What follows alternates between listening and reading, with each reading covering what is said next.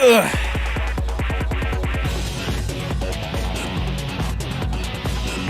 Ugh.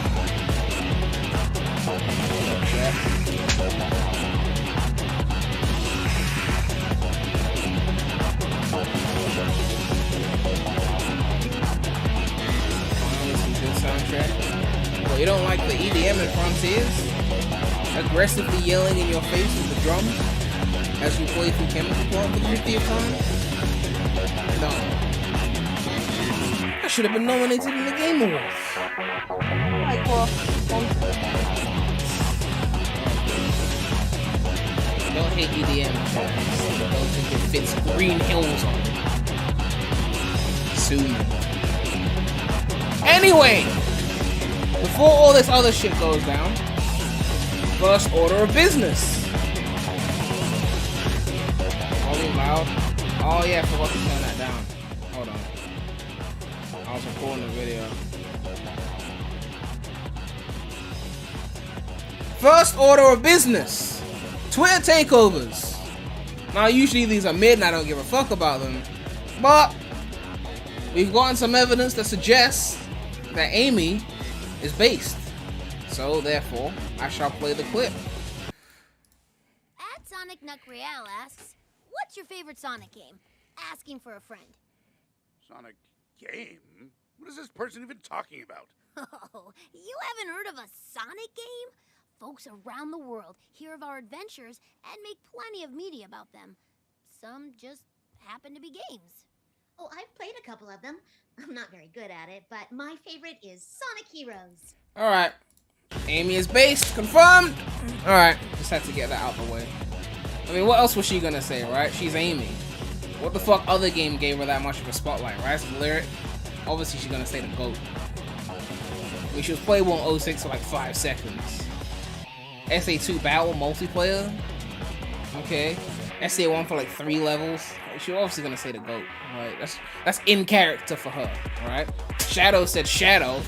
Amy had to say Heroes. She had a whole fucking team and she was the fucking leader. I mean, you were leading Cream and Big, so I mean, it's not the biggest thing to brag about. But, I mean, you were the leader at the end of the day, right? Anyway.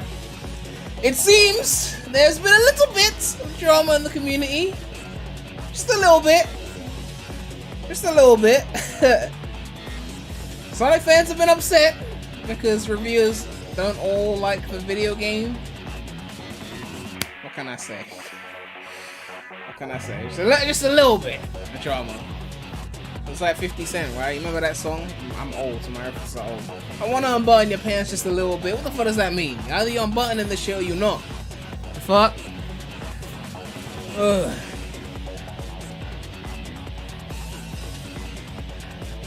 So, before we get into the drama, let's summarize what the fuck is going on, right? I told you guys I was gonna do a Metacritic reaction stream to see what the reviews were saying for the game. Hey, yo, Stevie D donated $2 and said she should have said Labyrinth. No.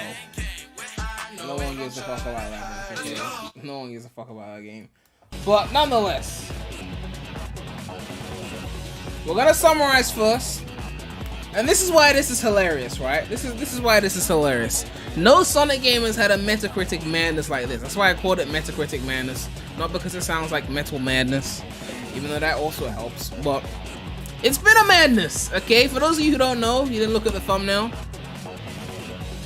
PS4's only got 1 review, sitting at an 80, but that doesn't count until you get 4 reviews. So PS4's got no score. User score obviously 8.1. Xbox One, no one gives a fuck. It's Xbox, it's got no score. So where shit gets interesting. PC! The only green score for critics on Frontiers is on PC. Which is understandable because in 4K 60, the game hits different. Although not allowing the game to run above 60, fucking ridiculous, Sega. We're in the post 60 FPS era. The fuck is you doing? But, cool. The only green score is on PC. 4 critic reviews, 80, 80, 76, and 75, and the average to a 78. Now remember, Metacritic weighs the games differently, right? I mean, weighs the critics differently. Not every critic is equal, so it's not an exact average. If we do the mathematics right now, it's the mathing, right? You add the numbers, you divide by 4. On average, it should be 77.75. They rounded up to 78. It's not too far off. But an IGN, for example, has more pull than WCCF Tech. Who the fuck is that? So if IGN gave a different score, it would affect. But as you're about to see soon, because this game is on every fucking console, it's on Switch, it's on PS4, it's on Xbox One, it's on PS5, it's on Xbox Series X, it's on everything. The review scores are so vastly different between platforms, not because one port is significantly superior to the other, because most of them run at 30 FPS anyway, minus like PS5, Series X, and PC. But just because different critics are reviewing it, there's no IGN score here, right? You got this rock, paper, shotgun, which is in progress and unscored. If you look at this score right here, Frontiers, really bizarre game, don't say X, say, this sounds like a score that's not going to be high. A score that could be a 70 or something like that, maybe a 75, who knows. But this score, once it gets scored, could lower this number back into the yellow. Nonetheless, let's keep going. PS5. That was at 76 at one point, dropped to like 74, 73, and now it's sitting at 72. This is the most reviewed one. So this is the most accurate in terms of data. 68 critic reviews, right? Everyone's mad at the Digital Trends review, obviously. IGN is here as well, somewhere. They're not showing up, but they were here. Now this is where shit keeps going down. Switch, 71. Lower than the PS5, naturally. The Switch Pro is inferior, but again, it's different critics. Nintendo still gave it a 90. Nintendo World Report 75. Nintendo, I hate when YouTubers and fucking Nintendo critics or whatever, they make their names puns of Nintendo. I'm sorry. I have no beef with the people who do it as people or as content creators. But I can't fucking stand every single time a Nintendo channel name is a fucking pun of Nintendo. No! Nintendoofus, I don't give a fuck.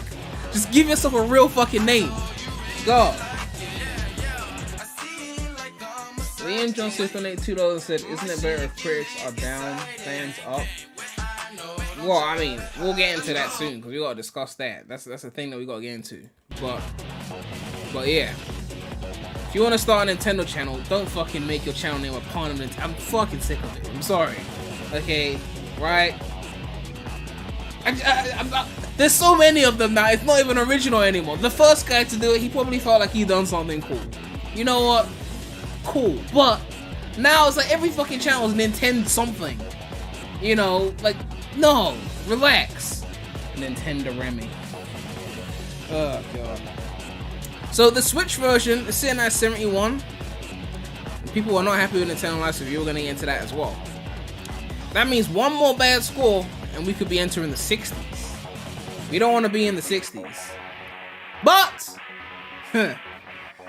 it's gonna get worse because Xbox Series is sitting at 50.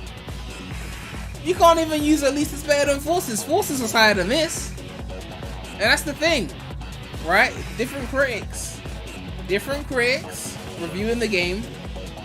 So each platform is vastly different in score, even though the quality is not, like, for example, right? PS5 is 72, Xbox Series X is 50. If you look at the comparisons of both versions of the game, PS5 and Series X ports are both similar in quality. But if I was a casual Sonic fan, you know, one of those Sonic fans, not the classic fanboys, but the adventure, the last good game was SA2, or the last Sonic game I played was SA2, because it went downhill from there. No, it fucking didn't. Heroes is the GOAT, but there's people who say that shit. If they're on Xbox, you know, they're gonna check the Xbox reviews, because they're thinking each port might be different. They're casuals, right? They're not gonna look at the PS5 version and go, it's got a 72. They're gonna go, well, the version I was gonna get, because I got a Series X, is sitting at 50. So the game must be mid, right? It's so vastly different, it's actually annoying. It's never been this way. Because, like, if we look at Sonic Heroes, like, we've had differences before, but if we look at Sonic Heroes, we all know that the weakest port of that game was the PS2 port. Xbox and GameCube are both the best. You can see here GameCube is sitting at 72%. Xbox sitting at 73%. They're both similar in quality. PS2 version was the inferior version. It's down to 64. Makes logical sense with the numerical scale. But PS5 and Series X are both similar in quality in terms of the game and the ports. But because different people have scored it, it's like two different games when it comes to score. Right? It's ridiculous. That's why I called it madness. Right? Maybe Metacritic needs to figure out a situation where you separate the game opinions from the quality of the port. Because, like, if everyone's got similar opinions on the game, then all their scores should be one score, regardless of version. Unless it's like comparing Colors Wii to Colors DS, which is literally two different games. If it's the same fucking game, there should be one score system. And then performance should be like a separate thing, like rate the performance. Because this is just a mess. How is it a 50 and a 72 on both next-gen ports? You know? So I just don't think... I think it's a bit of a mess, right? I think it's a bit of a mess. I want to know what the actual score is if you combined everything, right? It'll probably sit somewhere in the early 70s, but yeah, it's a bit of a mess. Oh, look at this one. There's an in progress and unscored one. Sonic Frontiers leaves us rather puzzled. On the one hand, the novelty of an overall full of activities and combat zones, diversity of the pass enchants us. On the other hand, the outdated graphics, mediocre dubbing, and poor story is disheartening, striking a balance of speed face and successful. Sega style saw some shortcomings that could have been avoided, nothing more than average or decent. So this 50, once this gets scored, based on what they're saying here, doesn't look like it's going to be a high score. This doesn't look like a 7, it could be like a 6. If it's worse, if it's like a 4, then this score could enter the 40s. This score could enter 06 territory, which, again, I still like 06 more, right? Let's not get it twisted, but I'm just saying, like, it could enter 06 on the Series X. So separating the ports is a bit of a mess. Electrician donated $2 and said Prem Tendo. Wow. Marshall donated $2 and said some people really thought this unpolished and rushed mess was going to be nominated for Game of the Year. I mean, look, Sonic fans, they live in Sonic World. All the Sonic fans seem to like this game, most of them, so they assume it's going to be some Game of the Year, but it's not Game of the Year. Like, anyone can see that the game started to get rushed as time went on, right? If we go to the rankings here, I said rank the best island. Everyone, it's like a noticeable taper, minus Rhea, because obviously Rhea is not a full island. But there's gonna be spoilers in the stream, like, you should have played it by now, I'm sorry. But you can see the noticeable taper, right? No game should be doing this. You shouldn't be progressing through the game thinking the islands are getting worse. It's not a fucking TV show drama where it's like it peaked after season 2, then every season just a little bit inferior until they finally just give up and cancel it, right? If you're gonna have a midsection, it should be in the middle. The end should be epic, the beginning should be epic. You know, at the very worst, the mid part should be at the beginning, and it improves after that, maybe a tutorial section. You can't have the worst island be the last island. I mean, you can't do that. That's a fumbling of the bag. 2D Island, sorry, Colors Island is clear proof that they were rushing towards the end. They were crunching it out. That's not Game of the Year material right there, right? We're dealing with big AAA releases, and Sonic Frontiers feels like it's double A, right? I wouldn't say 1A. Well, I don't know what the criteria is for the A's, but it's definitely not AAA. How can you be a AAA game in this era and not have quality of life features? No rankings for the combat, no boss rush, right?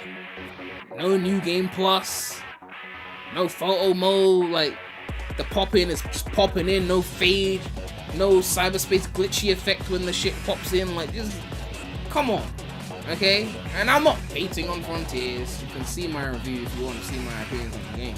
But I'm just saying, right? Sonic fans gotta chillax a little bit, okay? I asked people, what do you want me to react to? People are saying Donkey. Donkey shitted on the game, right?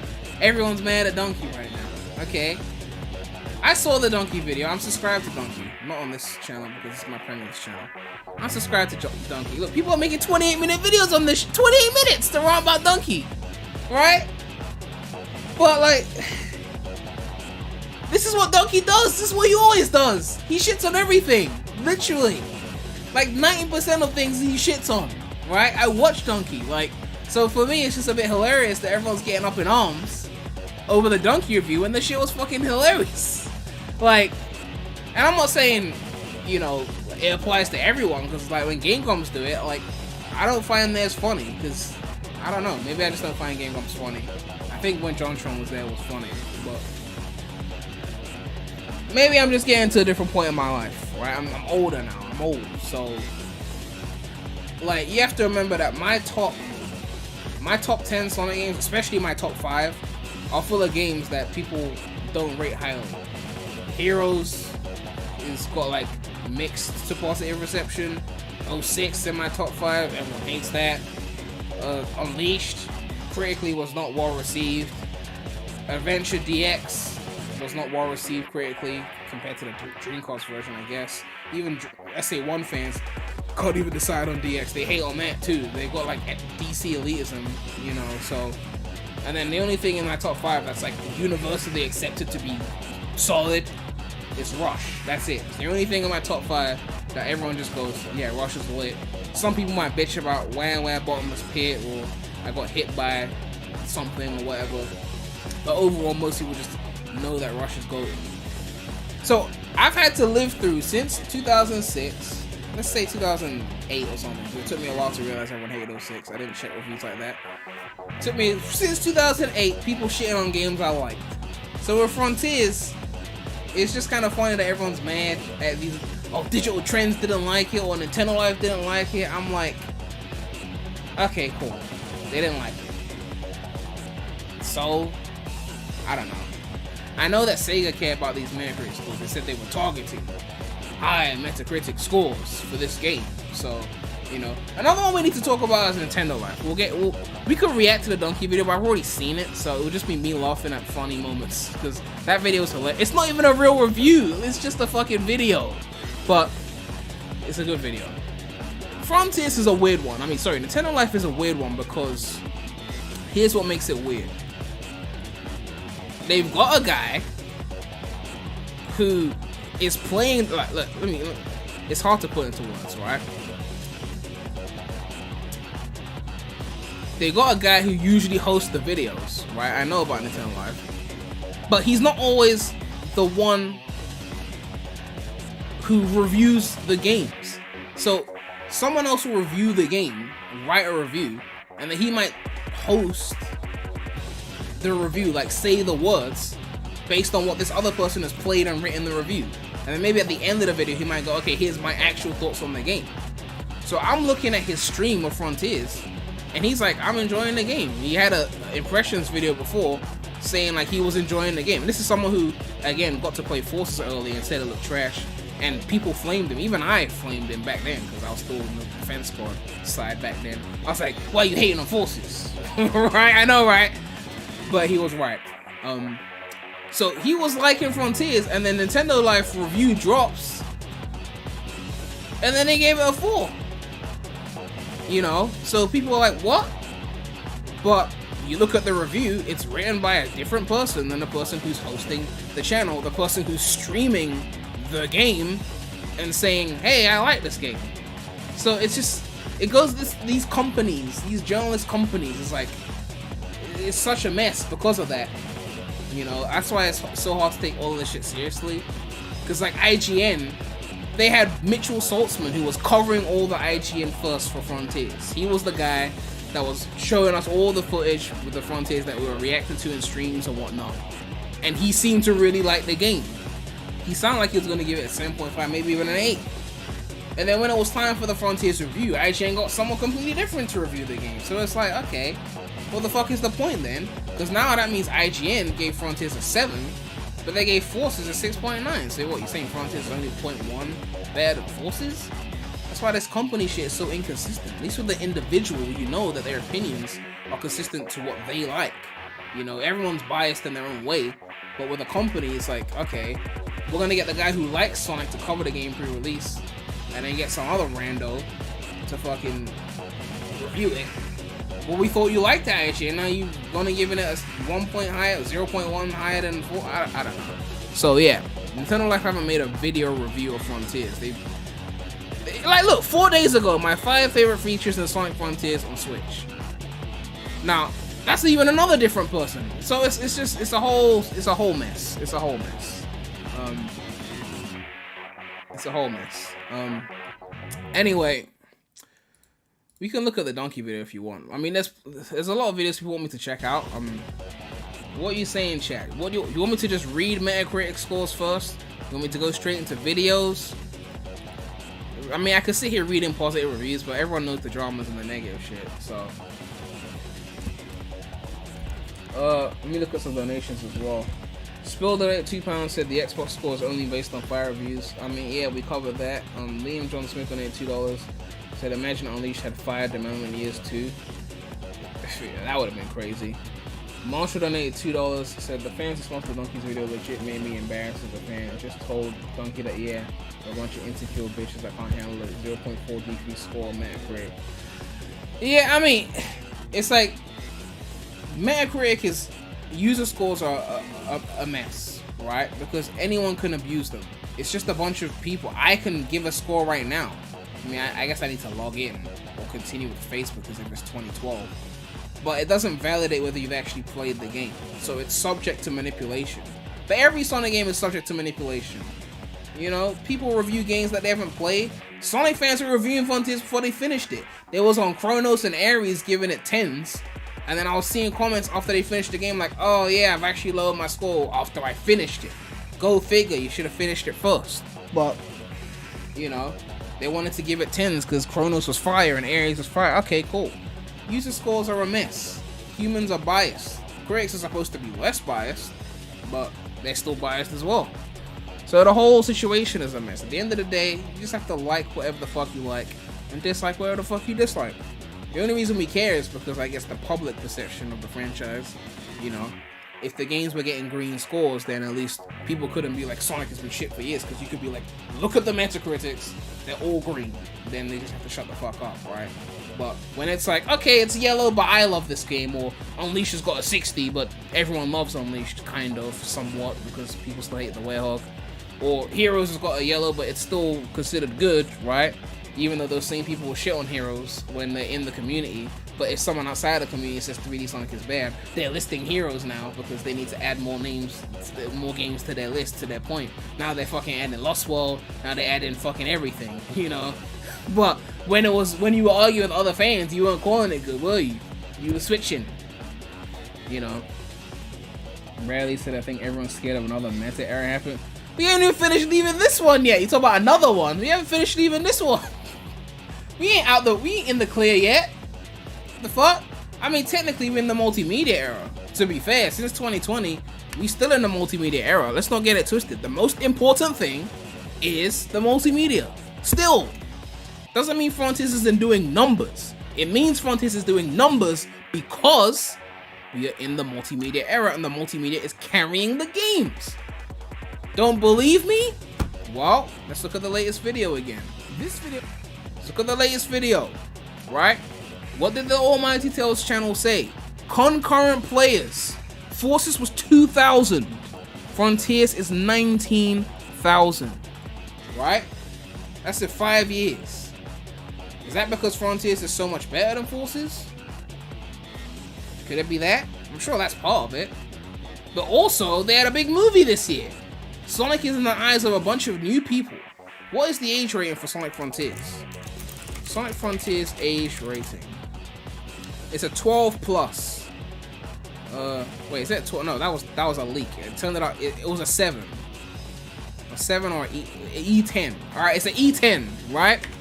So let me put this in the context that makes sense to people, right?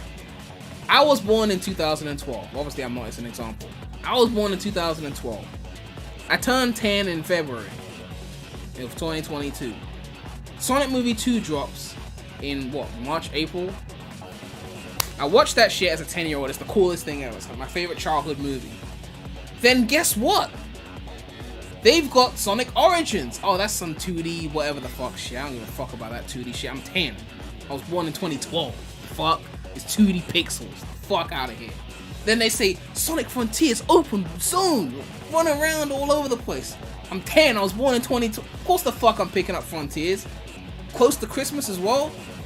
Fucking parents, buy me Frontiers. It's on everything. You got a Switch, you got PlayStation, you got Xbox. Buy me Frontiers. Numbers up. In 2011, what the fuck was happening with Sonic? When Generations came out. I mean, these are just PC figures, to be fair, right? So, it's not fully, you know, because kids tend to play more on console. But I'm just trying to set the scene here, right? People need to understand what these movies have done for this franchise. The only reason they're sitting here able to make open zone games and 5 islands and all that shit is because after the movies came out, they started going, maybe we need to actually put some more budget into this shit. That's why they delayed the game a year, because Sega wanted to drop the game in 2021. In 2022 when the game came out, shit wasn't even fully done yet. The later islands, you could see the corners were cut. Izuka had to beg those fools to say, give us another fucking year. Because if they had dropped Frontiers a year ago, what the fuck would have happened to that game? It would have been another Forces. It would have been a mess. Chronos would have played like Chaos Island. 2D everywhere. Sega wanted to drop it last year. I need to drill this shit in because people don't understand. Think about the state in which the game released now, which wasn't perfect. Sega were like, we're gonna drop this last year. What? You think you had it in a state last year that was able to be dropped? Last year? And Izuka had to beg you to get it to this state? The math ain't mathing. Like, we need to take it back to memory lane, okay? Illmatic shit, memory lane, because I think people have forgotten. People have forgotten, right? Let me scroll back 12 months. Scroll back 12 months. Game Awards, right? Which I reacted to on my non-Sonic channel, link in the description.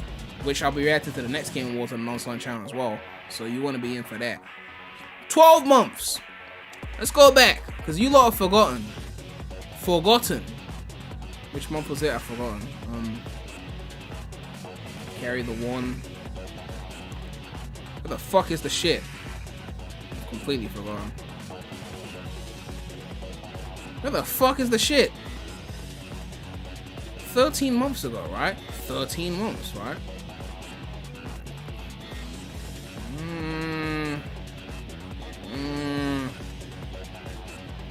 Trying to make a point here. Had a good point and now I'm fucking ruined it. Look, here we go. 11 months ago. Let's recap. This was the point, right? This is December 2021. If they had dropped this game a year ago, that would have been November. Let's remind ourselves what they had to show us. Oh, it's now. Let's remind ourselves what they had to show back then in the state that Sega was going to drop this game. Oh my god. They had CGI. Also, Rip Afro. CGI? I think that's CGI. Yes, Prem of last year. It was CGI. What else did we get? Okay. It gets... This is just like what we saw from before. CGI still? Definitely still CGI. Yes, Prem, it was CGI. Now we're in game. This is definitely Breath of the... It was... The leaks were true. This is Breath of the Wild. What the fuck? Okay, maybe it wasn't Breath of the Wild, but... So we're seeing Chronos. Oh my god, this is actually big. Everything we're seeing is Chronos. Like, the scope. This is actually big. That's the tower that we saw, and then back to CGI. And then we're done. Cool. No gameplay. This was the state they were gonna drop the game in. right? So I need to drill this in because my theory, this is my theory, the game was gonna just be Chronos. If they had dropped it last year, it was gonna be Chronos and that's it. And they used the additional year to make Ares and Chaos. That's my theory. The whole game would have just been Chronos Island, and I guess they would have kept you on there longer, use the same environment, but make you collect more collectibles to progress the story, and then you get to the end, right? But then because they were able to push for that additional year, Zuka's probably thinking, okay, if I'm pushing for an additional year, we need to convince them that we're going to do so much of this game in that year that it justifies it. So he's like, okay, it's one island right now, but if we give us another year, we'll make it 5 islands, and we can sell it for AAA price instead of maybe the $40 that they would have sold it for if it was one island. We could charge 70. And Sega went, okay, 70, more money, almost double the money. Okay, yeah, cool. You know, we'll do a digital deluxe, include an art book that doesn't fucking open, plus some additional collectibles, and we'll charge 70. It's cool. So they get 1 extra year, right? Remember the state it was in June. The rail switching animations weren't even done yet. This last year was when most of this game got done. They had to do Ares, Chaos, and they had apparently they had 2 other islands playing. Wasn't enough time.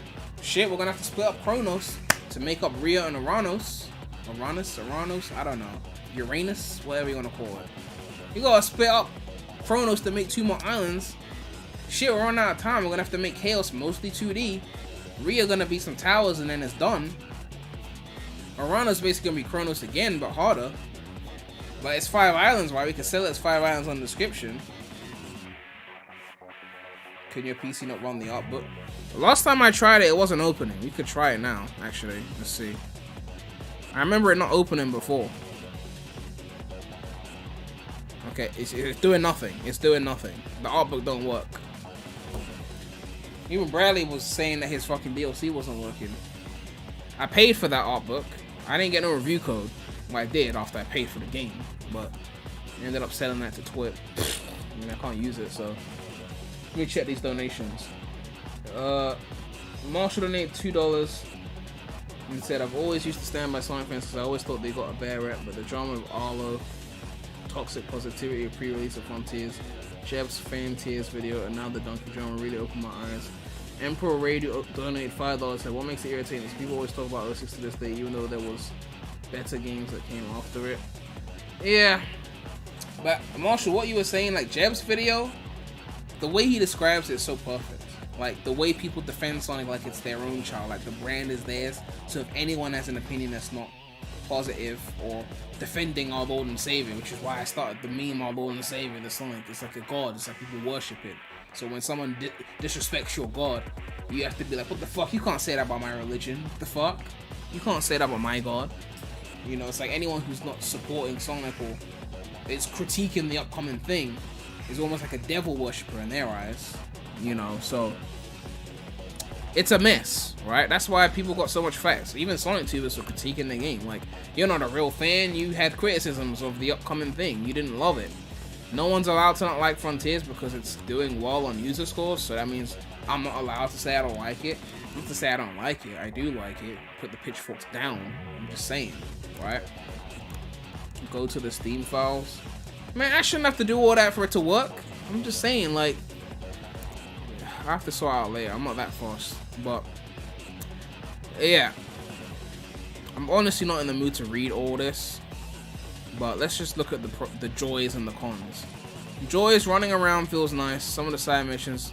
How many side missions were in there? I don't even think I played a single side mission. Everything I did, I think, was main content. I can't even think. What side shit did I do? Fishing is a relaxing distraction. Some nice callbacks to pass on titles. Cons. Platforming is rife with annoyances and glitches. Combat is shallow and again full of glitches. I don't remember too many glitches while doing combat though. Collecting various items gets tedious and repetitive quickly. Side space levels reuse layouts from prior games. I'll give them that 100%.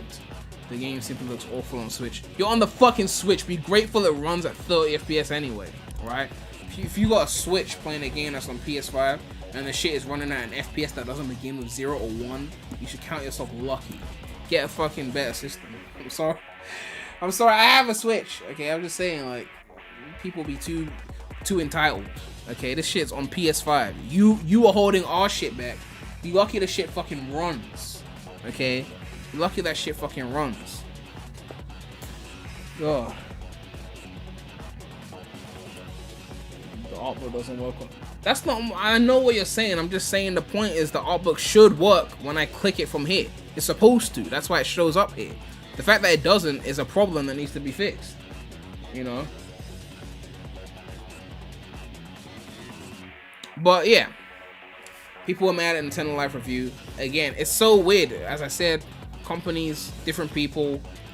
You go to the stream where he's playing the game, it's a different person. The person's enjoying the game.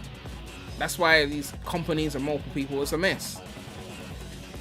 We can react to the donkey video if you want, but I don't know if you still want to see that, because again, I've already seen the video before and it was fucking hilarious.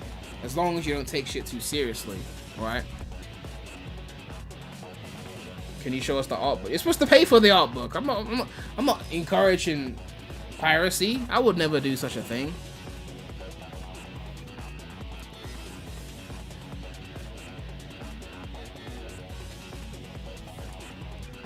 Alright, let me just do a quick poll right now. Should I react to the donkey video? I'll just do a quick poll.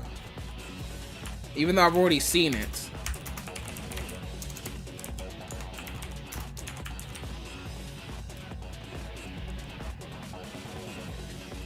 Didn't you play the game on emulator? Why would I do such a thing? That's piracy, Bradley.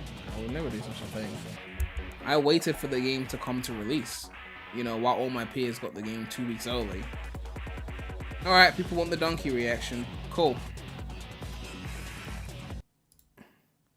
There's probably gonna be some copyright shit in here, isn't it? You know, my shit gonna get claimed. He'll get away with it, of course. Again, I am subscribed to Donkey, but just not on my Premulous channel. My Premulous channel is not really subscribed to many people. Oh, it's me, Santa. The donkey figure is back in stock. Let me skip the sponsorship shit. I don't care about that. Hottest items in the whole Christmas season. I should know. I'm Santa Claus. Look at this photo of Rudolph. That's how you know it's me. This is just one part. The funny thing is the way he would pick the clips and then react to the fucking marketing messages. His comedic timing is just A1. Like, seriously. Halo Ring, the largest, most wide-open environment we've ever built. The land feels sad and empty. Yeah, I got the same feeling. I mean, it's grassy, Yep. but on the plus side, I've got plenty of room to run around. Sonic just reviewed his own game. Press right analog to like this. Go to options to change. Get ready to blaze your own trail. Everybody stand back. I'm about to blaze my own trail. Okay, there's an invisible wall here. Reveal hidden parts of the map. Like, I mean, that's a fair point. That's a fair point. I don't like, and I've said this plenty of times, I didn't like when callers did it. When games put invisible walls in places where it looks like there should be no wall, right? You can get up here, right? If you use momentum, if you set the bounce height too high, but you get up here and there's an invisible wall. Either you put something there that I cannot get physically past. Like, I remember in my playthrough, I don't know if I'll be able to find it, right? But in my playthrough, in Chaos Island, those of you who've played the game, remember that there's a bridge, right? And on said bridge, the bridge in Chaos Island, you have to lower the bridge. But it starts off being up. So the bridge is up, and then the end of the bridge is like there. Any realistic person who's played SA1 on a pro level, right, actually uses the spin dash properly, knows that I could have made it from the bridge to the platform. So I go there, I boost, I do my boost jump. I'm clearly going to make it to this platform, past this gap. But, invisible wall, so it just cocks me at the fucking invisible wall, and then I die. I'm like, don't put an obvious bridge where I know I can make it, and then be like, okay, I'm going to kill you, invisible wall. Like, you should have known that someone was going to try and make that connection, right? If I could find it, I wish I could find it, because, like, it was so annoying when it happened to me, but I probably won't be able to sift through my Chaos Island playthrough to find that point. But, yeah, it was fucking annoying. It was really fucking annoying. I'll give you another example. This isn't exactly the same thing, but On my Premierless Clips channel, I was playing Mario Rabbids, that mid, right? And you've got this thing, right? It's Mario Rabbids. And it's like, where is it? Mage, stuck. It says, if we could move these blocks, we could visit this hostile, unforgiving wasteland anytime we wanted. So they block you off with these blocks. But then you can see right here, there's a little small platform here. Anyone who's played any regular Mario game knows that Mario could jump over there. But because it's Rabbids, he's not allowed to. So it's like, you've blocked me off in a way that's so unrealistic, because I'm thinking, if this was 3D World, a simple tap of the jump button, I'll be over there. But I'm somehow blocked. It's like, at least put the effort to put like a huge gate there or something. Like, make me feel like I can't go there. Don't like insult me with this shit, right? But anyway, back to the donkey video. There's an invisible wall here. Also, the Dreams reference. Reveal hidden parts of the map. Like my favorite game, Assassin's Creed. Keep in mind that some challenges can only be attempted at night. Also, Evan from Tails channel made it into a donkey video, so this is a very interesting timeline where Evan is in a donkey video. That's fucking stupid. A notification may appear when Sonic is near something. And also the Assassin's Creed. The nighttime challenges thing. There's nothing wrong with having challenges that only work at night, but you see the game has a day and night system, and you never know what time it is, so it's a bit annoying having to wait for it to be nighttime to go and do a nighttime challenge. You can't plan around it because it's like, okay, when's nighttime gonna hit? How many minutes is a day and night cycle? I guess I'll just have to come back later and get back to it. And you can't even mark things permanently. If you die, the marker goes away. If you set a marker and you run past the area, the marker goes away. It's a bit annoying from a quality of life standpoint, you know. I've got a few donations here. Marshall donated $2, said Some Ordinary Gamers did a great video. Mind watching that? I could take a look. Stevie D donated $5, said after getting the platinum in Frontiers after 26 hours, I honestly find it hard to want to go back to this game for a few months. I mean, to be fair, in Frontiers defense, a lot of open world games are like that, where you finish everything, you just like, I'm not really going back to that. There's not much post game to do, so I don't want to be unfair to Frontiers in that front. But it's interesting that you mentioned the 26 hours thing, because, you know, I gotta gloat a little bit. Okay, I gotta gloat just a little bit, right? Just a little bit. I'm taking a quick detour to gloat, and then we'll be back on course, right? We'll be back on course. I gotta do it one time, right? Because I've been chill, but people are still having a go at me. People are still having a go. I saw someone like, Prem was wrong about the length because I'm on the fucking second island and I've been playing for 19 hours, so the length was accurate. No, you're just fucking slow, okay? Ooh, baby. Where's the link? Where's the link? Cause I got put this shit to bed. People been having too many goes at me over this length shit. This is the last time we need to bring this up. But what did they say? What did they say? Should take the average player 20 and 30 hours to finish the game. Not 100%, but main game. Completionists can easily spend double the time to see everything. 40 to 60, easily, to see everything. So 100%ing, 40 to 60, main game 20 to 30. The amount of comments I got where someone said, well, it took me 22 hours to 100%, so they were telling the truth. No, they said 20 to 30 to beat. 100% was 40 to 60. So don't come at me with that I spent 25 hours 100%ing, so he was telling the truth. Okay? Let's ask the people. Let's ask the people. What are they saying? The game's been out for a week. You have plenty of time to beat it, to 100% it. You know. What are the people saying? Main game? 15 and a half. That's the people. That's anyone who decided to use this website who's beating this game. Whether it's a hardcore or a casual, as long as they filled it in, doesn't matter. Completionist, that's everything. 24. So it's 20 to 30 for main story, and it's 15 and a half here. 40 to 60 to 100% is 24. Have we put the shit to bed, or is there a new excuse? They said even main story at leisure, you're still not even hitting 20 out. Leisure! Because they got like rushed, average, and leisure. Rushed 12 hours. LS Mark said he did his in 12 hours. Average, almost 16 hours. So around the time I took Average ass player. Leisure, not even hitting 20. Leisure, even still 19 hours 45. So he took some liberties with 20 to 30. We can agree, right? Liberties were taken. I'm not trying to diss Daddy Quiche. I still love the Overlords, okay? I'm just saying, don't come at Prem, right?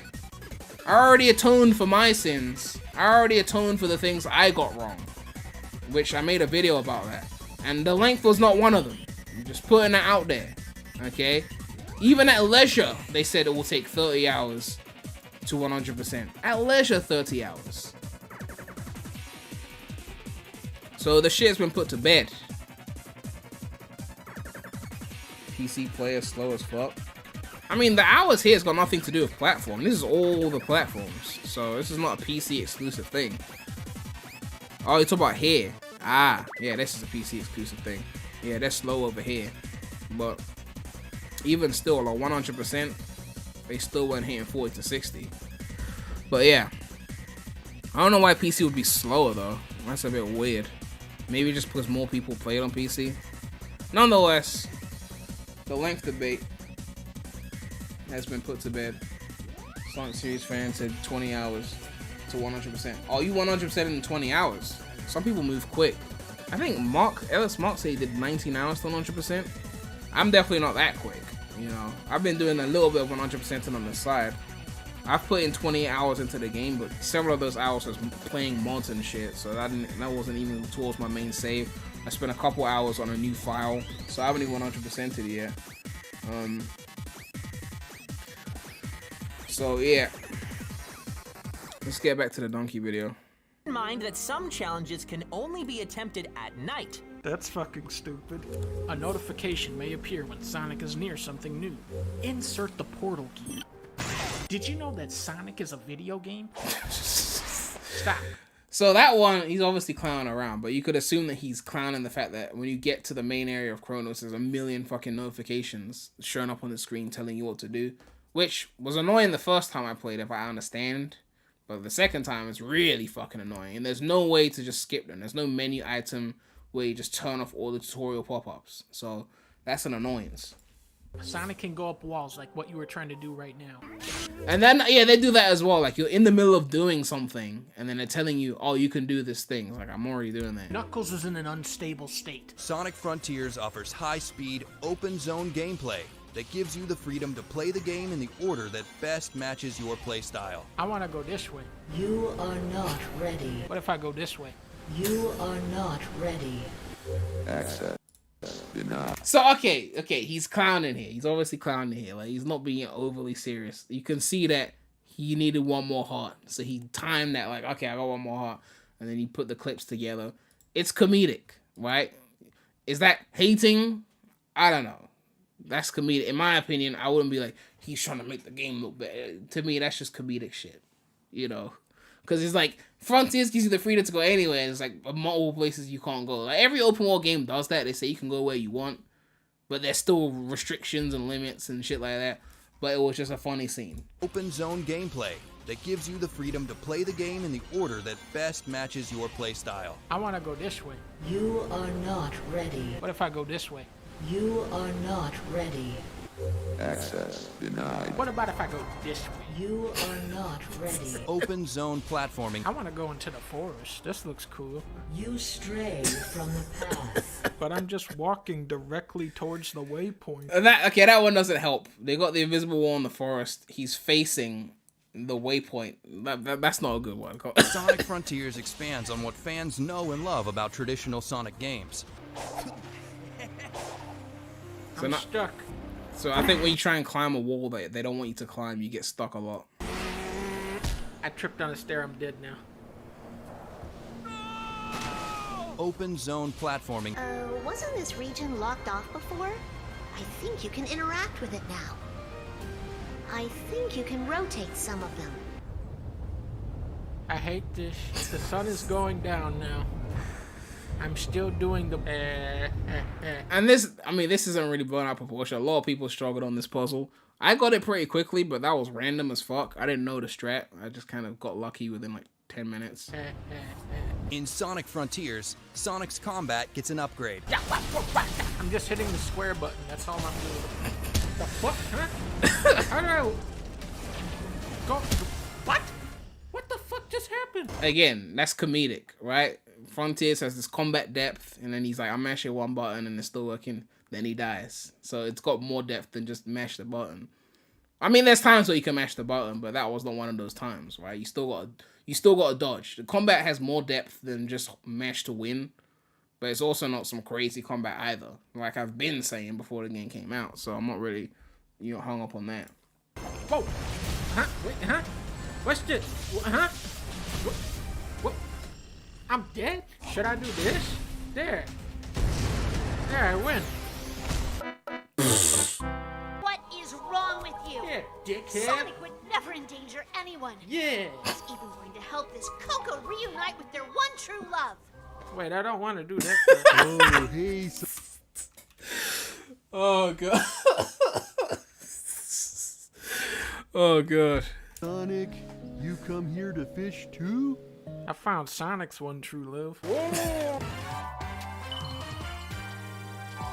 90% of this game's budget just went into making the 3D models for the fish on this. Complete fun. Again, obviously, it's hyperbole, but like, even as I was doing the fishing, I was like, they put a lot of fucking effort into the fishing mechanic. Like, all the different kinds of fish there were. How many fucking fish were in SA1? I don't even know the amount of fish in SA1, but it feels like there was like 5, right? There's like 1 million fish. There was a Fishulpedia. Eggman had memos. Like, that fishing was so, like, put together well. Like, they put a lot of time into that fishing. Like, it feels like more passion went into the fishing than Chaos Island. But it was definitely more than 10 fish. Definitely more than 10. There was a lot of fish. We could go into the pedia right now. That shit was... They had everything. They had isopod. I was learning fish I'd never heard of. What the fuck is a rainbow colored frog? The fuck is an isopod? I'm getting fucking sea knowledge playing this fucking game. Side quests to help rescue Exactly, Sonic. 30 plus fish. Like, the amount of time they spent on that fishing mechanic, if the game was as polished as the fishing mechanic, the game would be a fucking 9. Friends. What? Fish on this. Complete fun side quests to help rescue Sonic's friends. What? Who the fuck? What the fuck happened? Yeah. His comedic timing is amazing. Was that even a side quest though? Like, I swear the side quest was still main content, right? You still had to do the memory shit, right? Could you just get the vault keys and get the emeralds and go to the boss? Did you have to, like, could you skip talking to the character? I feel like you had to do it, right? Yeah, it was main story. Like, how much side content was really there? Get back here, you big drip. Oh, they found their one true love. Wait, what the fuck?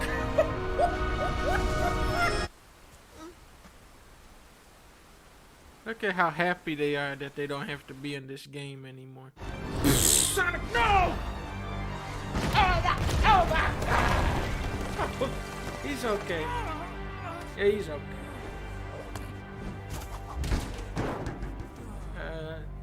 Yeah, he's okay, see? He's dead. Bada bing, bada boom, you can eat that gabagoo if you catch that monkey. Why is a seagull faster than Sonic? That's a fair point. That's a fair point. You gotta give him that, right? Again, that's a nitpick, but still, like, Sonic is boosting, and the seagull's faster than him. I mean, that's a bit, Sonic. It's like he's like AI wired to stay ahead of Sonic. Why is a seagull faster than Sonic? Wait. Sonic cannot match Giganto's power. Oh, yeah! Super Sonic doesn't take damage. Body rich. I played. So, that was a thing.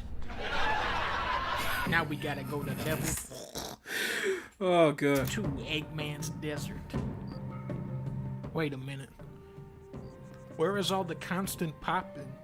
And how come it says Made in Dreams where the speedometer should be? Now this is the real game, right? Okay, yep, that's the real game. Yep, that's the real game. This is the level where we... Again, that's a fair criticism. The popping is ridiculous. Yep, that's the real game. Yep, that's the real Sonic. This is the level where we team up with Hank to take down Walter White. Great, I've got sand in my shoes. Ugh. Wait, no, my treasure! My treasure is falling down! No, come back! Oh, shit! Oh, fuck! I'm stuck! Oh no! Again, that's a legitimate glitch. That's not forced. The world map is bigger than ever, giving Sonic more room to run and explore his surroundings. I can't move! I'm slamming every button, but I can't move at all. Go! Jump! Go! Oh no! Look at this idle animation. So this one, I think the cyberspace was fucking with his head, which is why he had the weird idle animation. But, you know, it's a bit of a weird one.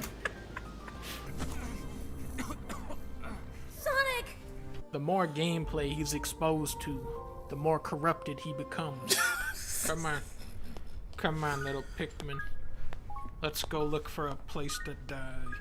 High-speed, open-zone gameplay. I've mastered the open zone gameplay and movement system. Of all the ancient temples I've been in, this one might be the coolest.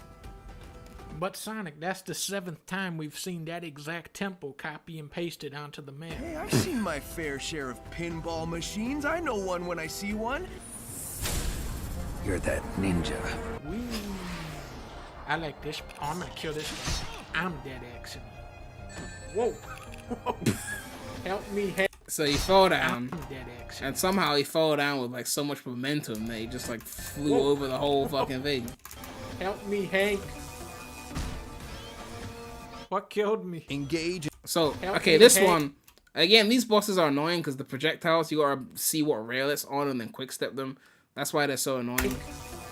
So here you're covered by the fucking leg, so you can't see the projectile hit you and then you die. That's a fair criticism. What killed me? Engage in exhilarating combat. Those sure are words you said just now. In Sonic Frontiers, Sonic's combat. Someone said biggest issue with Donkey's videos is that the general gaming space takes them entirely at face value and can't distinguish when he's actually joking. Yeah, I mean, look, you know, a wise man once said, when I say a wise man, I mean Jermaine Cole. He said, I'm just playing, but all true jokes contain true shit. And that's kind of how it is. It's like, he's kind of joking, but there's also some degree of truth in there. It's a mix of both. So you can't take it fully seriously, but he's not completely just like trashing something for no reason. There's also like legit criticisms in there, right? There's nuance to it. That gets an upgrade, making battle. Who the fuck said J. Cole is me? What the fuck? Stop capping on my chat, please. Enemies more exciting and fluid than ever before. Giganto, tear down this wall. Stop spinning like this. Someone said, I wish Donkey showed the positives of Frontiers, though. It's not a review. It's a video where he just reacts to playing the game. It's not even like, it's not supposed to be taken that seriously. Just tear down this wall. Stop spinning like this isn't a real game. Stop spinning. That's it, Giganto. What the fuck?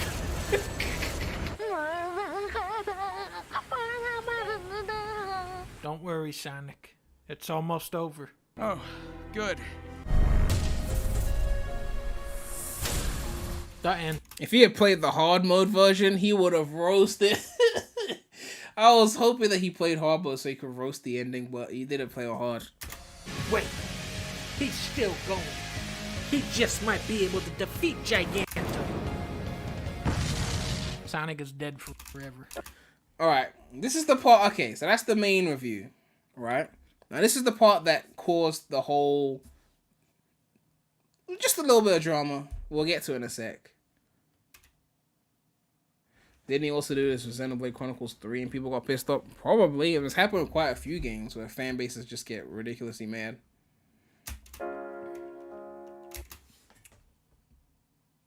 Cryptix donated $2, said took me 15 hours to 100% anything longer, you bad. Wow. Well, I'm not 100% in 15 hours. I'm not that fast. Maybe on a replay playthrough. Alright. So, that was fun. No, don't play this game. No. So this is the part where And it's the music as well, which they took from the game as well. But this is the part where Donkey's fans got sicked, right? They got sicked onto Metacritic. It was this.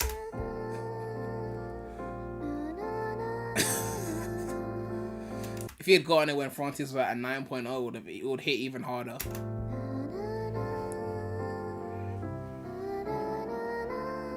It was above Mania as well, which is ridiculous. It was above Breath of the Wild. It was above... Okay, I'm not the biggest Uncharted fan.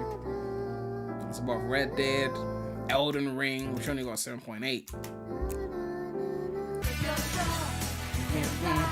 We can reach the other side. So when he did that, which obviously that's his opinion, it's like, okay, this game has got 8 point this, and it's higher than so-and-so game, which everyone does that. Let's be fair, everyone does that. How does this game have this score when this game, which is clearly better, has this score? Everyone does that. He's allowed to do that. Nonetheless, Donkey fans, obviously not all the fans, because it's always a minority, right? But some of them said, that doesn't seem right. I'll go on my Metacritic right now and give it a nice fat 0 so that the score will go a bit lower. Happens to every game, right? Not every single game, but a lot of games. So it is what it is at the end of the day. The score was never going to stay at 9.0, right? You people at Frontiers at 9.0 on Metacritic user score. That was fucking ridiculous. It was never going to stay there. It was bound to drop, right? But yeah, so it dropped. What can we say? At the end of the day, that's just how the shit goes, right? You guys didn't really expect Frontiers to have a higher user score than Unleashed, right? Like, in the long term, right? That would be ridiculous. That would be ridiculous. What's it saying at now? 8.3 on PS3, 8.5 on 360, alright? So, Frontiers got 8.3 on Series X, 8.5 on Switch, 8.4 on PS5, 8.5 PC, 8 on Xbox One, 8.1 on PS4. Yeah, it was sitting at 9 before. Frontiers is not a 9. Like, relax. Sonic fans were, again, giving it 10s the moment the shit dropped, and they were only on fucking Chronos, maybe Ares. Finish the game before you score it. You're rushing to give 10s. I don't know if you saw it, but he left the Made in Dreams watermark in the whole video. I think he took it off after, like, the Dreams clip. Like, after the Dreams clip, then he took off the thing. Oh, he put it back. No, he put it back. He takes it off in the cutscenes, I think. But yeah. That's the Donkey video. The Sonic fans were very upset. At the end of the day, you have to get over this shit. I'm sorry. But I spent the last 14 years having everyone tell me I'm bad because I like 06, or my opinions are invalid because I like 06. Not just casuals, but like hardcore Sonic fans too will say some shit like that. Like, because I like 06, my opinions are invalid. Remember, they only say this when they disagree with me or something. If I say something they agree with, like Generations is a good game, then they will say, well, you like 06, your opinions are wrong. If I say something they disagree with, then all of a sudden my opinion is invalid. It's like cherry pick. You deal with that for enough years, it's like, okay, well, shit like this happens. I'm like, what are you gonna do, right? What are you gonna do? Frontiers being an 8 is fine, but the review bomb was still sad nonetheless. What? You see, this is the thing though. Reviews are full of both positive and negative bombing, right? Everyone just throwing 10s at it, right? So people throwing 0s is a bit harsh, but people throwing 10s is also harsh. How is it a 10? You haven't finished it yet. Look, I love the game a lot. I've been playing it for 15 hours and I still haven't finished it. First of all, slow. Second of all, you haven't finished it. Why are you scoring it at 10? How do you know it's a 10? You haven't finished it. It's not a pizza where you look at the whole thing and you take a slice and you eat the slice. You're like, this is a 10 out of 10 pizza. You're assuming that all the other slices are of a similar quality to the first slice because they all look the same. You can see the whole pizza, you know, unless the other part of the pizza is fake. But realistically, if you've seen the whole pizza and eat one slice, unless there's a fucking dead mouse on one of the other slices, you're assuming that the whole pizza is going to be amazing because the first slice is amazing. You haven't played the whole game yet. How are you scoring it at 10? So it's ridiculous on one side, it's ridiculous on the other side, and it balances out. That's how user scores are. They're a fucking mess. Even the critic scores are a fucking mess. How is it a 50 on Xbox, but it's a 72 on PS5? the whole shit's a mess. You just, at some point, you just gotta be like, yeah, it's a fucking mess. You gotta get over it. It's a fucking mess. Right?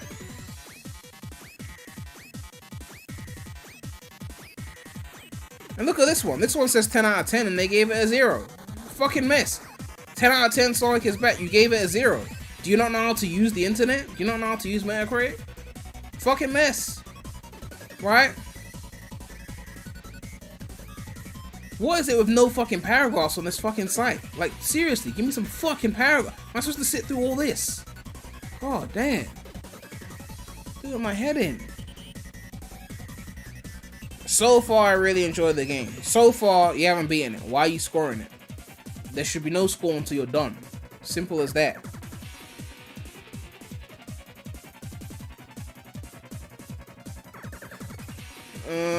What else we got here? For those thinking this may be another Colors or Generations with good gameplay but a weak or cringy story, fear not. First of all, Colors didn't have good gameplay. Minus the Act 1s. But, you know. Soundtrack is a 10, the boss fights are the best part of the game and the themes go hard. So again, look, someone said the soundtrack is a 10 and the boss fights are the best part of the game and their themes go hard. What about the rest of the game though? You scored it a 10. I assume you'd say a bit more shit, right?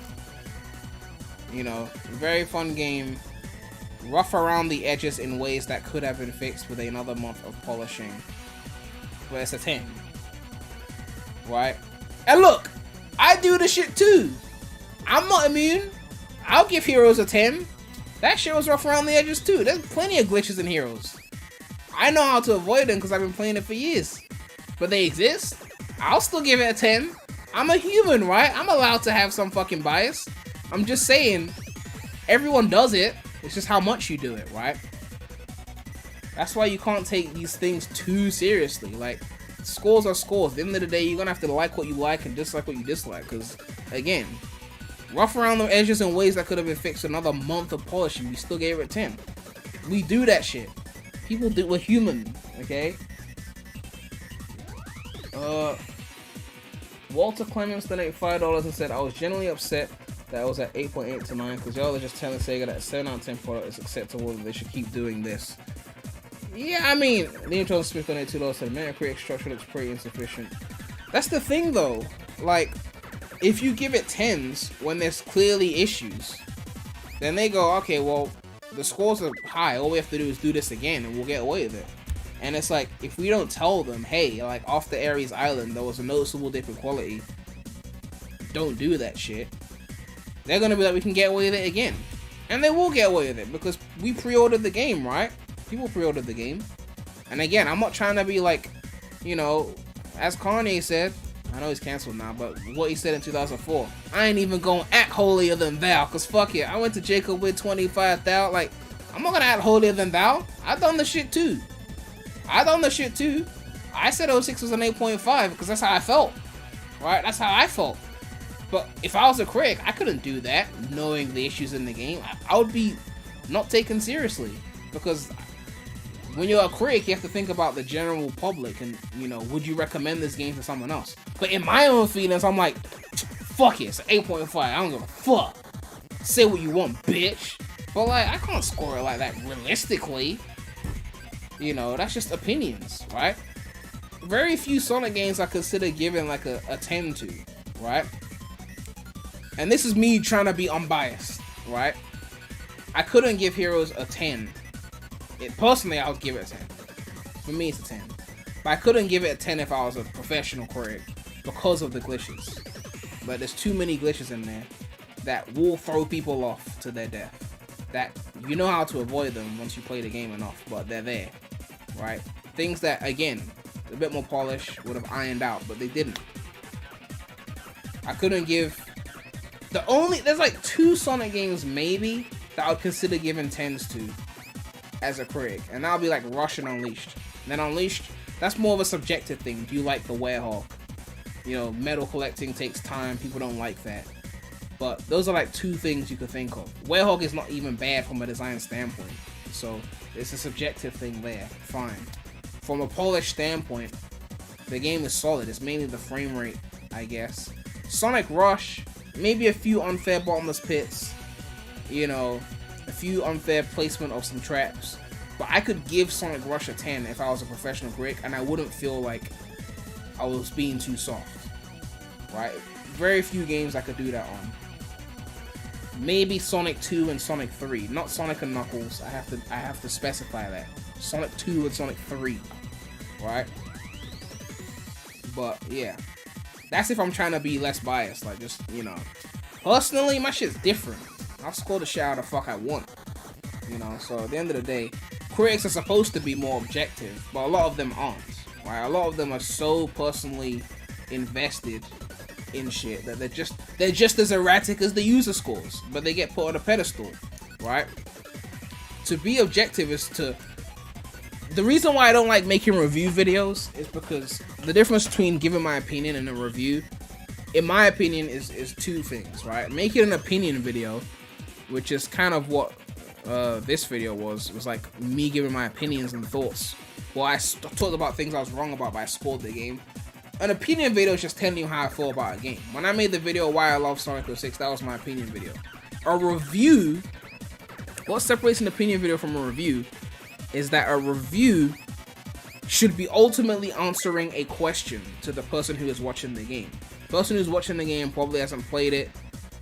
The review should be answering the question, should I spend my hard-earned money on this game? If it's a full price game, should I buy this thing at full price? Should I wait for a sale, or should I not buy it at all? 3 options. Buy it at full price, wait for a sale, or not buy it at all. The review should be answering that question for you. Not necessarily telling you what to do, but guiding you with the things they say in that review so you can make that decision. That's what a review should do. So when critics act like users, it's like you don't even deserve to be a fucking critic. You're just as biased as the fucking users, but your score gets to be over here with the big square and everyone else is here with the circle. But you're just as biased as everyone else.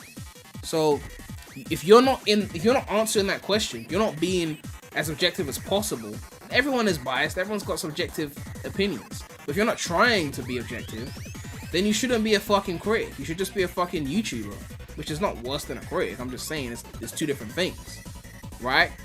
Like, at the end of the day, you should be answering that question. So that's just the way I see it. Sonic 3 is at least a 10. Look, Sonic 3, I wouldn't give Sonic 3 a 10 for 2 reasons. One, Carnival Night is overall mid, and it's a shame because every other zone is fire. Carnival Night is mid. I'm talking about 3 on its own, not and Knuckles. 2, the barrel. The barrel, I'm sorry. I have to bring up the barrel. Right? You shouldn't have to look up a guide on a 10 out of 10 game. At least not to beat it. And the amount of people that fell for that barrel, at some point you gotta call it poorly designed. Right? How are you supposed to know that jumping was gonna make it worse? They had to hold the D-pad. Now once you know what to do, it's cool, but Carnival Night, if it wasn't for Carnival Night, Sonic 3 would be like a perfect 10. On its own, again, not including Knuckles, I have to specify this. Because I separate them for a reason, because one is better than the other.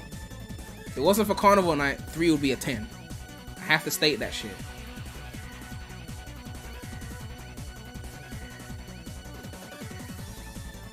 Someone said, I know this is off topic, but I feel like Ryan's voice performance in Heroes needs to be talked about more. It's my favorite behind Jason's and Unleashed. I mean, I said that I love the voice acting in Heroes, minus like Tails. I think everyone delivered pretty well, you know. Mania is a 9.5. Well, again, that's subjective. I wouldn't give Mania a 9.5 either. Not just because of unoriginality. I don't think it's as good as the highest of some of the other classics. Like, Mania is still like up there. Don't get it twisted. I'll put it over Sonic 1. Obviously, I put it over CD, but you know, I put my last shit over CD. But like, when I look at the game as in its entirety, there's a lot of zones that I'm like not in a hurry to play. Now, Green Hill Zone, there's nothing wrong with it, but Obviously, we know the Act 1s are more copy-paste than the Act 2s are the original ones. So Green Hill Act 2 is well designed. I tend to play these 3 zones when I boot up Mania. I boot it up straight to Chemical Plant on the save file. Then I go into Studiopolis. Then I end with the best level in the game, Flying Battery Act 2. Once I see Scarlet Act 1, I dip. That Scarlet Act 1 visually is amazing, but level design not my favorite. Stardust Speedway, they managed to make a CD level fun, so I give them points for that. Hydrocity, they turned Act 1 Hydrocity into Labyrinth.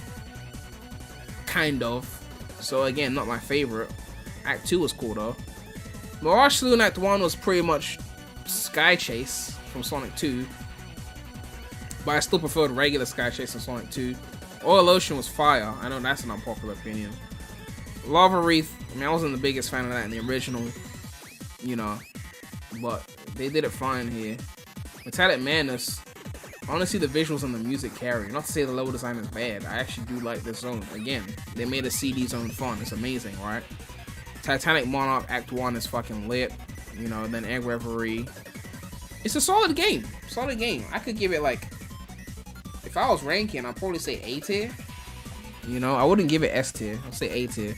There's enough in there that, you know, because for you to truly love a game on a 9 or 10 out of 10 level, there has to be very little shit that pisses you off in a standard playthrough, right?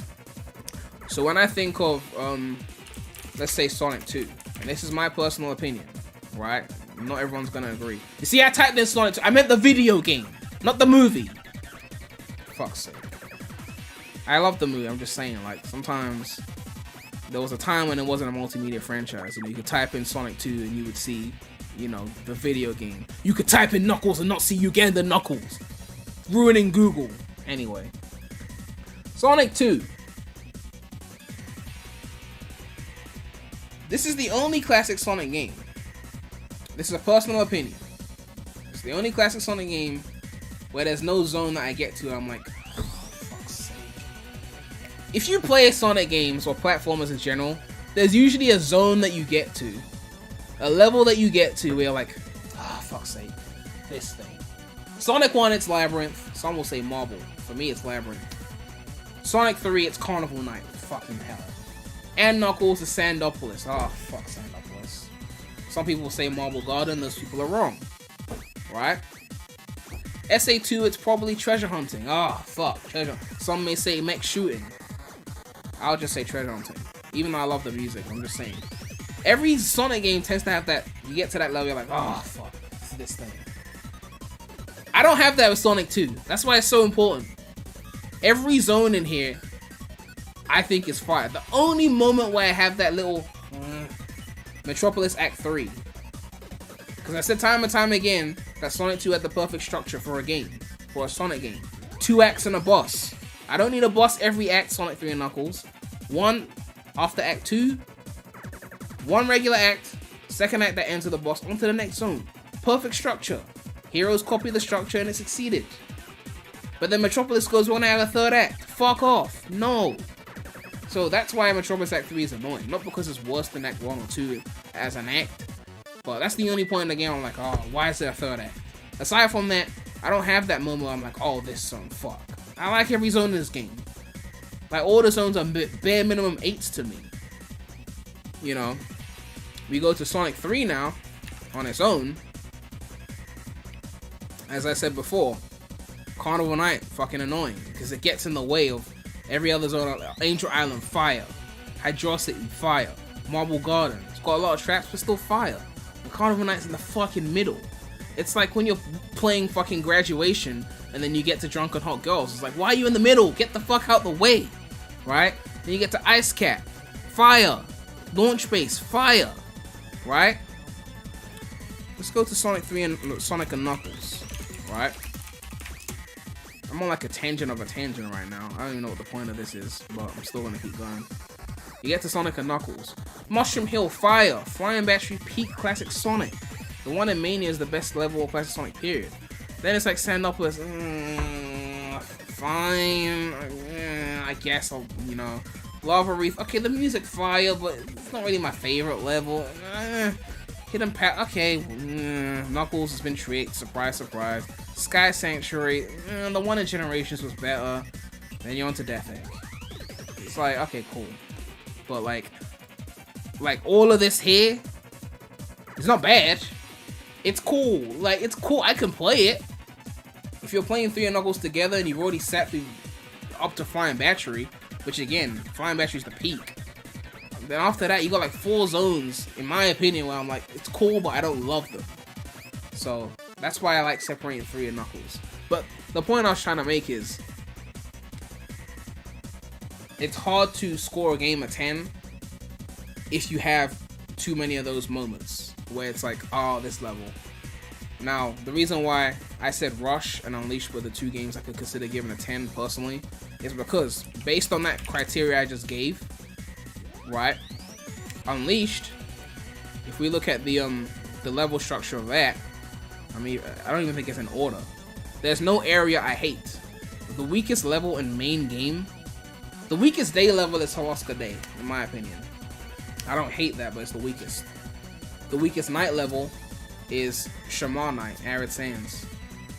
Again, I don't hate it, but it's the weakest. I don't dread those levels, but I'm like, okay, you know, there's a few little moments. I'm like, okay, cool, but I don't hate them. We look at Sonic Rush. Look at Sonic Rush. Let's go through the levels in that game.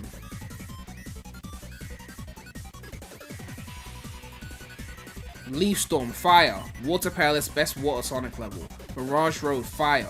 The only thing you could say is a bit annoying in Mirage Road is the ends of the level where you gotta sit on the fucking floating shit, because that takes fucking ages. But even then, I don't hate it, it's just a bit long. So, again, Leaf Storm, fire. Water Palace, fire. Mirage Road, fire. Night Carnival, fire. Huge Crisis, fire. Altitude Limit, fire. Deadline, fire. Unknown, fire. That's why I could give it a 10. And feel comfortable in that 10. The bosses are all good. Okay, I mean, there's a little bit of... The first boss will throw you off when you play the game, I'm not gonna lie. A lot of people got thrown off on that first boss. But overall, I like the bosses in this game. Now we look at Heroes. And Heroes is still my favorite. Like, levels, my favorite levels in the whole franchise. If I did a top 10 Sonic levels video, it would probably be all Heroes levels. I might sneak in a few 06 levels, maybe Eggman Land, maybe a few from Rush. But we'd be dealing with mainly Heroes levels. But, where's the Sonic wiki? Fuck is this shit not showing up? But when it comes to the flow of the main game, there's a reason why I wouldn't give it the same 10 as a Rush or Unleashed potentially. Even though I think it's better as a game. It's because of some of the bosses. Levels? 10s. Every level in that game I could score a 10. Team Sonic 10, Dark 10, Rose 10. Maybe a few Chaotix levels wouldn't be 10. But overall I'm just like, levels are 10s. But then you look at the bosses and it's like,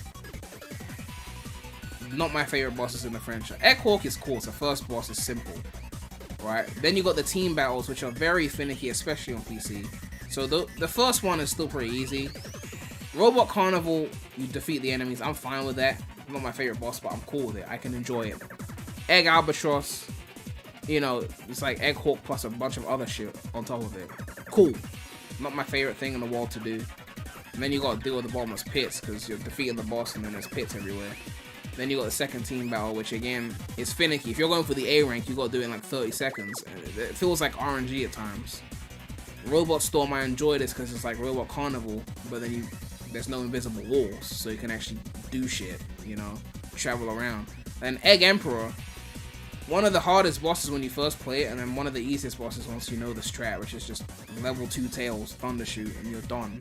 But people will get hit by the projectiles and fall into a pit. And yeah, the bosses are not my favorite. I've always been the kind of guy, and I might actually do a poll for this. There's 2 types of like Sonic bosses, right? There's the type where you can just hit the enemy whenever, which is usually how the classics are for the most part, and usually what Heroes is kind of like. And then there's the bosses where they're very structured, like Rush, Unleashed kind of bosses, where it's like the boss attacks you, You wait for the attack, you dodge the attacks, and then you have an opening, and then you hit you in the opening. I've always preferred the second style of boss over the first style. I know some people just want to wail on the boss whenever, but I like the structured boss. The structure makes sense to me, especially when the attacks are strong. Because you're like, okay, he's attacking, I'm not going to try and hit him, I'm going to swerve his attacks. And then when it's my opening, and you got your one shot, do not miss your chance to blow, you take your opening, you hit. Next cycle. So Heroes had the more just wail on him kind of cycle kind of thing.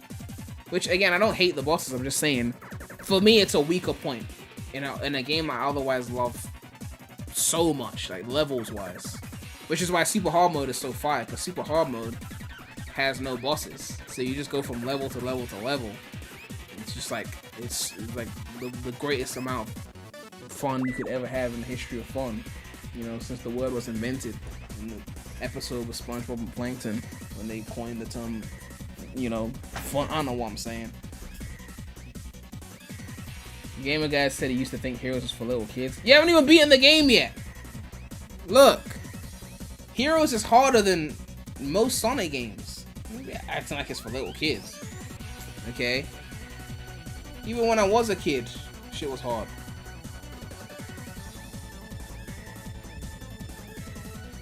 Change the song? Why are you hating on the Heroes music for?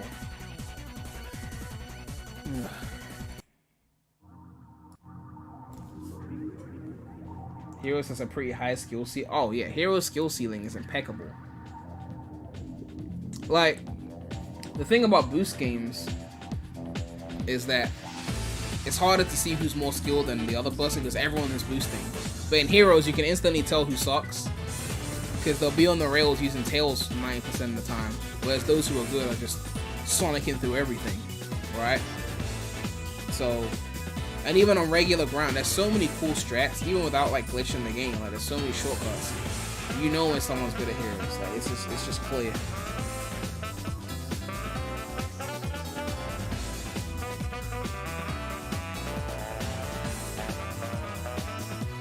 Whip said 5th best Sonic game. What about Unleashed? So they're trolling again, saying Heroes got like 5 good songs. That's Cat. Seagate, Seaside Hill, Ocean Palace, Grand Met, Power Plant, Casino Park. Pretty much everything here is fire. What I'm Made Of is better than Open Your Heart and Live Alone. So you know, that's at least the menu music is better than any menu music in any fucking Sonic game.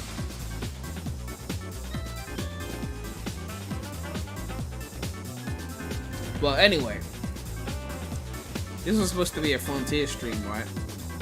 What other reviews do you want me to react to?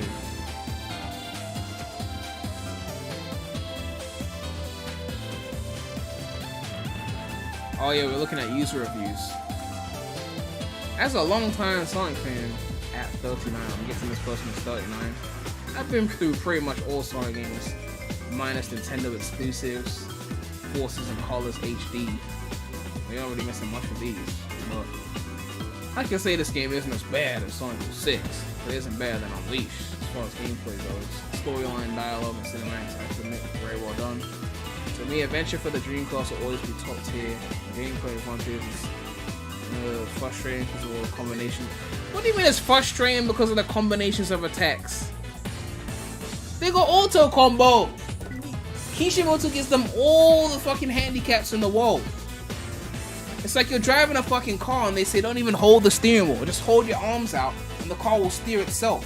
All you gotta do is stop and go pedal. It's a fucking automatic whip. Automatic car, the wheel will turn itself. All you have to do is stop and go, and someone will still be like, it's still confusing. There's an auto combo! There's an auto combo! Right? Like, what more do you want? How much easier can the combat be? There's an auto combo!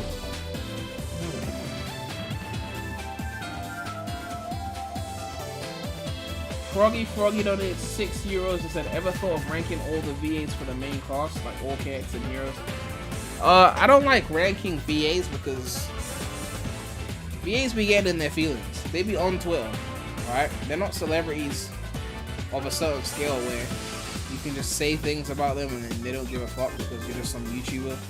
Like, they'll see it, and they'll have opinions. So I try to keep my VA opinions, I try to keep them a bit more relaxed. Because, you know, when you have like 5 followers, you'd be on there like, this person's trash. I only like this voice actor for Sonic. Everyone else is shit. And then you get a few more followers and like, oh, you were calling me shit. Someone added me randomly, responding to your tweet. I think at this person is amazing. Okay, so now you snitched. Now the VA's got that in their feed. I don't want them to have that in their feed. Me saying that their voice isn't that good for the character. That's not nice. So me doing a tier list ranking people, I don't know.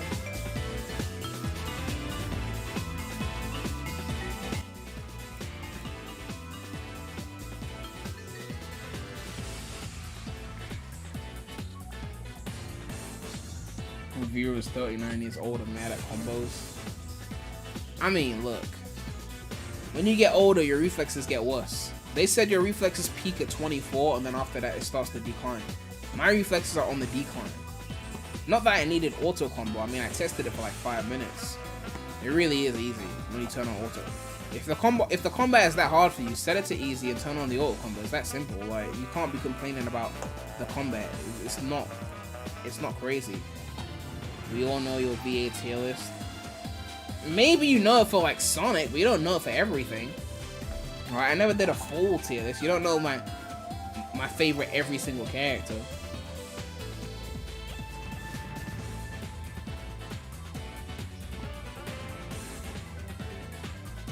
It's Sonic Rush's anniversary.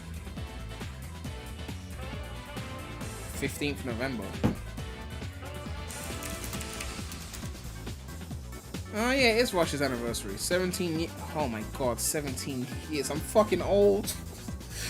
I was 10 when Rush came out. My god, I was 10 when Rush came out. No, I'm old! I'm old. Oh god. I saw a tweet the other day that said the Nintendo DS is 18 years old. I said, fuck off. I said, fuck right off. You can't do this shit to me. You can't. How was the best boost game 17 years ago? You can't do this shit to me, man. Where the fuck is my DSi XL? Fuck's sake. The emulators still don't even run the shit at a smooth 60. All the emulation clips I've seen be running the game choppy. So you can't even play it the way you want to play it on PC.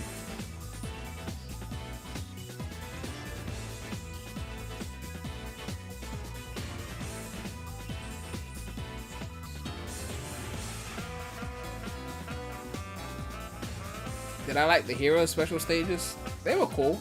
I didn't dislike them. You know, were they a bit like loosey-goosey? Sure, but I didn't dislike them. But I still think the best special stages are half-pipe. Sonic 4 Episode 2, special stage were really fire. I know, right? Episode 2 Sonic 4, yes. Special stage were fire. Mania special stage is obviously fire. You know, Prem should fight me. I don't play Smash Gamer, guy. You know that. Stop looking for easy wins.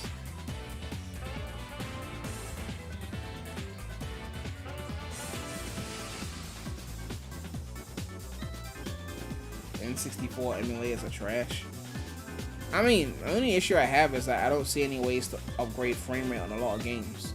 Like Mario Kart 64, I think is capped at 30. I think there's even games on N64 that ran at 20 FPS, and there's no like 60 FPS patch to my knowledge. Whereas other later emulators have got, like Colors ran at 30 on Wii, but it's got a 60 FPS patch on Dolphin. You know, N64 doesn't seem to have that.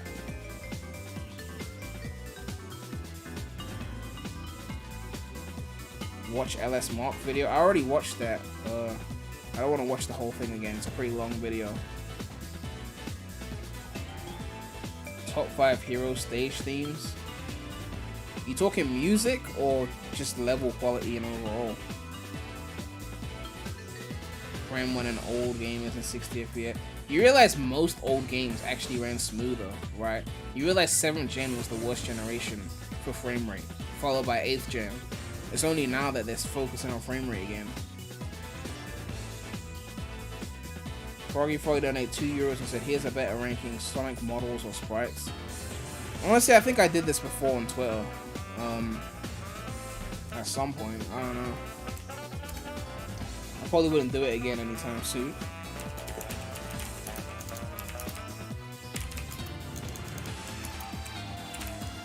I doubt I'd be able to find the tweet though, but it's probably there somewhere.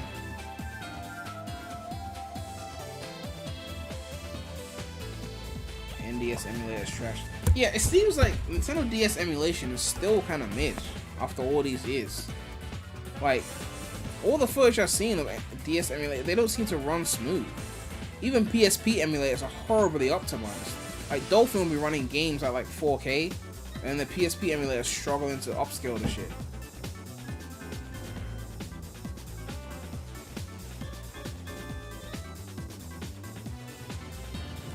Gamer guy asking parents to play Smash like Jake Paul challenging retired golfer to fight no.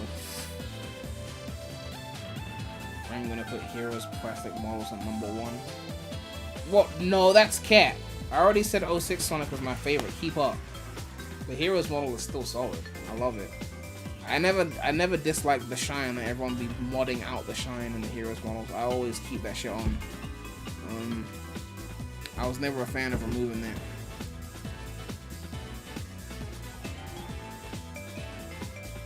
Anyway, let's reel it back to Frontiers before everyone forgets it's a Frontier stream. Alright, Frontiers of rare direction for the series, but this first opens on entry misses the mark by quite a margin. Traversal and combat annoyances play the experience from start to finish, while structurally the game offers very little variety. Instead leaning on repetitive fetch quests that get exasperating after the first island. As far as the Switch version goes, it's quite comfortably the worst option available. Surprise, surprise, the fucking Switch. With graphical compromises that make it impossible to recommend if you're able to play it anywhere else at all.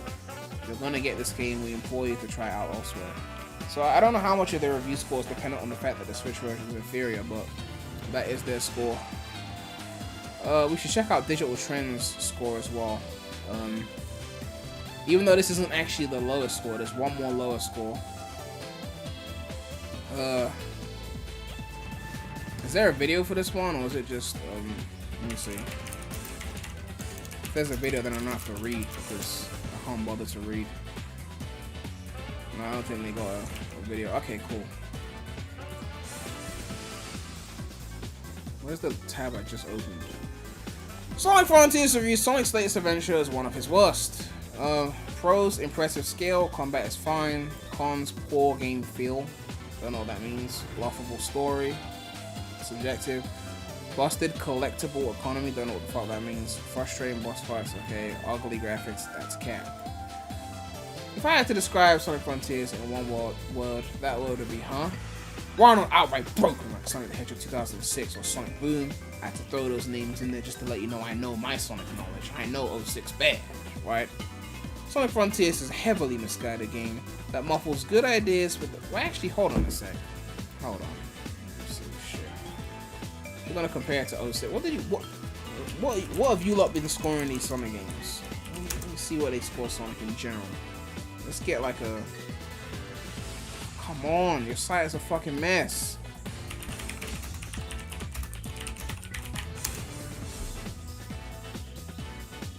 Have they got any other reviews on their site?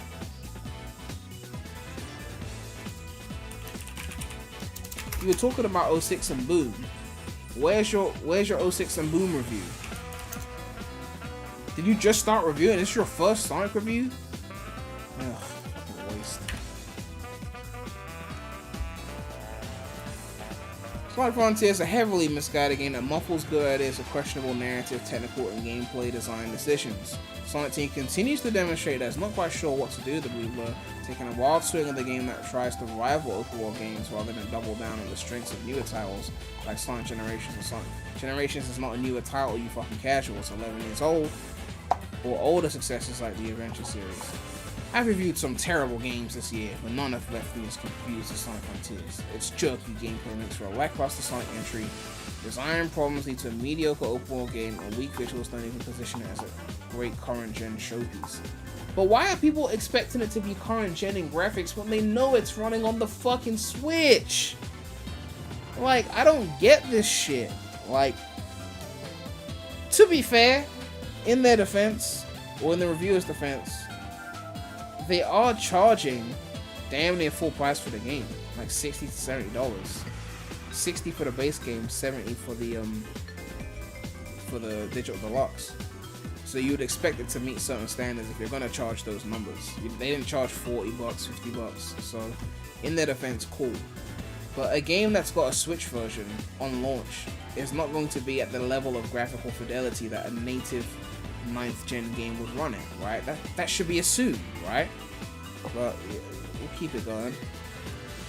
I had a thoroughly baffled look on my face throughout the entirety of Sonic Frontiers' 20-hour runtime, and you probably will too. It's not unplayable, it's just unpleasant to play.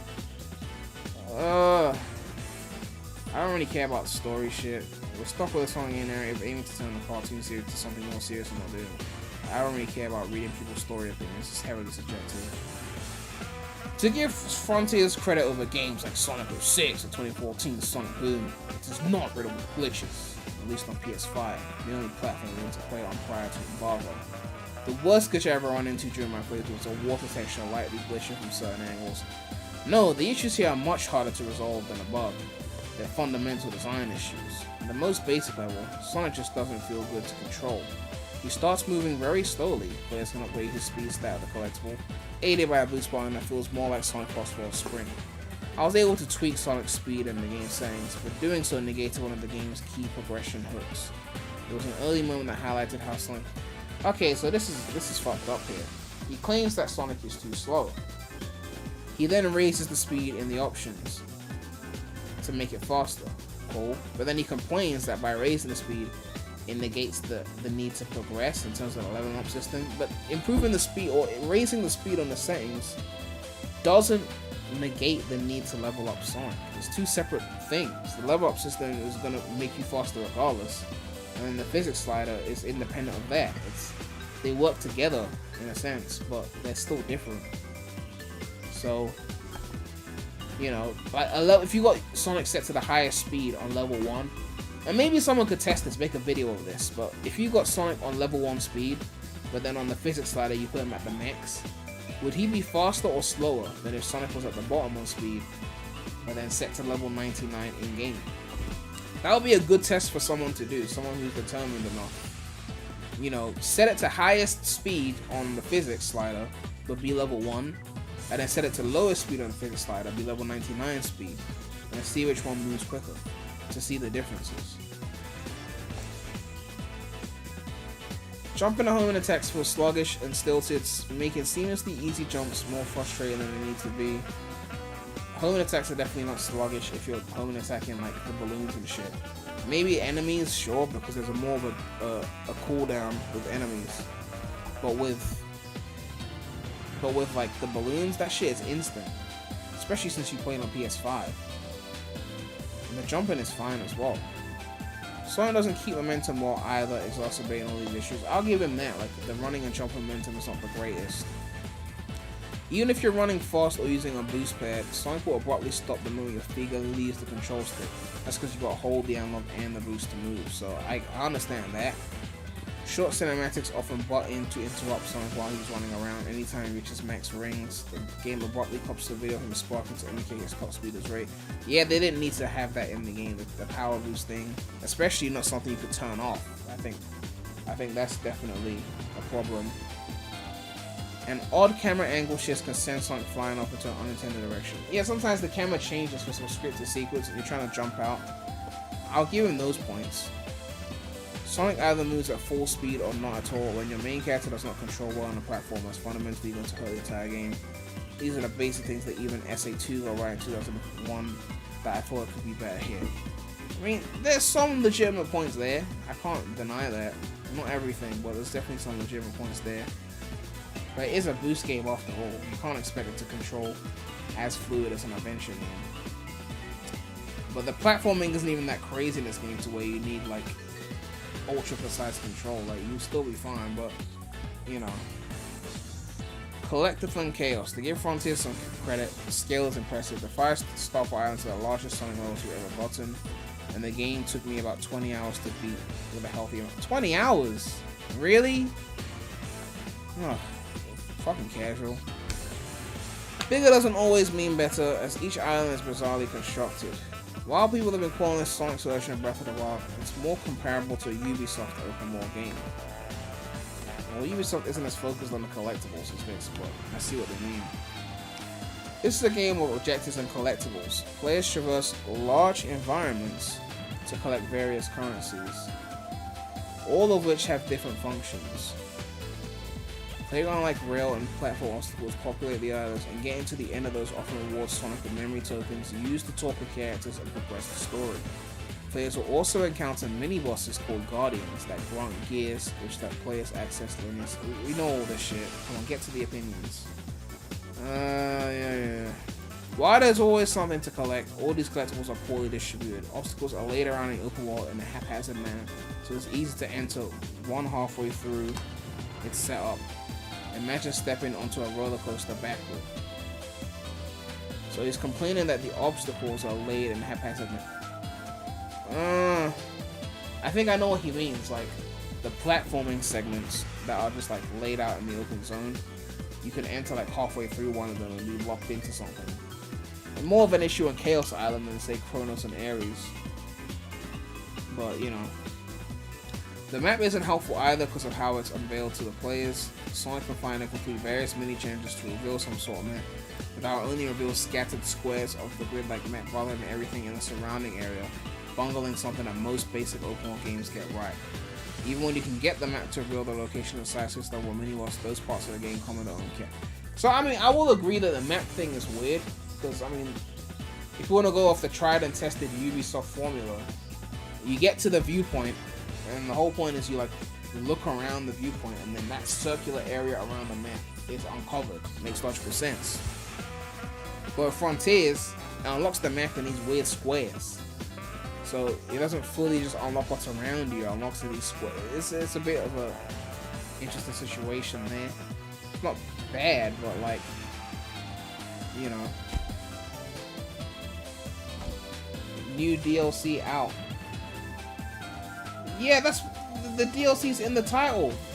I've already got the DLC. It came out hours ago. It's on my computer. That was the whole point of the stream, to react to the Metacritics and then play the DLC. I already have it. Right? It dropped at like midnight.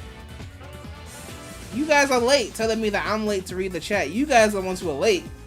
Okay? They dropped the DLC like 18 hours ago. Now you're saying what? They've posted a video on it? Let me see.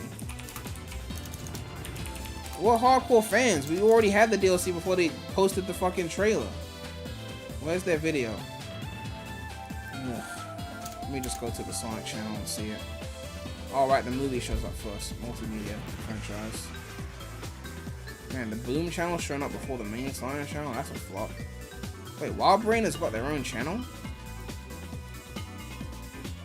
Oh shit, they're posting Adventures of Sonic the Hedgehog on YouTube. Shit, I'm about to watch. I'm about to watch. Shit. They've been doing it for years, apparently. Oh, that's Underground. Okay, we don't care about. Wait, why is it got Adventures of Sonic the Hedgehog in the thumbnail, and then it should say Underground in the title? They gotta sort that shit out. Anyway. Where's this new video that everyone's talking about? This new trailer everyone's going on about.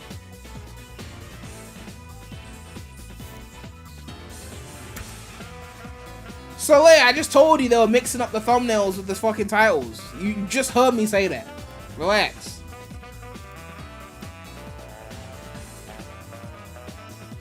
What do you mean refresh? I just went on the page now. YouTube hasn't updated their shit. Don't blame me. I'm right here. And we'll come back to it like 5 minutes when YouTube updates it. Science levels a linear stage structured in a way. They initially seem like they could be a high point in the game. These are marred by Sonic's poor momentum, which was even worse in smaller space where players are supposed to constantly boost. Another problem with cyberspace, I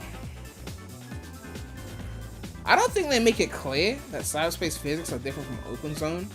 Like, I feel like those of us who are following news and interviews and shit like that, we know. But to the average player, I don't think they're made aware that, hey, the control that you and the physics you would get used to in the open zone is completely different to the physics in cyberspace. That will throw a lot of people off to just change the physics, right? It's not like it's a different character where you'd assume they play differently. It's the same looking Sonic, right? No one expects the whale to boost like Sonic, like daytime Sonic. But Sonic looks the same in cyberspace as he does in the open zone. So for them to just change the physics, and I didn't see it anywhere in the game say that cyberspace will control differently.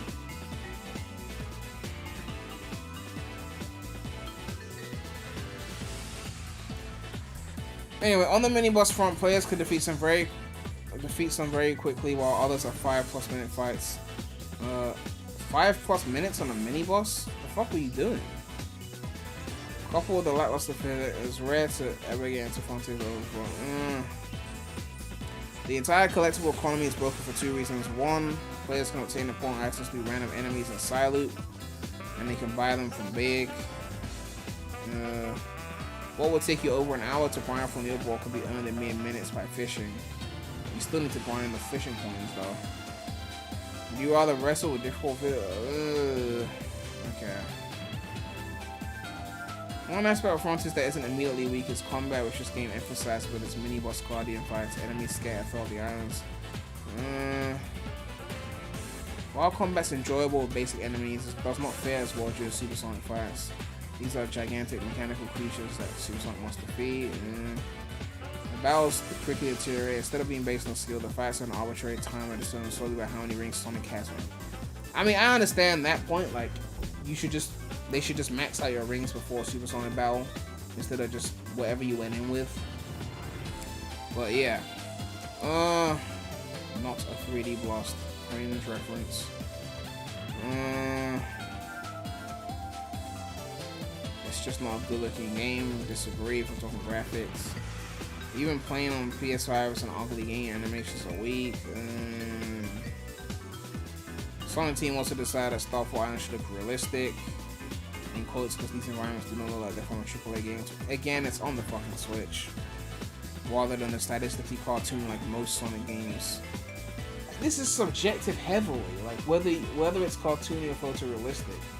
To score the game down for that, I don't think it's fair. But okay. Textures are blurry, lighting is poor, obstacles that populate each island look off. While that may be the point, this is from cyberspace. They also look like they were laid about any rhyme without any rhyme or reason, and I feel unnatural rather than foreign, which isn't the intended effect.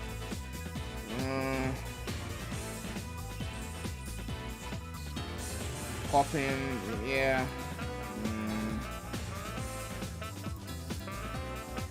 The best part of games like Breath of the Wild, Elden Ring, or Skyrim, and seeing something ambitious thinking I want to go there and doing it. Sonic's visual shortcomings raise some possibility. The worst game of 2022? Really? Here's a bullet list of some of the game's weirder moments so you can get a better sense. Okay. Every night a poorly explained slot machine pops up, it covers the screen. Yeah, you can't get rid of the slot machine, that's a fair point. Mini games punctuate key story points, some of which play like the frustrating herding missions from Twilight Princess. The herding, the Coco. Okay. At the end of the third wall, there's a rage-inducing pinball minigame that forces players to score 5 million points. You only have 3 balls. I soft-locked myself in cyberspace by losing my momentum on the loop and was also able to walk up 90-degree slopes if I moved slowly enough. A late game wall ditches the open zone idea and has Sonic scaling massive towers. One in particular is incredibly difficult. You struggled on Rhea Island? Really? Come on. God.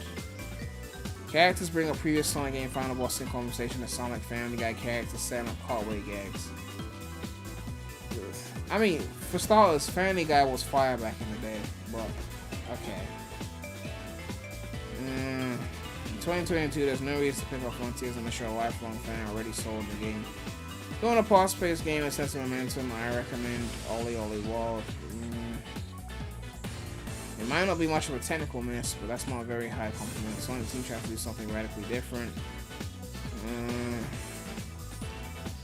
I mean, look, it's their opinion at the end of the day. It's their opinion. Like, aside from there's a few things I disagree with in the review, definitely, but I could say that about almost any review that I read, right? Is it a low score? Yes. But it doesn't seem like someone who went into the game with the sole intention of disliking the game. There's some legitimate criticism in there. But yeah, people feel how they feel, right? There's very few Sonic games that give low scores like 2 to, alright? But I'm a Sonic fan, like hardcore, alright? So, aside from obvious blunders like the Rise of Lyric and CD, I'm playing, not CD, I wouldn't give CD a 2. But, aside from obvious shit, you know. Oh, it's their opinion. It's their opinion.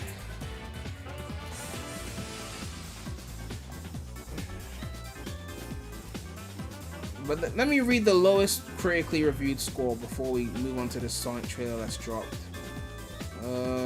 Where is it? What platform is it on? Okay, here we go. The Gymquisition.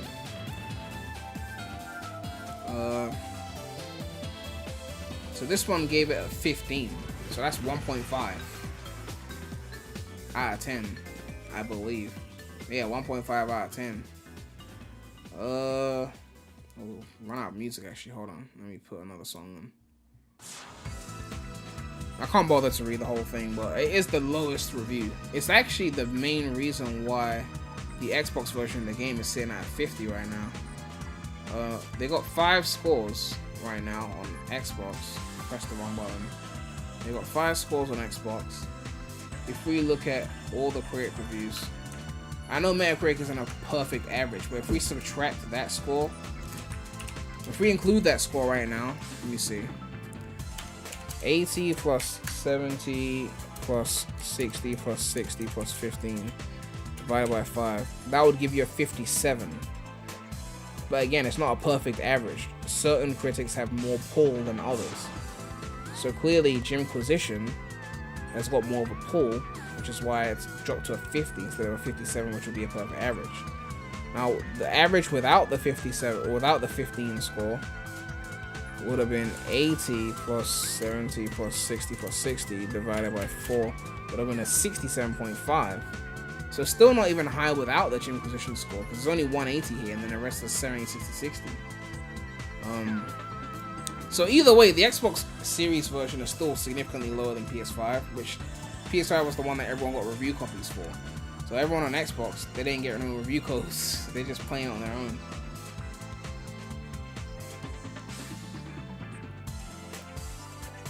Arca Blue T donated $2 to check out Critical's review. I could check that out. Spill donated $3.57, very specific number. Will you still be doing streams in the future after all the Frontiers and news dies down? I hope you also just enjoy listening to you chat about random Sonic stuff. I can't guarantee I'll be here to stream all the time. You gotta be on the non-Sonic channel, man. Like, the non-Sonic channel is where shit's gonna be popping off. I know I haven't streamed in like 2 weeks there, but a lot of things have been going on with Frontiers and all that. But if you wanna see me stream, you gotta come here. I gotta do God of War Ragnarok. I gotta stream Lunistis. You know, I got plenty of things to stream. Game Awards is gonna be on there. So if there's a drought next year and you're like, where's Prem streams? It's gonna be here. And it's not gonna be about Sonic, just for the record, but it will be here. You know, so. But yeah, the Xbox scores are low. They clearly didn't get review codes anyway, because everyone getting review codes is getting PS5. Where's PS5?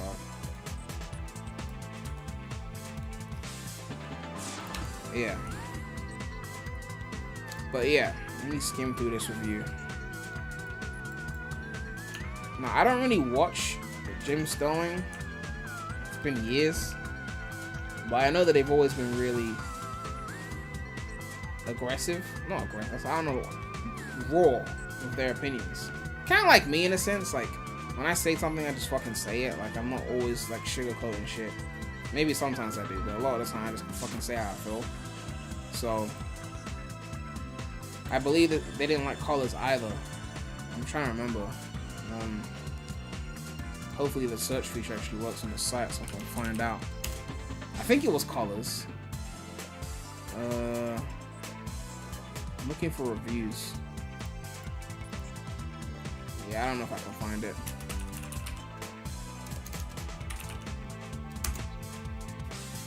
Yeah, I can't find it, but I think they got flack for a colors review in the past. They didn't like colors or something like that. I'm trying to find it, but maybe YouTube has it.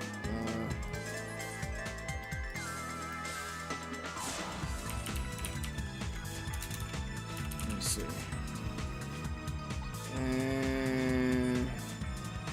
I didn't see the origin in this video. There was one review in particular they got flack for.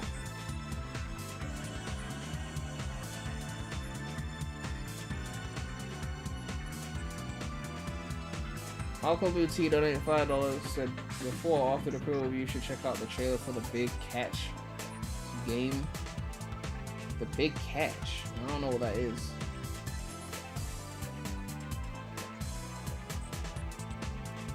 Guys, this isn't even a lot of tabs, okay? I used to have like 500 tabs open, okay? My shit is... This is nothing. Literally, I got a 32-inch screen, so... Shit's spaced out. Anyway. I began playing it with such hope, but hope dashed in totality as what could have been a fresh start for the series revealed itself to be the same old garbage we've seen from Sonic before. Not amplified to the point of hateful self-parody. My first clue came with an hour of play, of having a nice time exploring the starting area, discovering surprisingly enjoyable combat. I was introduced to the first large-scale mini-boss, a hulking robot I was supposed to run up the arms of before attacking. The file was a fucking mess, the video game equivalent. So this person is always like pretty raw, as I said, so if they don't like something, they're not gonna sugarcoat it like, I guess what critics usually do, try and sugarcoat things. They're gonna pull Hillary Goldstein's Hunk Unleashed kind of review and just be like, it's a big piece of garbage, and then that's it. So, but it says here, I really wanted to like this game. I tried to see the puzzles, I tried my hardest. At its best, it's a glimpse of fun environmental puzzles that trade in the cloud chaos of an average solo title for layback, even relaxing time. That's how Frontier introduces itself. A chill experience in which you search for speed boosters, springs, and grind roads to get around the world. The flying system is refreshing. There's a few puzzle elements. Physics are unreliable, sending and flying off in random directions. Said physics are downright useless for any platform requiring an ounce of intricacy with a tendency to overshoot jumps and unpredictably slide around surfaces. Some of these criticisms apply to dozens of prior Sonic games, but whether new or not, Frontier brings every flaw to a melting point. The camera... Honestly, my throat is tired. I can't read everything. My throat is... I'm reading, but I can't say everything I read. Boss fights have the insulting audacity to ape Shadow of the Colossus.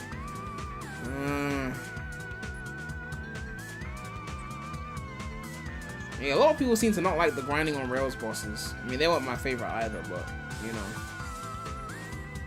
it was this fight that traded in the lost shot with some goodwill.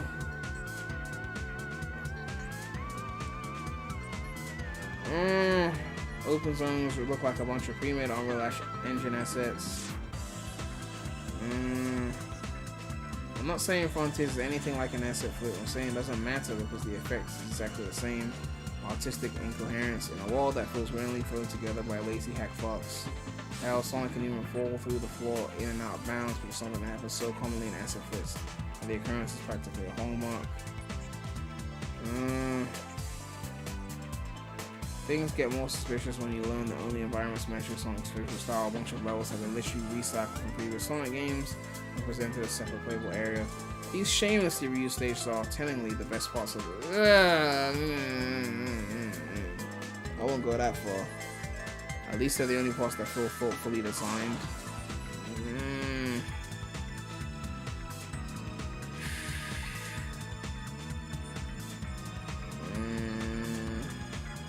I'm I'm reading it, trust me. My throat is tired. It's kind of meaningless busy work that'll be side content on other open world games instead of the core of Sonic Frontiers. Once you realize that almost every point of interest in the world is a little more than up jump to Ubisoft Radio Tower, it's hard not to feel utterly cheated.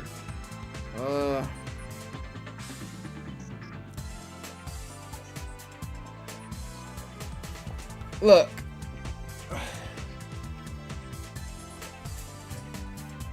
At the end of the day, right? People are gonna have their opinions. You just have to learn to let it go. I feel like Sonic fans, and I've done this before again, I'm not trying like I haven't done this in the past. Sonic fans see like a review like this, they feel like it's unfair. They go on Twitter to do the thing that people do on Twitter, which is usually toxic shit. And it just, it's a low score. It's a low score, what can I say? It's a low score. It's a 15 out of 100. Very few games I'll give a 15 out of 100 to. But that's just how scores are. When you look at critic scores for any franchise, especially Sonic, but any franchise, you're gonna have the people that went in there who are really fans of that franchise, who are already gonna go in with a bit more of an open mind and a bit more lenient to flaws because they love that franchise. And you got the people who are neutral, which is usually the majority of critics. And you got those who have been burnt, and it's evident in their scores that they're not in a hurry to try and like the thing. You know, should you have to try and like a game? Should you have to try and find the fun in the game, or should the game just be fun? That's the question, right? But everyone's got their opinions. They gave Sonic 4 an 8 and said the physics were great. You lot forget how desperate Classic fans were when Sonic 4 came out. I'm telling you. Classic fans were so pissed off at the fucking 2000s that they were willing to accept anything that had Green Hill's face on it in a fucking side-scrolling 2D. I'm just saying. Like, they were calling Advance 1 the true Sonic 4 for a good amount of years. Until Generations. You know. At the end of the day, Sonic 4 got positive reception because back then nostalgia baiting was still new for Sonic. It was 2010. There was no Generations yet. It was like, oh my god, it's Green Hill, it's 2D, it's like the good old days. That's what the Classic fans were doing. So it got good reviews. Plus it wasn't too difficult. But at the end of the day, right? It was always mid. What's this link that you sent me?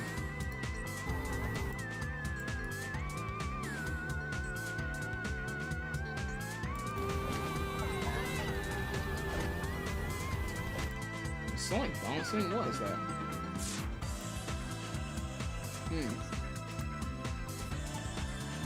But yeah, you gotta learn to detach yourself from these critic reviews. Sonic is not your lord and savior. As much as I keep saying that thing, because I mean I say it because people do it, but Sonic is not your god. You don't have to worship him. Okay? The only thing you have to worship is Sonic Heroes, and that's it. No. If someone gives an unfair review, you just go, okay, that review is unfair, and you keep it moving. If you believe it's unfair, I mean, it's subjective, right? Some reviews are going to be more lenient, some are going to be more ruthless, right? If they play a lot of AAA games and they feel like there's a standard that Sonic Frontiers is not meeting, which is not really meeting the AAA standard, let's be fair, and they're charging basically AAA prices, you're allowed to be like, based on other games of a similar price, if this doesn't meet a certain quality standard, you're allowed to say that, right? You can still disagree, I'm just saying, like, it's how you disagree, right? I think 15 out of 100 is a pretty low score for Frontiers is far from perfect, but 15 seems pretty low. But am I gonna go on Twitter and Sonic haters and screenshot their shit with some mean comment and like, you're this and you're that? Well, I'm not gonna do that, right? You gotta learn to get over it. I'm telling you, as someone who's got 06, this is fucking second favorite Sonic game, eventually the bullshit just starts to become numb to it. It's just like, okay, it's unfair. It feels like an unfair review, a bit too harsh, maybe very harsh, but especially when I have to deal with a chat who slanders Sonic Heroes 24/7. People don't know what good taste is anymore. Is this Sonic thing up yet? This is the trailer everyone's harping on about. Does Vandalize play in this shit? Because I'm not in the mood for a copyright claim. Okay, don't play no Vandalize. I love Vandalize, but don't play that shit.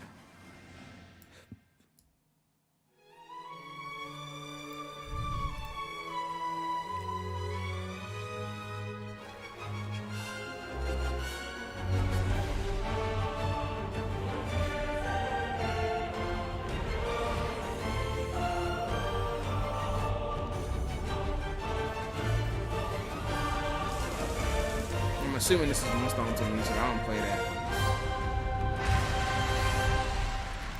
So that's the fishing area, but now he's grilling meat.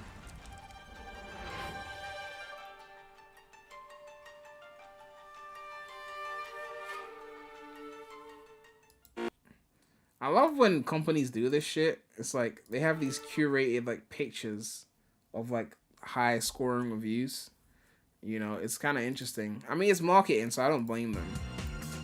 You see, usually when Nintendo does it, like if you look at, say, Super Mario Odyssey, right? You look at Mario Odyssey, it's got 113 critic scores and not a single mixed or negative score. They're all positive. The lowest score for Odyssey is a 75. That's the lowest score. So when they go and do a collage of like high scores, they got so many high scores to pick from. But when Sonic does it, it's very disingenuous because they got like 1, 2, 3, 4, 5, 6, 7, 8, 9, 10 scores here. And obviously they're gonna pick the highest scoring ones. But if you look at the PS5 version of the game, of which they gave critic scores for, there's 69 critic reviews. So you got 41 positive, 24 mixed, 4 negative. So you're gonna pick the 10 best of the positive, create this narrative, this screenshot for people to haul around and be like, see, the game is amazing, it's perfect. Ignoring the full picture. Again, they're a company, they're gonna market, right? So I can't knock them for doing the obvious thing. But it's like, if I was a filthy casual who hadn't touched Sonic since SA2, you know, forgetting that Heroes is the GOAT or whatever, and then I see that picture, I'm like, oh, everyone seems to like this game. It's got 4.5s and 5s and 85 and... Okay, perfectly curated. It's cool though. It's cool. Leon should donate £1.79 and says Uni stressful with Prime's live. That's what up. That's what's up. Thanks for tuning in. Thank you for the support. Alright, let's see Critical's vid.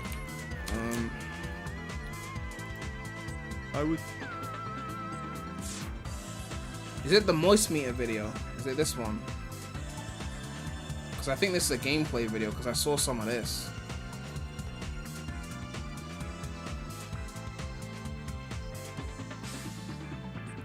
Alright, let's check this out. Initiating moisture.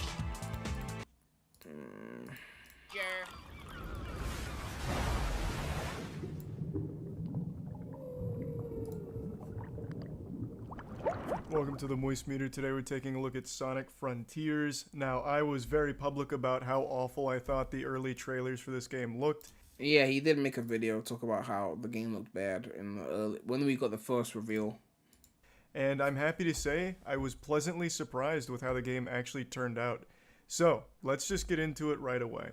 Now, I think the game overall has a lot of great ideas, but the execution is lackluster in a lot of areas. It has wonderful ingredients, but the recipe's a little fucked up, so it ends up tasting a little shitty at points. But overall, I still really enjoyed the meal. So, the big thing with Sonic Frontiers is its open world. Obviously, that was like their main selling point.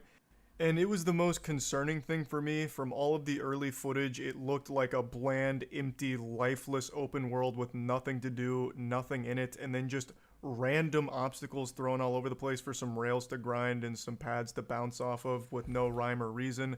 And I still think having worlds of no NPCs wouldn't have been my choice. Personally, I would have preferred a world that was populated with people or something. Doesn't have to be like humans unless it's like a city island or something, but like, I don't know, it just feels like the whole world being empty feels off. Maybe they didn't want Sonic's way to be blocked by a bunch of random people. I guess I can understand that. Like, when you're in the hub world and Unleashed, you try and boost into someone and it just blocks your path, you know. Now that the game's fully out... Cocos are not people. I can say with confidence that's They're exactly rocks. what the open world's like. But it's still a lot of fun to play, and I see the potential for the formula here. The worlds are huge, so there. Well, I don't want to get into spoilers, but there's more than one world. I'll tell you, there's at least 3, and they're all pretty similar. They're large, and they just have a ton of haphazardly thrown together boosters that'll take you on like a short little adventure in order to get a memory fragment, which you use to progress the narrative. So you collect these memory fragments by going off of the rails that are throughout the levels, and when you collect enough, you use them on your friends in order to help save them. And on paper, it sounds bad, but playing it, it's really not. I really enjoyed it, especially in the first world. The first world I actually thought was the most fun world, but it is very... So Critical said that he thought the first island was the best one, which again leans to the theory that the game was going to be just Chronos and they extended it at some point and didn't have as much time to perfect other islands. Although I still preferred Ares, to be fair, but very empty. There's some enemies in there, but not many. There are mini bosses though in these open worlds, and the mini bosses are very fun to fight. I actually found the combat to be a breakout like joy for me. I thought it was going to be pretty uninspired and pretty boring, but it's not. It's fucking hype. So fighting the mini bosses was always enjoyable because there's actual mechanics to it. It's not just a DPS check. You can do some fun stuff. There's some fun combos. DPS check. What is that? Was that a reference to something? To experiment with. The skill tree is simple. It's quick to finish, but it is enjoyable. So fighting the mini bosses in the God, this boss, if you do the rails and you get a little bit of health left, and then it gets to the second phase, you gotta do a whole fucking second phase just to finish up the boss. Is so fucking annoying. World is the most fun to have in the open world. But yeah, there's not a lot in there, and it also has a huge problem with pop-ins, especially on World 2. Oftentimes with these floating rails and shit, you won't even see them until they're right in front of your fucking face. So you'll be going through like the booster, you hit the bounce pad, and then it seems like there's nothing there until you like do a double jump and then some shit pops in. It seems like the game had a really tough time rendering everything at the speed you go. So there's just tons and tons of pop-ins, which is super rough and noticeable when the game open world hinges on you being able to figure out what path you want to take next. It really feels like there wasn't a whole lot of design thought that went into doing these things because they don't really connect to each other. Like you'll go through one of them, you hit the booster, you hit the bounce pad, you jump off a wall, you take another booster, you grind a rail, it sends you through 3 rings, and then you get your... Do you guys say bounce pad or spring? Because I always say spring, but some people go for the boom, the bounce pad. Your memory fragment at the end, and it's just you floating above like the open world, and then you come back down to earth. They don't connect to anything, they don't go to anything.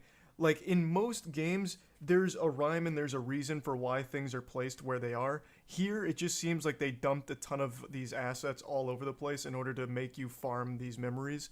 And it was fun at first, but by the time you get to like World 3, it really starts to lose its luster and becomes more of a chore. But yeah, so he said when you get to World 3, it starts to feel like a bit of a...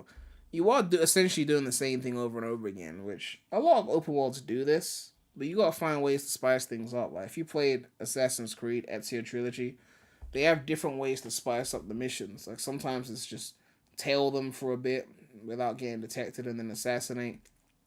Other times you gotta do some other shit, like some parkour shit to assassinate. You know, you're still assassinating people, but you gotta find different ways of doing it. You got the missions where you're in the fucking horse and carriage, and then you got the battles of that, and you gotta fight against attackers and shit. And then you got the Leonardo flying mission. They try and like spice up the missions, whereas Frontiers really is just collect thing. And again, Odyssey does that as well. Collect thing. But if you're gonna just have it be collect thing, then the traversal needs to be A1, right? Frontiers control is decent enough that moving around is fun, but it doesn't retain your momentum on boost jumps, and the level design isn't as encouraging with momentum as you'd want it to be. They're like these little Kishimoto platforming sections, which are fun, but like it's not the level that it could have been in terms of like traversal, to where just playing around the momentum makes it so good that even just collecting things becomes really fun. By the time you get to like World 3, it really starts to lose its luster and becomes more of a chore.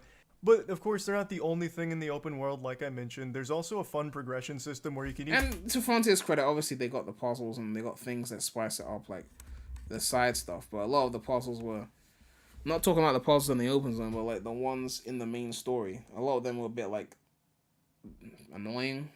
Like herding Cocos, I'm not saying it's bad, but like cool. I get to herd some Coco, but you know the Coco they got legs. They can fucking herd them fucking selves. You know what I mean? Like even increase things like Sonic's speed, his overall speed, his power, his defense, ring capacity, shit like that, by getting the materials through fighting the mini bosses or through fighting just normal enemies or finding them in the world. There's even fishing minigame with Big the Cat, which is great. So there is stuff to do. You can't even call the fishing a minigame, to be fair. It's so integral to beating the main campaign that you can't even call it a minigame. It's like a main component. They really went in on the fishing. In the world, more than I expected based on the early footage, but overall, yes, the open worlds are pretty lifeless, and it does feel pretty uninspired from a design perspective as well. But I don't think it's trash or anything, and I can absolutely see the potential because going fast, like you can collect 400 rings and you get like a fucking turbocharged super boost and you're calling a button press of mini games a bit. I'm not talking about the intricacies involved in the actual fishing. The fishing is easy, but like the level that it's integrated into the main game in the sense that the collectibles that you can attain from it, it's really integrated into the main experience. You're just going at light speed, fucking Mach 25,000, and you can zip around the map, and it's fun. Like, it is super fun to do that. But it's just not fully realized yet, and I do think they can get there in the future as long as they commit to, like, improving this formula. They got the great groundwork right now. Now, I want to highlight World 3 in particular, because I think that's this game at its weakest. Yeah. World 3 is some of the worst design I've seen in a fucking open world game. Yeah. There's a bunch of islands that are not connected super well, so you have to go way out of your way to go from one island to the other or find a bird to take you there. And it's just such a fucking headache. Yeah. It completely puts the brakes on this entire experience and does not go way past cool. It goes way past fucking frustrating. It's miserable to play World 3. It slows everything down, and it is. They don't call it College Island for World nothing. 3, everything's too spaced out, and you have to go to very specific. So you're supposed to parry here. I didn't even realize you're supposed to parry that. Like specific paths in order to find the right rails to get where you want to go. And when you're doing like the little exploration stuff for the memories, it'll lock. So he shoots the projectile at you, and as long as you parry, he goes, "Okay, you parried it now. I'll let you fly me," kind of thing. You into the 2D camera. Rarely said he isn't doing it right, but that's not the point, though. You know, they don't make it clear that you're supposed to parry the lasers. They're lasers, right? It's not like someone is attacking you with a sword and you parry. They shot a laser at you. Perspective. It's not that clear. And you can't break out of it until you get out of that little section, the rail section. Oh, he's talking about a 2D locking you in. It'll lock you in. And when you're doing like the little exploration stuff for the memories, it'll lock you into the 2D camera perspective so many times, and you can't break out of it until you get out of that little section, the rail section, or that whole area. And that's another complaint. The camera has a mind of its fucking own, and it hates you. The camera wants to make your life as miserable as it can. You are not only fighting enemies in this game, you are fighting this camera. The camera loses its fucking mind, especially starting in World 2. That's when it really started to stand out to me. Now, the highlight of this game, I think, is the cyber worlds. So that's the shit within the open world where once you defeat like a mini boss, you get your portal access and you get the key in order to unlock a cyber world of your choosing that's throughout the world. And that's the more focused traditional Sonic levels. Some of them are 2D, some of them are, full 3D, everything. And they are really fun. There's only like maybe the ones that copied straight from animation. That's like 2. Even then, are really fun. There's only like a couple cyber worlds I thought were kind of shitty, and that's only because they were really, really short. Now they're super forgiving. This game's not a massive challenge by any means, but to get an S rank in a cyber world, you actually have to like try to suck dick in order to fuck it up. The only hard ones to oh god, S rank are World 1-1 and 1-2. After that, they just wait, hold on. To S rank to like try to suck dick in order to fuck it up. The only hard ones to S rank are World 1-1 and 1-2. 1-1 wasn't that hard to S rank, but I mean 1-2 was definitely tough to S rank. After that, they just become. I don't even think I've S ranked 1-2 yet. I think I was using the physics mod when I did it, so it doesn't even count. I gotta do it on my main file. Super, super easy. I don't really go back to cyberspace for the record, like, but because I'm 100% in the game, I have to do all the S ranks at some point. Very, very generous. You'll be getting S rank by like 45 seconds. You'll have so much time left over. But that doesn't mean that they're not enjoyable. I think the cyber worlds really stand out, and I liked it a lot. And another big standout to me is the soundtrack. This game's got an amazing soundtrack, especially during their Titan fights, which are their massive boss battles at the end of each world. I'm not gonna lie. Like, I like the Frontier soundtrack. Let's not get it twisted. But I don't think I rate it as high as everyone else who's calling it like 10 out of 10 best Sonic soundtrack ever. I don't feel that way. I wouldn't put it as a top 5 or top 10 Sonic OST at all. Which is not to say it's bad. It's just that there's a lot of competition in the realm of top 10 Sonic OST. I don't think it goes there. It's a good OST, you know, but people acting like it's the craziest OST ever. I'm like, relax, you know. Those go so fucking hard. Really reminded me of Metal Gear Rising Revengeance at certain points. It dials up the hype. It's really fun choreography. Sonic goes like fucking Turbo Insano style, murders these Titans while some great metal's playing in the background. They have like screaming, which I didn't expect in a Sonic soundtrack. It was so fun. The Titan fights are amazing. And the soundtrack is just great across the board, especially in the cyber worlds. Another thing that I found really surprising is the depth to the mechanics here. There's a lot of mechanics in order to like traverse, in order to fight. Like there's just a lot that you can master. So there was a lot more depth to this than I was expecting, which I was pleasantly surprised by. Now, I don't know how important the narrative is to Sonic fans, but I will talk about it here because, you know, there's a story, and it's not bad by any means. But it's very standard, what you're expecting kind of story. The power of friendship, I'll do anything for my friends to save everyone. Sonic's got his classic snark, but none of the other characters really get a chance to shine except for a new character named Sage, who is introduced in here. I'd say Amy and Knuckles get a lot of scenes, but kind of like the antagonist. And the bitch boy as well. I think that character's pretty solid overall, and you know, Eggman's great, but the story isn't anything that anyone's going to be like writing home about as like a powerful, profound piece, but it allows for really hype moments. It gets you from point A to point B to allow these amazing set pieces in the world, and I think it succeeds at what it wants to do, so I don't think it's bad. I just wanted to like briefly talk about it, that it's nothing super special. But I do like a lot of the callbacks, and there's a bit of fan service in there as well, and I just overall didn't mind it whatsoever, but I don't think it's great either. Plugging Sonic Frontiers into the Moist Meter, I'm giving it a clean 70%. This turned out a lot better than I expected it. Same score as me. A lot of similar points, actually. I went in there with very low expectations, and I was very pleasantly surprised. I always approach games with an open mind, even if it's one that I don't think is going to be great, and I'm always happy when it turns out that I'm wrong and the game is good, and that is the case with Sonic Frontiers. It's got a lot of problems. There is a lot of jank. I didn't even mention this. Let me mention it now. The combat when you're fighting a lot of these bosses is fun, but so fucking janky. Sometimes you just shoot across the world for no reason because momentum gets carried in a weird way after you use some of the combos. So the combat gets very, very janky, and with the camera being as unpredictable and shitty as it is, it can just become really nauseating sometimes and lead to some unfortunate... These Eggman little things, I kind of thought when we saw them in footage pre-release that we'd get to like ride them and use them for shit. You know, kind of like in Super Mario Odyssey, like you can ride the thing. I'm kind of disappointed that they just sit there and do nothing. I wonder if there was a plan for them and they had to cut it out of the game or something, because it just seems a bit like you put these things here, we can't do anything with them. Deaths that sometimes just straight up out. Bradley said Sonic Team are definitely getting rid of camera control. How the fuck are you going to get rid of camera control in an open zone? Like, that would be the dumbest decision they could ever make. Out of your control. So yeah, there's some jank to it, but overall, I do think Sonic Frontiers is a really great attempt at making something special with Sonic. It's not a full, you know, swing and a hit, like knocking it out of the park by any means, but they don't miss here either. There's a lot of execution that's sloppy, but if they stick with something like this, I think they can make something amazing in the future. So I think there's a lot to look forward to for Sonic fans. That's about it. So yeah. Yeah. Solid review. Probably the closest to my thoughts on the game is from his, aside from my own videos. I'll say that's probably the closest to my thoughts on the game. Yeah, story's not crazy.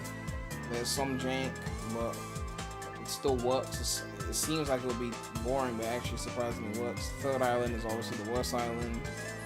A lot of similar points to me, yeah.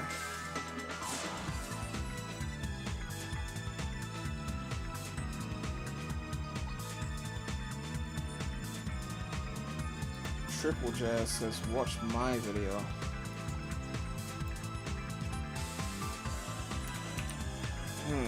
Let's see what we have to do here.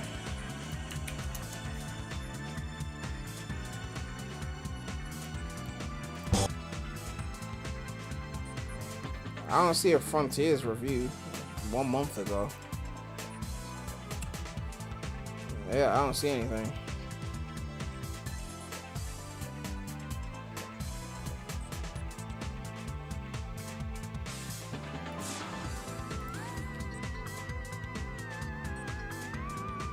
Dark Story Jet. Okay.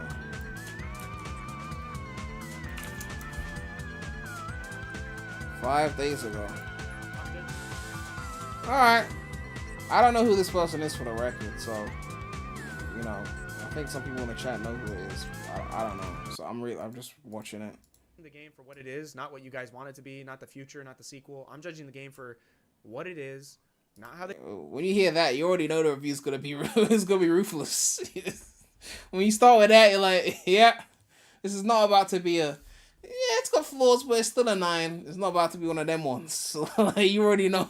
They marketed it. I'm playing the game. I've been playing the game. I have played the game. And I'm here to say...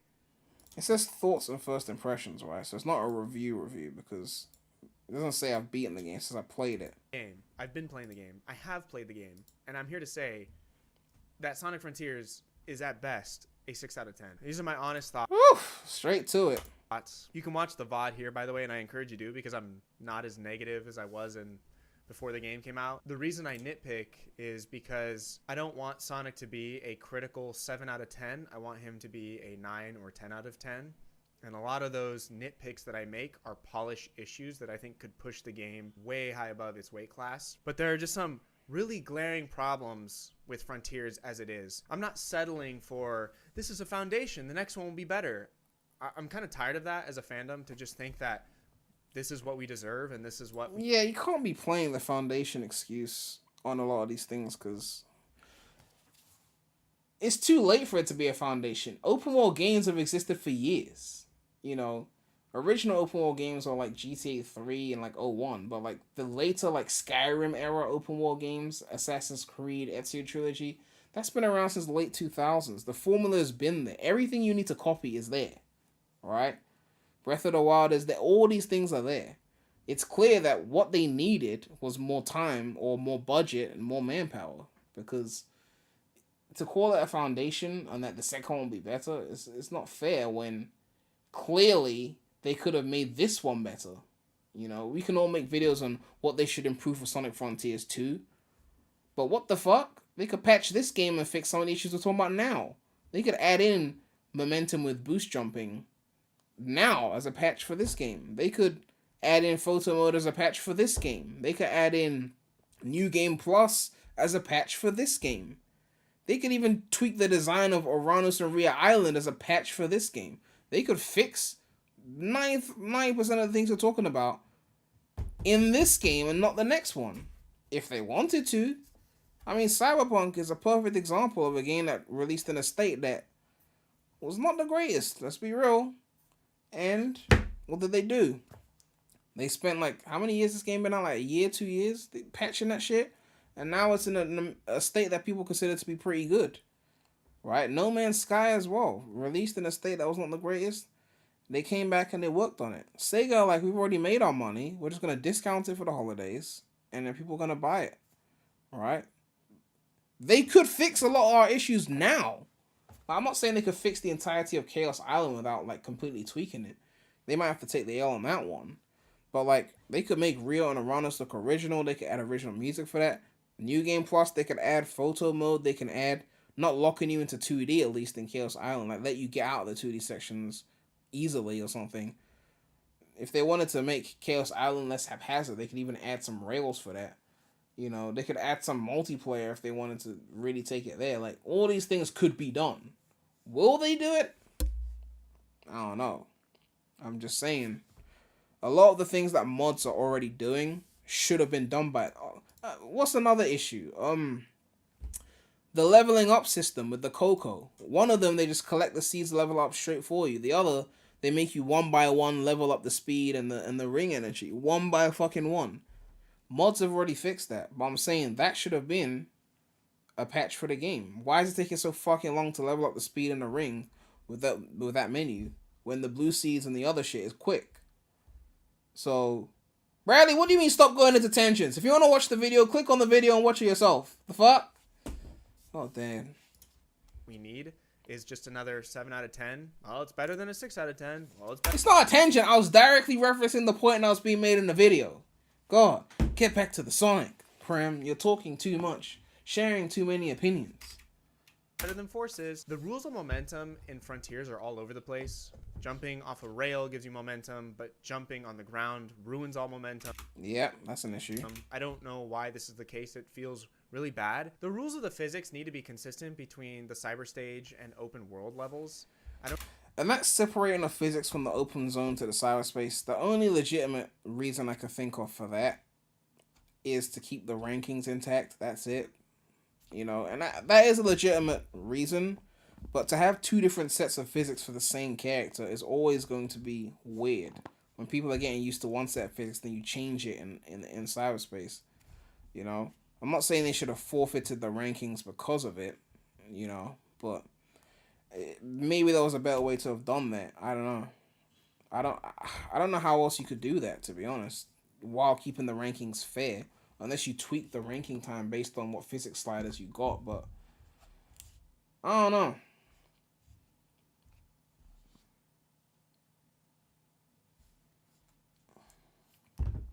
I guess, like,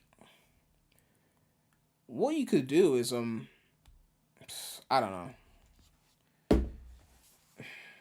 Just make the rankings really tight and people just have to be good to get S ranks quick. And if they come back with a leveled up Sonic, the S rank will be easier.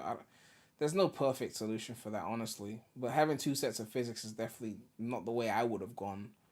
I probably just have to let people keep the physics they use and be more lenient with the S rank. Or what I'll do, then maybe this is what I'll do. Getting the S rank wouldn't get you an extra key, right? Because right now you get a key for beating the level, then you get one for rings, then you get one for red rings, you get one for S rank. What I would say is maybe something like get the S rank by getting this time. The time is a bit more lenient. Or maybe get the A rank by getting this time, and the time is more lenient. So you can use your own physics. If you have faster physics, it's going to be easier. If you have slower physics, it's going to be harder. But the A rank time will be more generous. And the S rank time will be like really tight. Because even Crash 4 does this, I believe. Like, they have those developer times, right, on the time trials in Crash 4. And when you beat the main game, you have this move where you can like spam the spin and it makes you go really fast. And you kind of need that move to do the death times, I believe. I believe without doing that, it's very hard to get those death times at all. So they rely on being leveled up to get the times quicker, right? So you could have cyberspace just have a set S rank time that's really tight. And maybe if you set your settings to the lowest speed, you'll struggle to get it. But, I mean, that's up to you. You can still beat the game without it, you know. But if you know what's up and you really want that S rank, you turn up your speed. As simple as that. What can I say? Just don't make the S rank as required to progress in the game. But that way you can make it tighter and know that people are still going to be able to progress without forcefully allowing everyone to get S ranks. I don't know why Kishimoto thought it would be a good idea to have the cyberspace. Someone said, instead of bosses giving portal gears, have them give 2 or 3 keys and make cyberspace accessible at all times. What would cyberspace do? What would be the point of cyberspace? You just be there, right? Because the whole point is that you need the keys. That's why you go into cyberspace. So if the bosses give you the keys, and cyberspace is just like a bonus optional, or you mean you get more keys from it? Like it's just additional set of keys? I don't know. I mean, that could actually work. You know, when I think about it, yeah. That's actually a good idea. Why do I need to get portal gears to enter cyberspace to get keys? Why don't I just get keys from the enemies and keys from cyberspace? You know, you can raise the key requirement if you want, but like, that way there's multiple options to get keys, and cyberspace is just open. That way, if you don't get the S rank because the time is strict, it doesn't matter. You still be able to get enough keys, and those who go for the S rank just really want to get the S rank for bragging rights. You know, that's a pretty legit workaround, because sometimes it feels like there's a lot of different things to collect that are required to progress.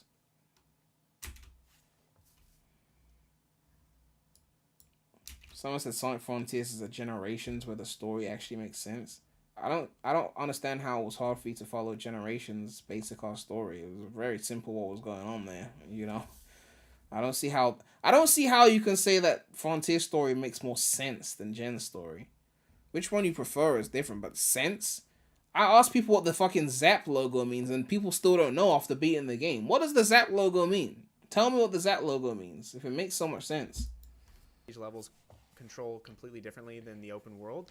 I understand that you would obviously limit Sonic's power and speed, so that way you can't just blast through everything. That makes sense. Like, you can't just bring your levels and everything you've leveled up into the cyber stage. I think that would break the game immensely. I don't think level ups would break the game. If you design the levels around that, I think it will still work. Right? I mean, Unleashed had speed level ups, and the levels still ran fine. If Unleashed can do it 14 years ago, you could do it here. If you try boosting and then jumping, you're going to see... The Zap logo is rebuff. That's what it means, rebuff. What's the evidence of that? When did they say that? What cutscene did I miss where they said that meant rebuff?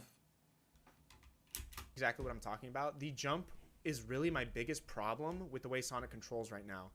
I think everything else feels pretty fine. The combat is super button mashy, as we all thought it was going to be. It's nothing special. I'm gonna say we all thought it was going to be that. A lot of people were saying the combat was going to be leagues above Unleashed in terms of depth, and Unleashed is button mashy combat, but Frontiers, you won't be able to button mash at all. Like, that was heavy cap. Heavy cap.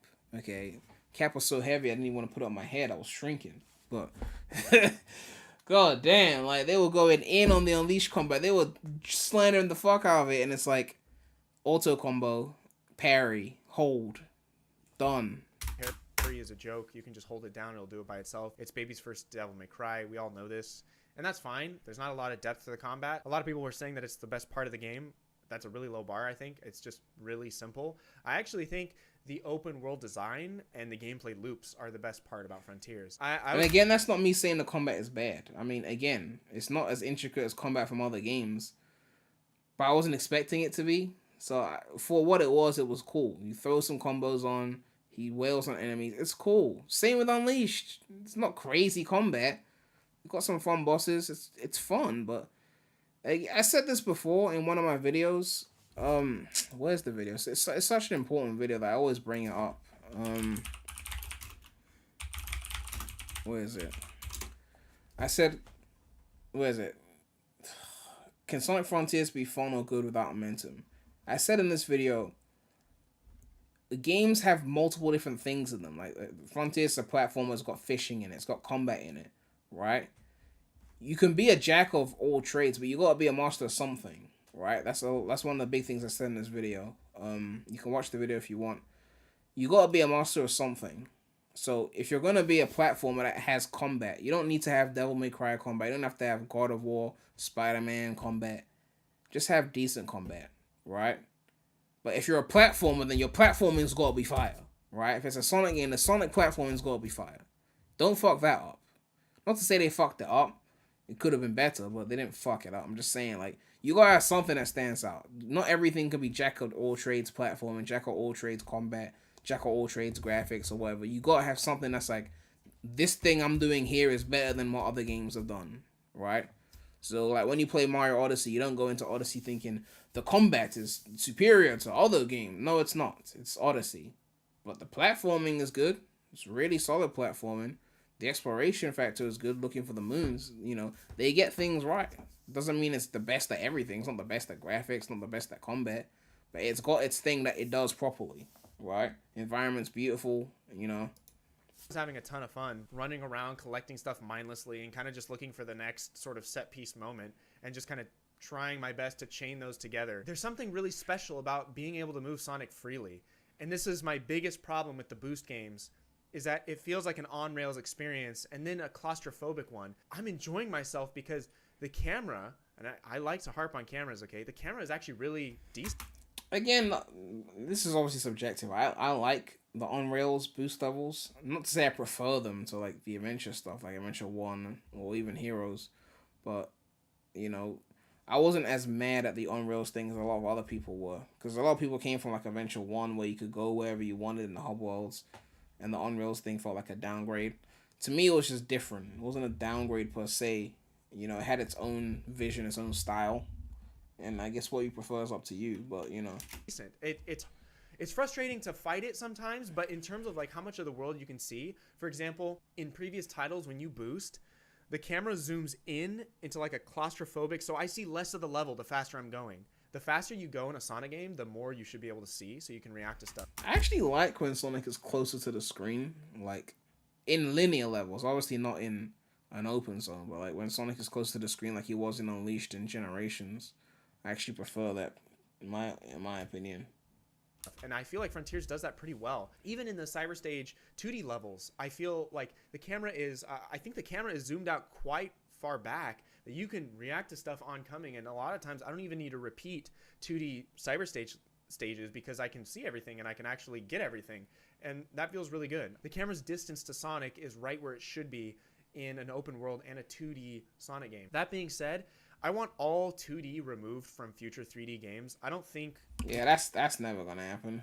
I mean, since 06, there's been 2D in every single modern Sonic game. I don't see it happening anytime soon. We need to have that. It feels kind of like a cheap gimmick, and it feels like a cheap nostalgia bait thing that Sonic is. So Sonic started out as 2D, so he's always got to be 2D. Well, no. What made 2D Sonic special and important was the momentum and the physics. It's not the fact that it's a side-scroller, it's the fact that you play with the physics in a 2D space. Exactly. And since Frontiers clearly isn't doing that, there's no reason to keep including these 2D sections. There is something that aggravates me as a gamer and a player where control being taken away from me in moments where there's no need for it, it actually just sets me off. Like, it's something about it is just like, why am I locked into this right now? There's a difference between a set piece moment where the camera is sort of showing Sonic going around a rail loop and all that stuff. And then there's the 2D sections where you can't even jump off the rail into space, even though you're in an open world. You can't jump off the rail now. You are locked in these 2D sections. Plane. You can't leave. Don't ever do this again. It's terrible. And it feels terrible. Like, you'll be in fucking Colors Island, right? And you'll be in the middle of a 2D section. And you can see that there's space outside of the 2D plane, but I'm not allowed to go there because I'm locked in 2D. I'm like, Daddy Quiche, like, please, like, let me out. I want the entire open world to be in 3D. 3D Mario does that a lot, 2D sections, but you can move freely. Yeah, I mean, don't take my control away, or at least make it an option that could be disabled, right? A lot of those 2D sections, when you lock the controller, it's just annoying. You know, I can hold the analog to the right and make sure I don't fall if my plane wasn't locked. And if I still suffer, then I could, you know, if I fall off the 2D section, then I could go back on it, right? It's an open zone. You know, I don't see why I have to be locked in. I want to be able to see things. I want to be able to experience the world in 3D. And for the most part, it does that really well. I'm having a lot of... Because you see, like, in Colors, right? When it locks you in 2D... there really is nothing else to go and see. You're in a 2D section. The level is now 2D. You won't get into 3D again until it decides to put you in 3D again. And while that still sucks, it's like, at least I don't feel like there's something there I can go to that I can't go to because I'm in 2D. You made the level 2D.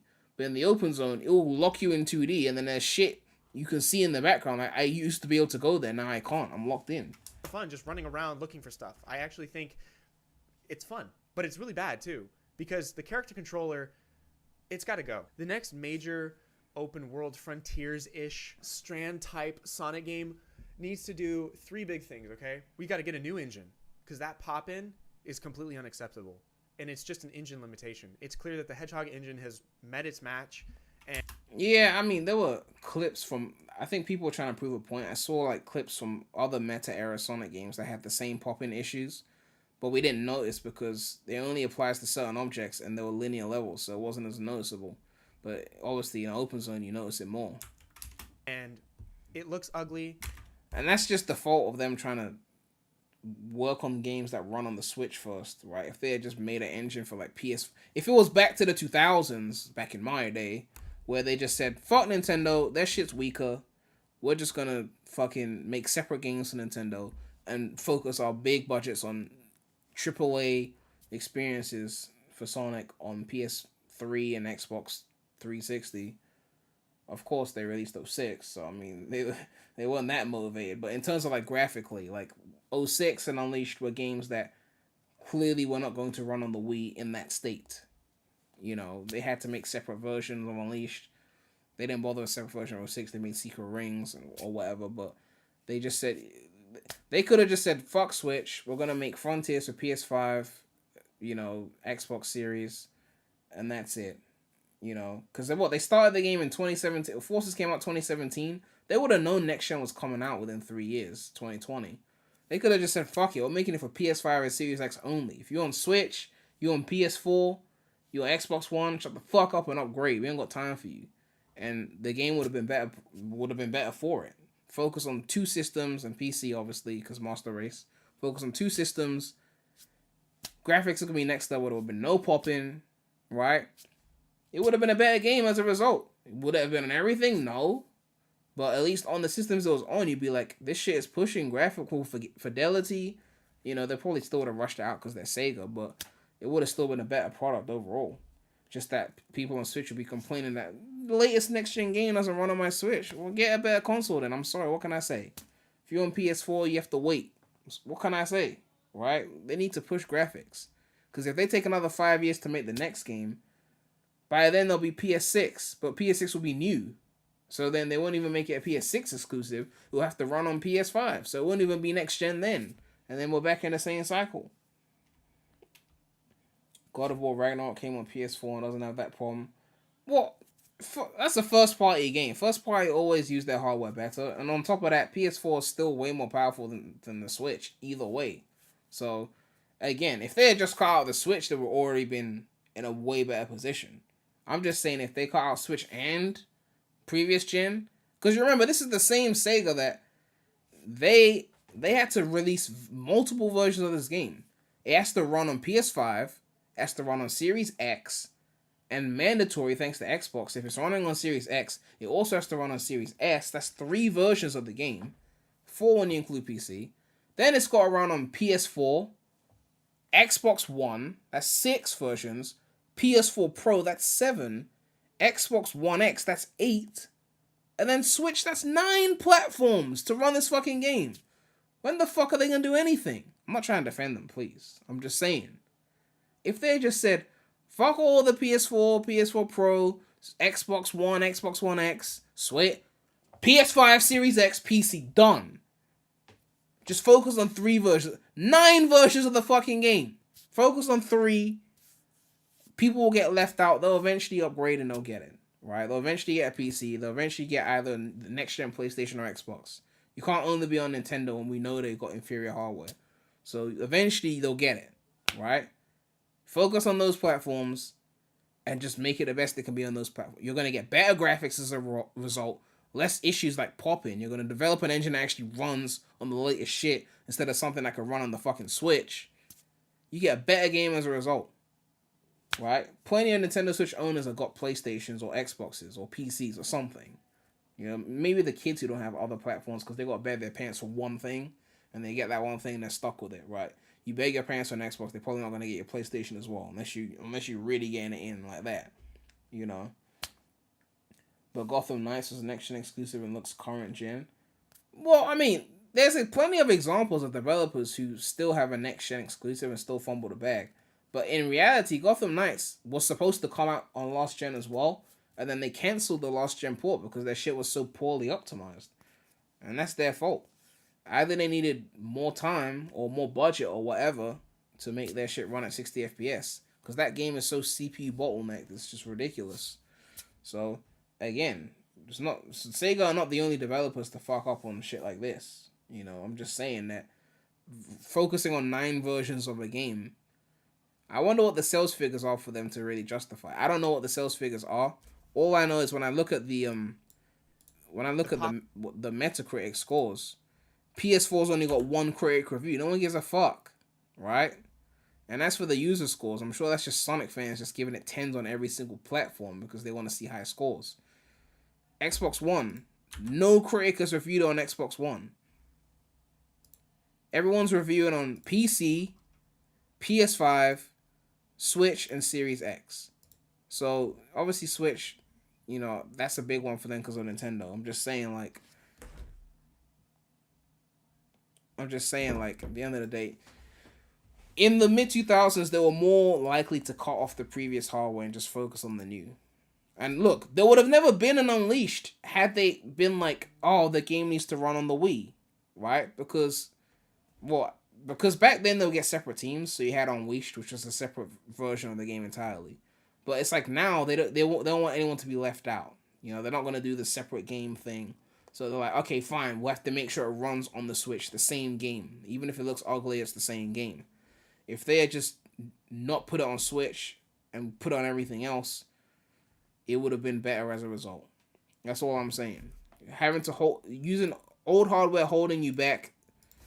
It's a shame. I'm sure they had to do it because they do get a lot of sales on Nintendo. But it's just like, at some point, if you trust your source, you gotta just be like, I'm making it next gen, and we believe in the quality of this product that we're making, that people will get it on next gen or whatever. Poppin is ugly. Someone said I'm only getting Series X because Unleashed 4K. Yeah, that's the point I'm trying to make, is that if they focused on the latest gen and they said we're gonna make the best game ever, or you know, an amazing game, and just focus on next gen so we can get the best out of that hardware, then people, especially Sonic fans, will go, of course I'm gonna cop that, because even if I don't have the system yet, this game is so good, it's like it's gonna sell the system for me, or it's gonna make me want to buy the system, right? And other gamers already had a PS5 or Xbox Series because other big AAA games have come out that are exclusive. You know, with PS5 they had Ratchet and Clank, you know, Spider-Man 2's coming out, God of War Ragnarok, that's also on PS4 to be fair. I think so, actually. I believe Ragnarok's on PS4. Right? Ragnarok's on PS4, right? Yeah, that's on PS4. You know. But at some point you gotta push.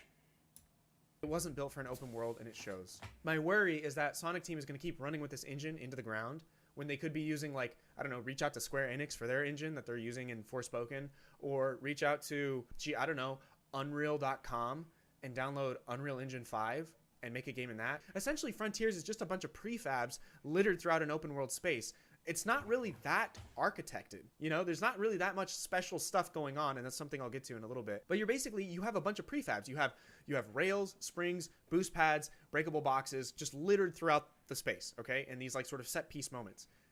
All of that stuff should have level of detail models for it. And level of detail models is basically the farther you are away from stuff, the lower detail it's going to be. And as you move closer, see how more detailed my hand gets? That's what Assassin's Creed 2 does, I believe, as well. Like, the shit looks like pixelated or blurrier when it's further away, and then as you get closer to the object, then it loads a higher res version, essentially. A lot more obvious when you're playing in 4K, but it works for the console that it came out on, which was PS3.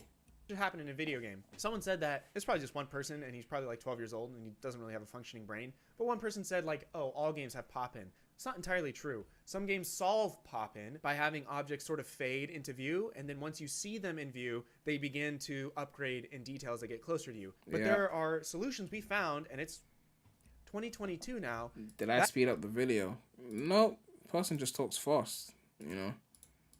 That type of pop-in should be expected on a PS1. It should not be expected on a 2022 title. And coming from a AAA company, I don't even think Sonic is a AAA team.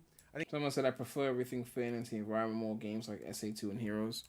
Yeah, I mean, there's always going to be some shit in Sonic games that looks random, like it's just been placed there, but the goal is to try and make it look like it's natural within the environment. Frontiers doesn't really do that, you know. Everything seems like the environment is the environment, and then the objects for platforming have been placed in the sky afterwards, or if it springs on the ground or whatever, you know. It's kind of haphazardly Kishimoto Lee put together, right?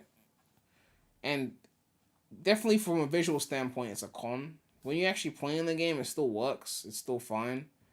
But they definitely could have done better. Like, they use the same platforms in every single island. There's no island-specific platform aesthetic. They're all the same.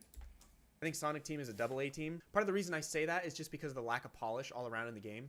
There's some things I really like. I really like the particle effects for most stuff. I think the Sonic Boom thing looks terrible, but I think when enemies get hit up in the air, when they're destroyed, there's some really beautiful particle effects going on that I think show that Sonic Team is kind of like in the realm of the way the game should look. I think that the animation polish is a huge problem with the game. There's some things that look really good and some things that look really bad. I think Sonic's run still looks really bad. I think Sonic himself just isn't as animated as he could be. That kind of bleeds. Yeah, I mean, the case of Sonic being AAA, the last time it felt like Sonic was actually AAA was Unleashed. That's the last time I felt like they made a game that could be considered full price. You know, like truly. I get that there was like frame rate issues, obviously, like it wasn't perfect. But aside from people just not liking either the boost gameplay or the Werehog, which is obviously a subjective thing, just whether a game feels like it's a AAA budget game, I think Unleashed was the last one that truly felt like it could be called a AAA release. It's into my second problem with the game, which is just a complete lack of art direction. I mean, the enemies have consistent design, and there's sometimes some like spiral steeples that look like they belong in the world, but for the most part, the desert rails are the same rails that you saw in the first level. And so this sort of like forested environment doesn't have like viney rails to grind on. They're just technical rails. And I don't understand why there's no art direction for these prefabs. You could have springs with moss on them that belong on the island, but in the desert, maybe they're covered with sand just a little bit or something. You have to have a response to Sonic being in a realistic environment. That's true. Like, if you look at, those of you who played Shadow the Hedgehog, yeah, if you look at springs, right? You know the springs, what they look like. You look at like Heroes, you know, they had springs. Oh, I sound so fucking stupid right now. I'm trying to find the picture. So you look at a spring from here, it's like, yeah, that's a spring from the goat. Natural, right?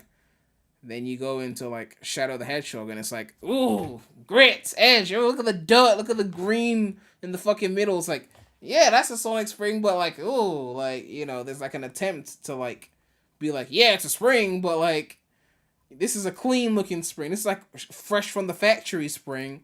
And this is like you in the ghetto kind of spring. Like they fucking spray painting the shit. Like it's like an attempt, you know. So like you're in Ares Island, could the spring be like dusty and sandy and shit? Like, you know, kind of shit like that. You're in Chaos Island, there's like little drips of lava denting the colors on the spring. This is like nitpick territory. I'm just saying, like, when you think of AAA games, these are the details that you want to see for it to feel like big budget, like the additional shit, the extra shit. You know, the shit that's not needed to make the game good, but is needed to make it, you know, up there in terms of budget and scope. If you're not going to go with the zany, surreal art of the 90s, right, that I'm sure I'm going to be accused of being like classic cuck and all that, okay, maybe Sonic isn't going to have that, but he should have some color in his world, right? Sonic Heroes is probably the best a 3D Sonic game has looked in a long time. I know a lot of you are going to say Unleashed. I disagree. I think Unleashed is actually quite boring to look at. Take for example, not facts on the Unleashed, but Heroes is definitely like visually. Oof, god, the environments in Heroes unmatched. Too much level variety in that game. Too much level variety. You had everything in it. The only thing you didn't have in Heroes was a space theme level. That was it. Everything else was covered in there. Like, it was so fucking A1. Like, all the environments in that game. Like, Heroes is such a fucking masterpiece. My god. For example, Elden Ring, okay? Elden Ring came out at the beginning of the year. Everyone knows this is not a cutting-edge game, okay? These are not cutting-edge graphics. But one thing that Elden Ring does really well is making its game look beautiful just through its art direction. The textures aren't very good. They're quite muddy. And some things look too sharp or too weird, or the models aren't high res enough. And Elden Ring is like the best looking Souls game, but Souls games have always been kind of a little behind, and they use the same engine. They're kind of running into the same problems that Sonic Team is. They're like running on the same engine, running into the same limitations. There's kind of some weird stuff going on visually. Elden Ring has those same problems. But one thing the Souls games always do really well is have very, very clear, strong art direction. And I personally care more about art direction and the artistry in a video game than I do the graphical fidelity.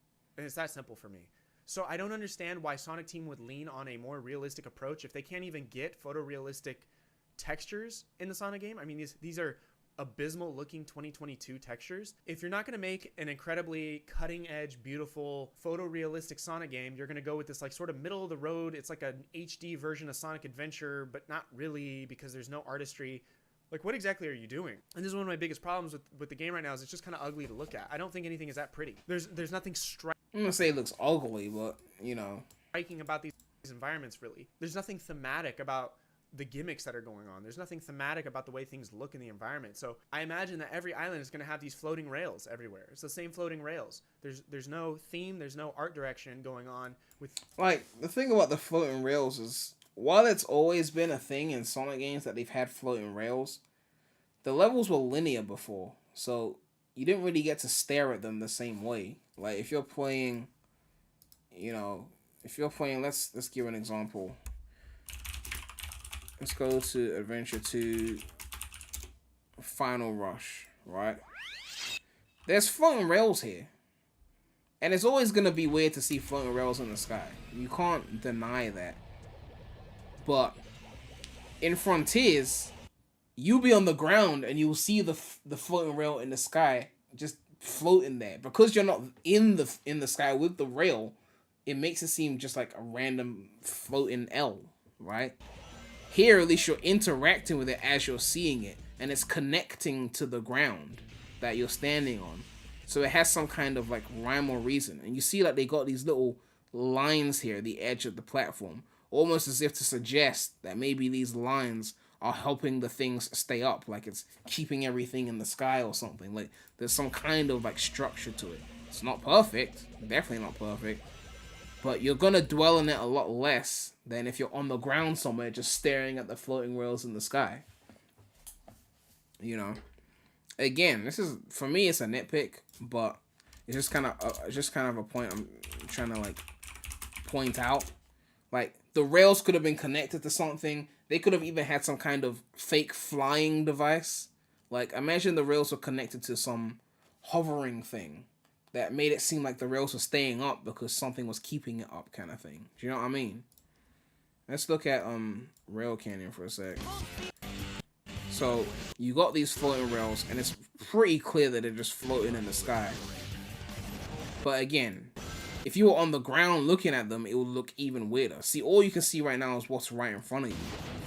But if you were on the ground, all you would see is random floating rails, and it'll make it feel even more out of place than it already kind of does.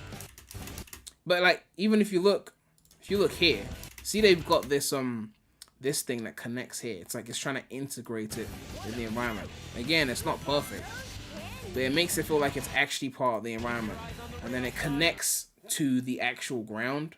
So it's like, okay, there's some kind of logic there. Still not perfect, because you can never be truly perfect with Sonic elements in the real world. If you see a loop-de-loop in City Escape, it's still a loop on a road. It's still wrong. But like, you make some kind of attempt to connect everything, kind of, is the point we're trying to make. Here, the rails make more sense because you see like the big trains are showing up. So you're like, oh, the rails are for the trains. It's like a train track in the sky. It's still ridiculous, but it's like a train track kind of thing. I don't know. So there's all sorts of ways to do it. But if you go to like, let me see. If you go to like a picture of like on the ground, I'm trying to find like, yeah, see there's a rail there.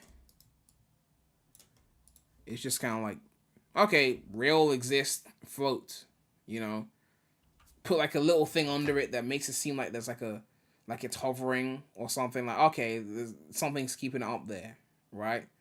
I guess it makes sense for a balloon because a balloon can float anyway, but like even the balloons could have had a string attached to the ground or something to make it feel like it but again, at some point you're gonna have to suspend your disbelief. I'm just saying, like, more could have been done, essentially.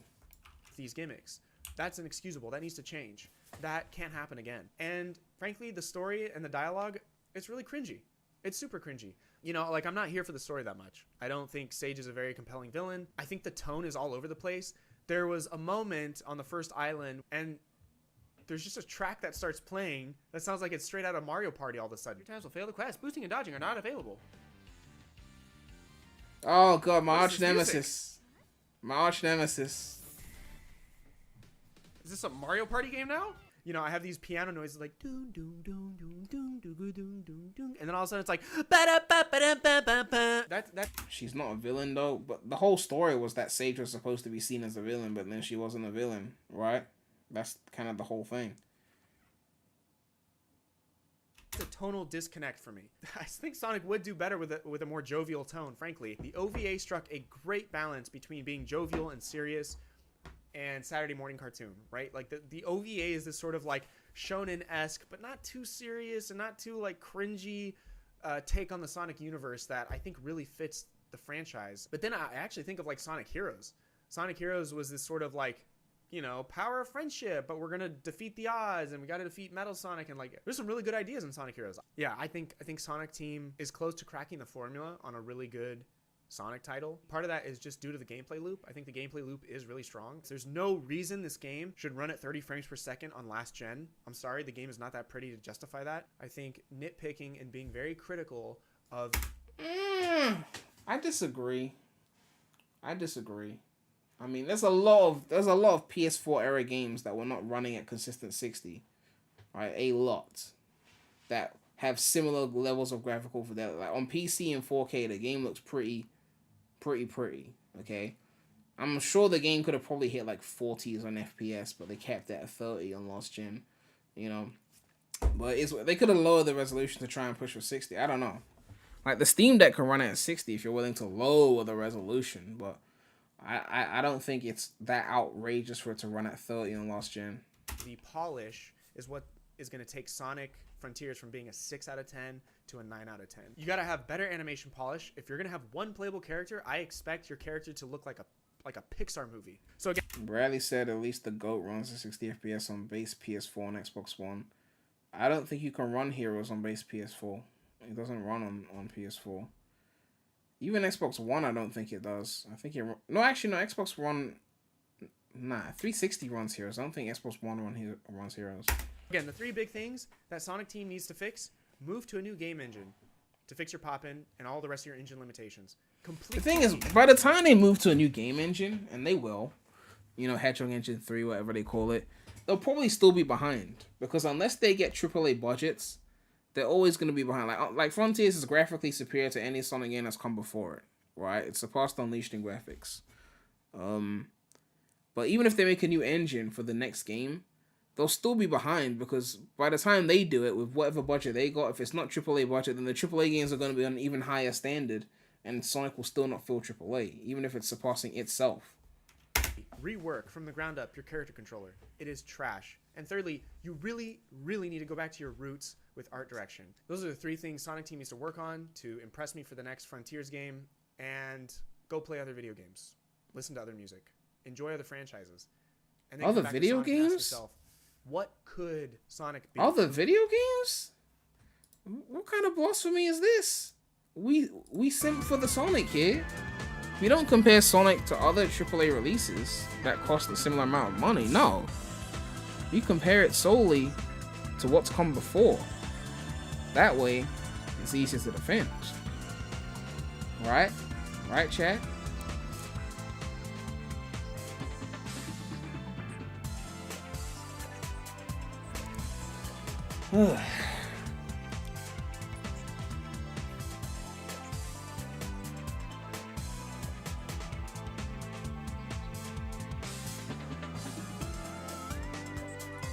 Someone said, I don't like having references thrown away all the time. References are nice for sure, but if the only thing your story has is callbacks, and I'll go play the game as cool as that too.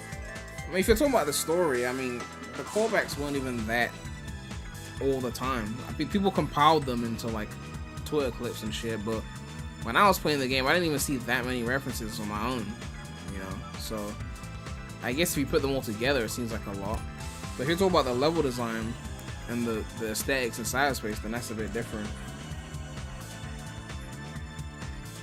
Does Monster Hunter DLC work during Supersonic boss fights? Well, let's find out.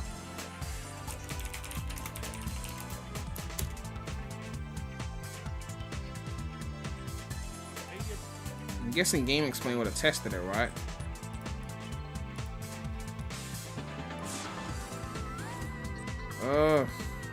Probably not. I mean, it's a bit lazy if it doesn't. Rathalos Sonic. Yeah, I don't know if it does.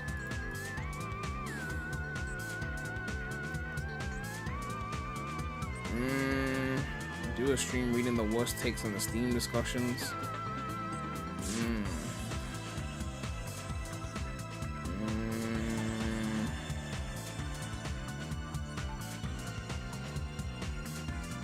Jay's reviews. I saw that review actually.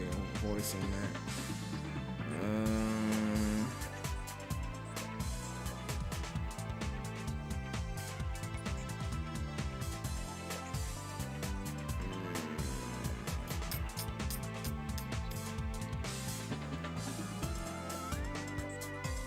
Sonic Frontiers is awful from Savak.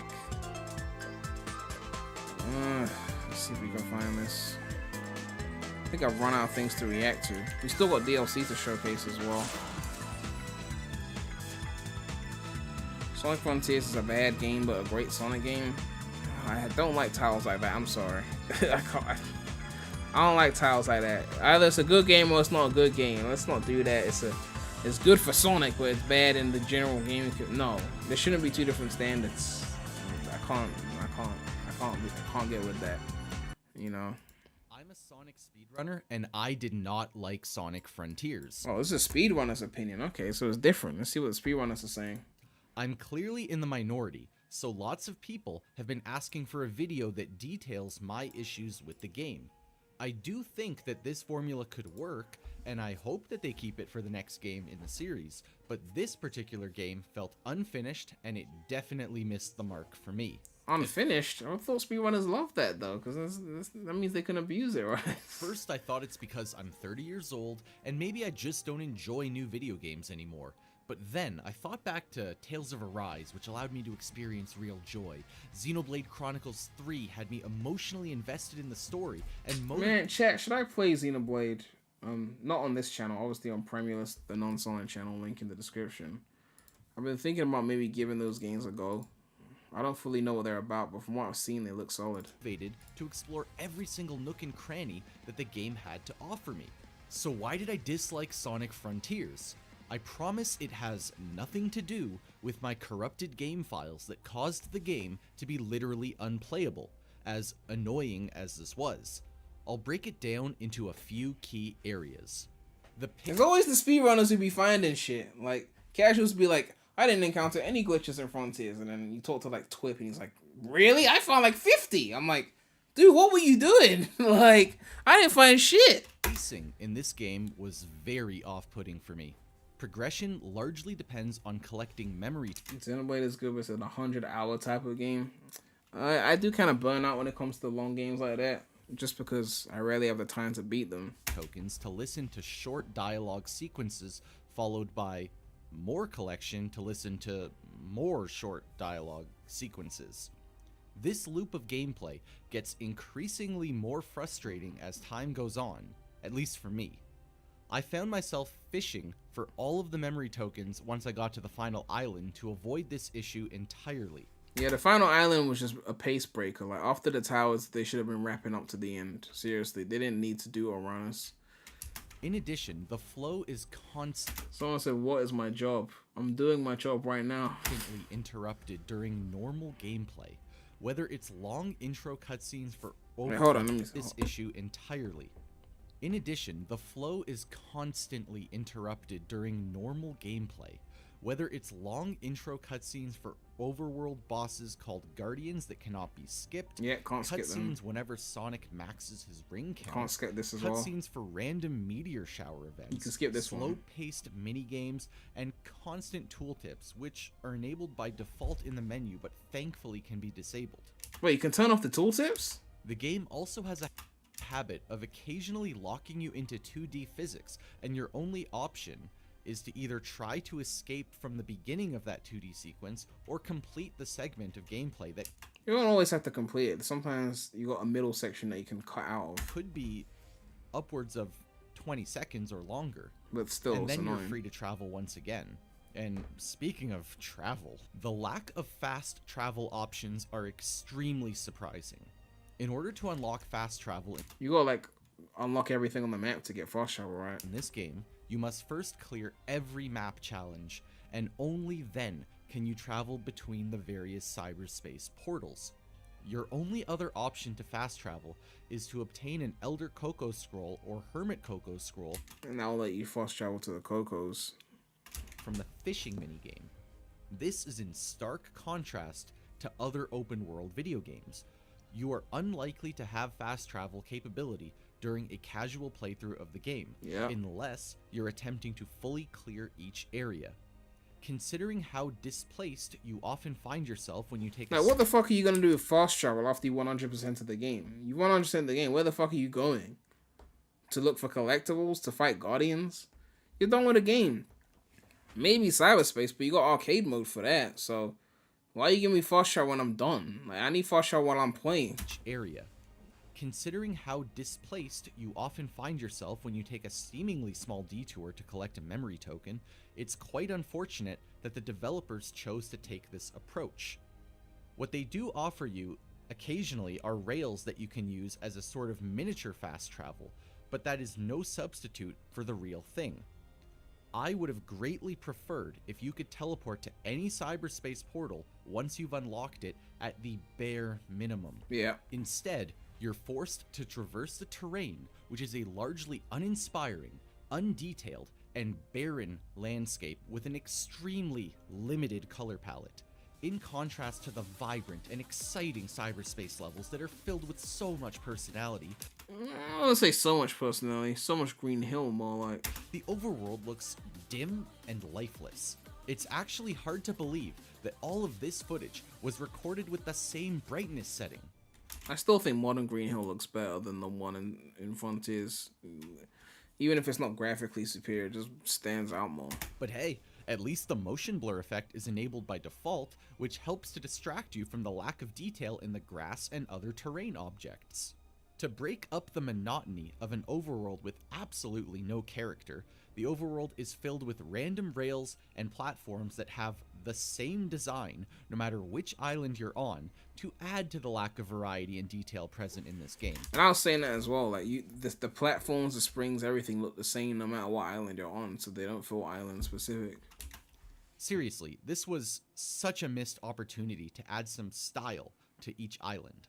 To make matters worse, these platforms will abruptly pop into view once you get close enough to them. There's unfortunately... World War III is about to happen? Did someone say something bad about Frontiers again? Like, what's going on? Oh shit, it's actual World War III. Oh. I thought it was just some bullshit.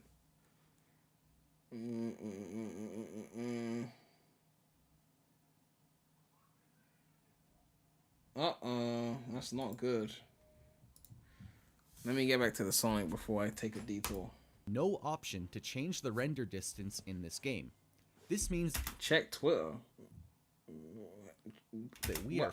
You talking about the World War III thing? Stuck with very possibly the worst pop-in to ever appear in a premium-priced video game. Another thing that's uninspiring is the story. The bar was so low for Sonic games that this is being heralded as some sort of narrative masterpiece. Yeah, people are overhyping the story. I'll give you that. Maybe it's because I've played other games that actually deserve this level of praise, but I am just not seeing it. The lack of terrible jokes was greatly appreciated, and the story does at least qualify to be called a story, but all the same, it largely fell flat for me. Yeah. I felt almost no emotional attachment to anything that was happening with the characters, except maybe for Sage, but I felt like Sage was not explored nearly as well as she could have been. Eggman was almost completely unused, other than his highly predictable partnership with Sonic near the end. There was a lack of a true villain, there was not a single shocking twist, and the ending Oh, good God, the ending. Yeah. The first 3 islands built up some semblance of a real story, and then it comes crashing down in the latter 2 islands. There's a reason that the promotional material only ever showed the first 3. The 4th island involves climbing 6 towers with a tiny bit of lore about the ancient civilization that is given to you at the top of each individual tower. This lore was interesting, but it felt like a last-minute addition to the story that did not actually help move things forward.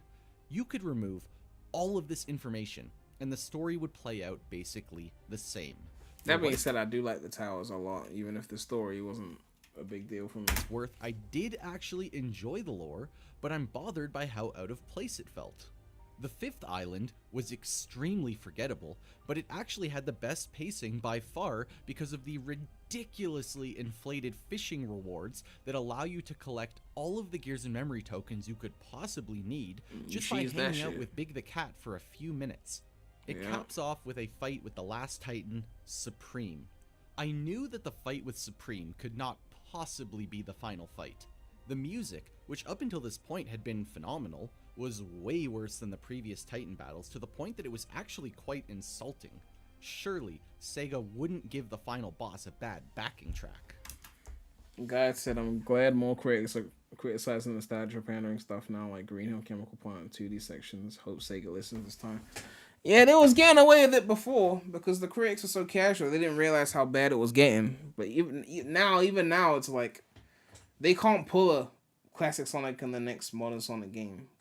People will chat so much shit, but they still feel like they can get away with Green Hill Chemical Plant and all that. Probably because Mania pulled it off. It's like if Mania was critically acclaimed and Forces wasn't, they're gonna look at that and go, well, copying's clearly not an issue because Mania copied level design and assets from past Sonic games and it was well received. So clearly it works. You know, they didn't take the right lesson from that, clearly. It's then revealed, unsurprisingly, that Supreme has a true form. As long as you're playing on hard mode, you can enjoy a final fight. Enjoy. The decision to lock this content behind a difficulty setting with 0 warning to the player is frankly unacceptable. If you're not playing on the hard difficulty mode... I mean, I don't have a problem with them locking the extra thing behind the hard difficulty mode. You could argue, yes, they don't tell you, which I guess is a fair point to make. You wouldn't know. But also, once you beat the game, it just sends you right back to the beginning of where that boss is anyway. You could just go back into your file, switch it to hard, and then do the final fight, right? So it's not really the end of the world with that one. But then unfortunately for you, the final epic and decisive battle between good and evil boils down to... Ooh, Triax of Speedrunning Frontiers. I gotta check that out. 3 quick time events. And then the game just ends. If you're fortunate enough to play the game on hard mode, then I hope you enjoyed the bullet hell hacking minigames up until this point. If you don't, then I guess that's too bad for you. You see, that's the sad thing about the ending as well. Like, the ending with the fucking bullet hell was only on hard mode. Why would you punish those of us who played on hard mode with a worse ending? It would have been a better ending had you just ended it with Supersonic. It would have been underwhelming, but at least it wouldn't have been insulting, right? Like, to go from the Supersonic fight to this, I don't know. They should have just fucking just left it with Supersonic. If they're going to be lazy, just leave it. They don't, oh, we need to add something extra for hard mode. We'll add a bullet. Come on. I felt utterly betrayed by how the final 10 to 20 minutes of this game played out, and it has honestly soured my opinion of this game more than anything else ever could have. Now let's talk about combat for a moment.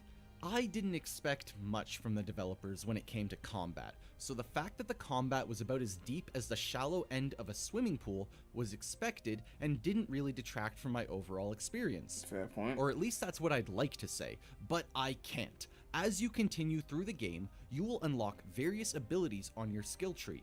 Most of these abilities, when used in combat, are attached to a miniature cutscene.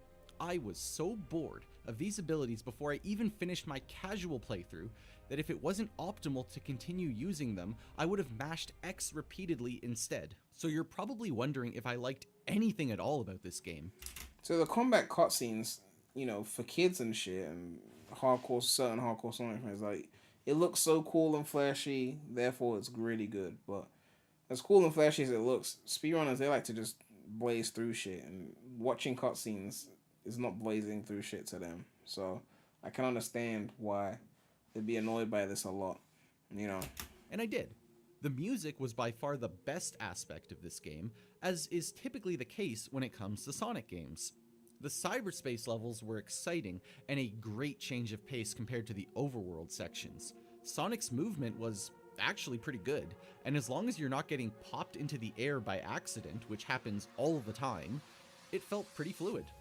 The Titan battles were mostly enjoyable, as were most of the Guardians, when I actually wanted to fight them and not be interrupted with their miniature cutscene. And most surprisingly, this is probably the best implementation of the horrible boost mechanic that we've seen so far in the franchise. Although I clearly do think that the core gameplay design works, the negatives hurt this game far too much for me to say that this was a great game or even a good game. It's certainly not a 10, it's not a 9, and it's not even an 8. If the ending wasn't so unbelievably disappointing, then maybe I could have called it a 7, but even that feels way too generous. You hear that? I'm way too generous with my 7, so stop saying I'm a Sonic hater. I'm a generous Sonic fan, okay? Very positive, hype Sonic fan that everyone loves and knows is super positive and deserves to get review codes 2 weeks before the game comes out like everyone else, you know? So I'm sure that you're all wondering why I said at the beginning of this video that this was a good formula that could work. The developers were more ambitious with this game than they have been in a very long time, and I think this should be celebrated. They bit off a bit more than they could chew here, with the game trying way too hard to include way too many things, and the result was a game that unfortunately missed the mark in so many different ways. If they could fix some of the issues that I had with this game, then I could see it easily being the best Sonic game ever made. Well, I mean, Sonic Heroes still exists. Let's not get carried away. You know. I promise I am not critical because I just want to hate everything. I'm critical because I care, and I want the absolute best for the Blue Hedgehog. Hater! I'm joking. That's what Sonic fans will do. As it currently stands, has immense potential as a speedrun. So that's where I will be shifting my focus with the game moving forward. I am very excited to see what the community can put together in the coming weeks to months. I hope that this video adequately articulated why I didn't enjoy the game casually. Many people went in with zero expectations for a Sonic game, but I want much more than that. If you enjoyed this game, then all power to you. Everyone has different opinions, and I'm not trying to change yours. Lots of people like this game. I'm just not one of those people. Leon John Smith donated $2 and said, "Do you think Forces or Frontiers is more original?" If you isolated it to just cyberspace, then clearly Forces would be more original than Frontiers. But obviously Frontiers has got islands as well. But you got 5 islands and 3 of them use the same theme. So I don't know. Right? What are the original things in Frontiers from a visual standpoint? Chronos, Ares, and Chaos. So that's 3 areas that are actually original. 4 if you want to include the city and cyberspace, which is a bit of a stretch, but fine, we could say 4. Everything else is reused, either from the game itself or from past games. If we look at Sonic Forces, Forces levels, you've got, where's the levels? You've got also a city, which if we're including city and Frontiers, we're including Forces. You got Death Egg, which the environment, that's not really original. We can include it as original, but it's the Death Egg but the environment is not copy pasted from like the classics. It still had to be done again. I don't know. Mystic Jungle's original, so that's like 3 areas. And then Metropolis is original, so that's like 4 areas. And then like Eggman Empire Fortress is original, so that's like 5 areas. So I guess 5 original areas and forces versus, if we include City again, 4 in Frontiers. Obviously Frontiers is entire islands, but if we're talking about originality, 1 island counts as 1 original thing, right? So there you go. Compared to past Sonic games, that's pretty light.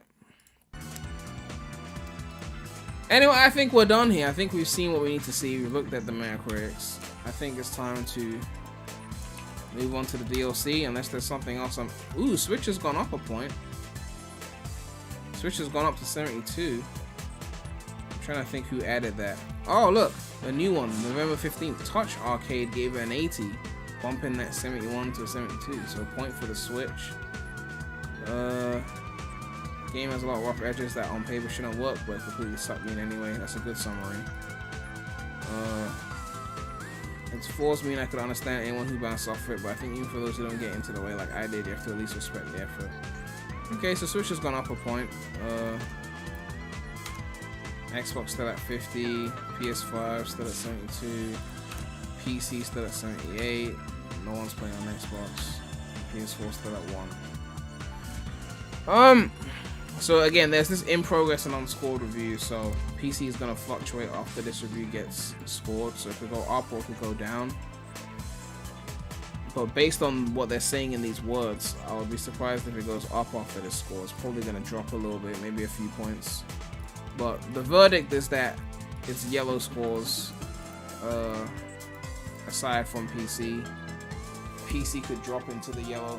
We'll see as time goes on. For point of comparison, how many reviews were on Forces PC on Metacritic? It had 9 critic reviews, so there could be more updates to that. But as of now, you got 1 green score.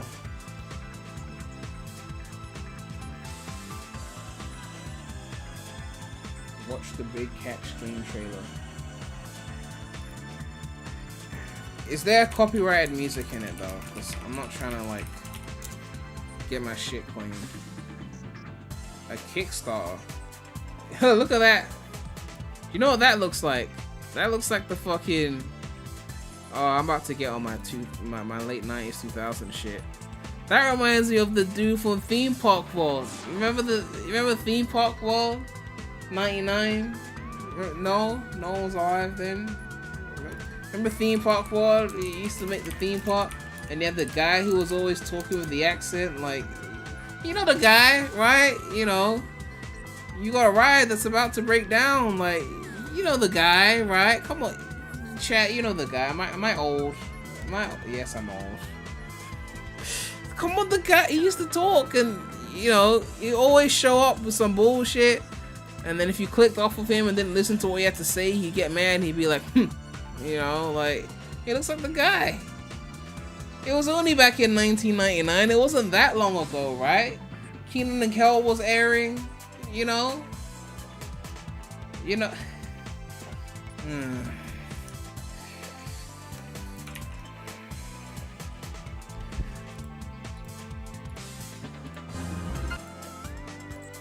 Let's see this trailer. A 3D platform all about tight expressive movement and catching some fish. Hence the name, The Big Catch.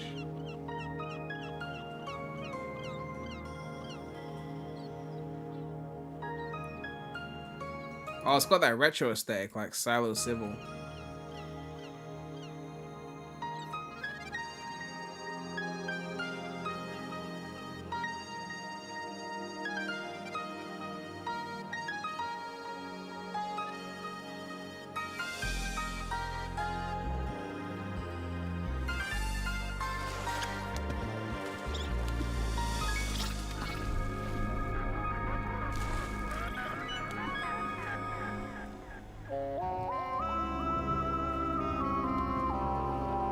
waiting to see some gameplay.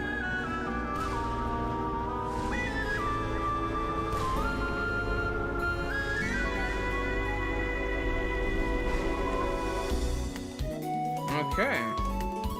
Wall jumping in 3D combat. Okay.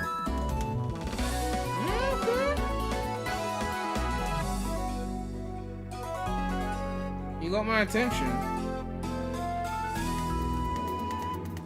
Rail grinding.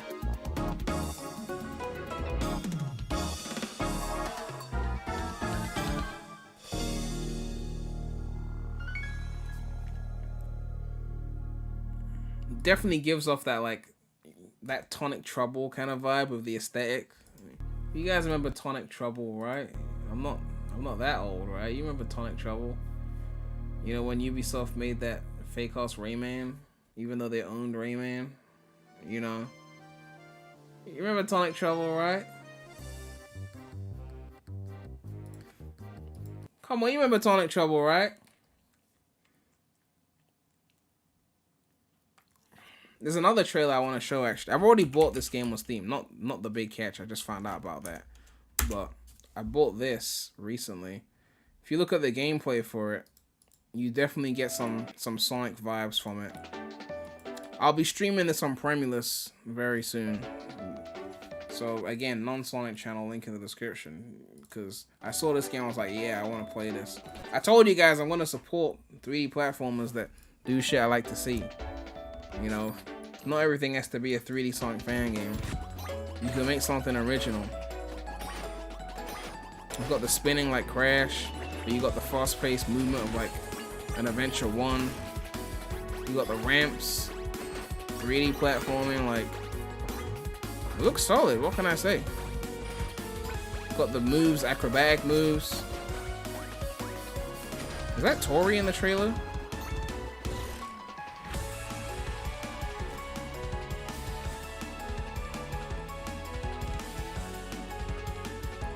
It does remind you of Theme Park World. You see, someone gets it. It was Theme Park World. Come on, the face, the guy. Like, come on.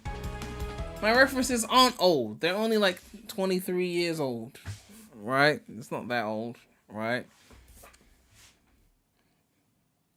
Ugh. Junior donated £5 and said, "Hey, Prem, enjoying the stream so far. What do you think the modding potential of this game is, or what kind of mod do you like to see?" You talk about Frontiers? Well, we've reached peak modding because they've added Among Us to the game now. I know Cisco covered that. They replaced the Coco with Among Us, so that's peak modding right there. And then someone also replaced one of the Titans with Zavok. So the Meta era fans can rejoice with that. It's not just the dark face, Bradley. It's the shape of the eyes and everything. The shape of the head. It was obvious. Come on. Impossible difficulty. Ooh. We're getting the difficulty mods now. I see. Change the ring requirements and time requirements on most of the highways. Man, I don't give a fuck about no cyberspace. Don't be making that impossible. I already don't like that. Make the open zone shit better. Updated skill costs, but I haven't tested them yet. Lower timer on half of the Chronos challenges. Decreased damage output from Sonic. Less rings from Silute. Parry window decrease. That's an important one. Boost speed drains slightly faster. I don't know if we need that. Buffed certain enemies. Infinite boost time is now 10 seconds before it disables. Only 10 seconds? Okay.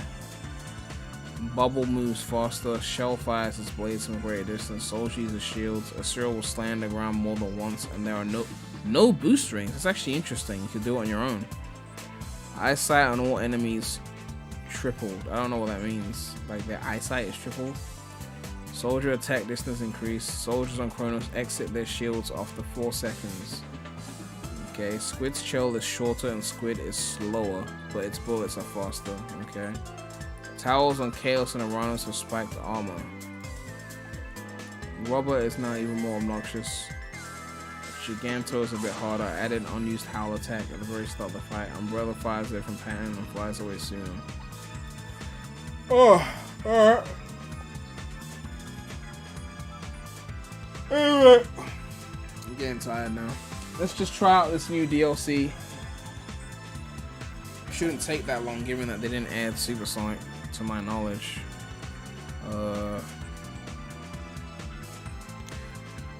Let me make sure my mods are off though, because I don't want to. I'm going on my main file, so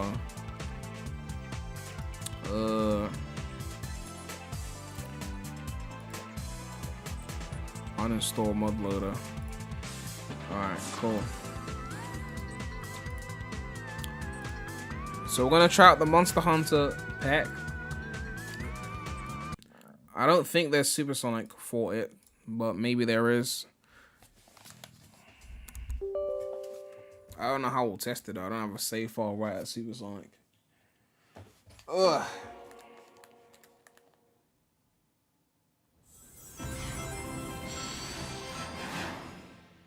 Do you like Sage or Infinite? I don't dislike either, but Infinite was a more interesting character than Sage. You know, the fact that he wore a mask because Shadow fucked up his eye. I mean, that's a pretty interesting backstory. Whereas Sage is Eggman's daughter. But the daughter was AI, so he didn't even fuck nobody. He just fucking created a daughter from code. That's a bit pathetic, Eggman. Like, I'm sure you can get some bitches. You're gonna build a whole fucking Eggman land and get no pussy? Like, the fuck? People have done less than gotten pussy. Alright, so we've got Rathalos and then Feline Rathalos. Alright, so we'll try Rathalos.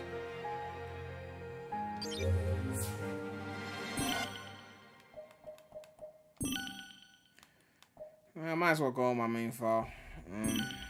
Why not? Just go to the final boss again.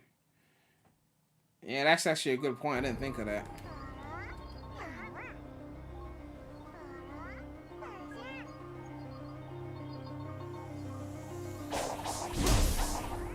You think some of this will show up in the jump ball? Like when he calls into a ball, like none of that armor just shows up.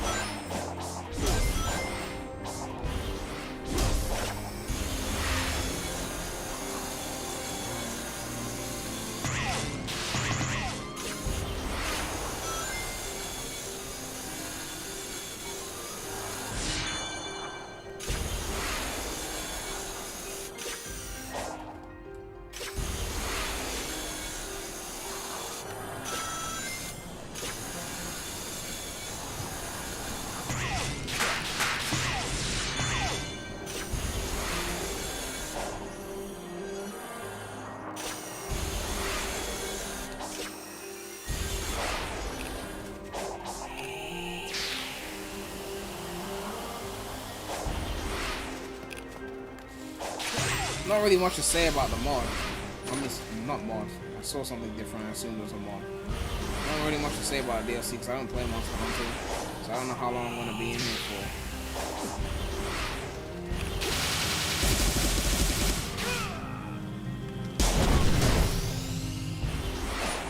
I guess I should probably do a cyberspace though over there or something. Oh my god.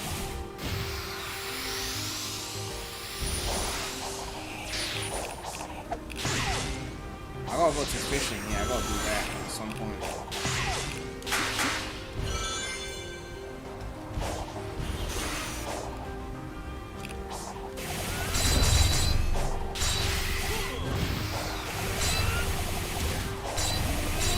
quick side loop don't be doing shit though. I tried to use the quick side loop, but I really want to use the big boy side loop.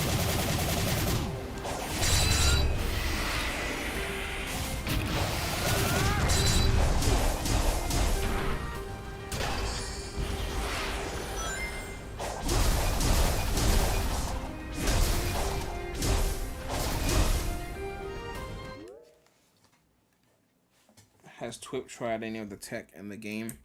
Yeah, you could skip the first 2 islands. He's done that. He streamed that actually, yeah. Where the fuck is my volume mixer? Where the fuck is my volume mixer? I forgot not to use the fucking taskbar.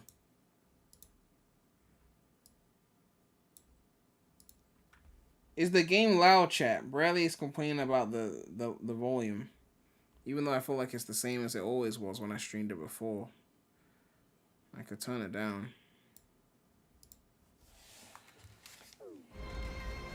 I feel like I haven't changed it since the last time I streamed it.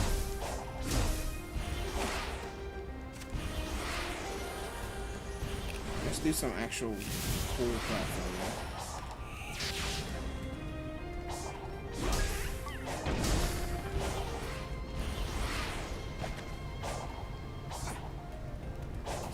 Let's do this section.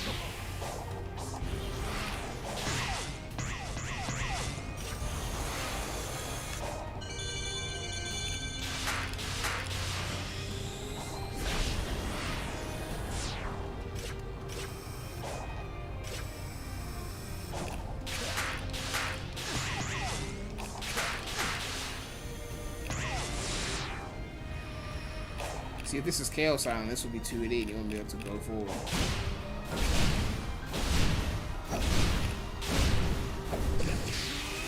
I wasn't even trying to do that. I did the combo by mistake.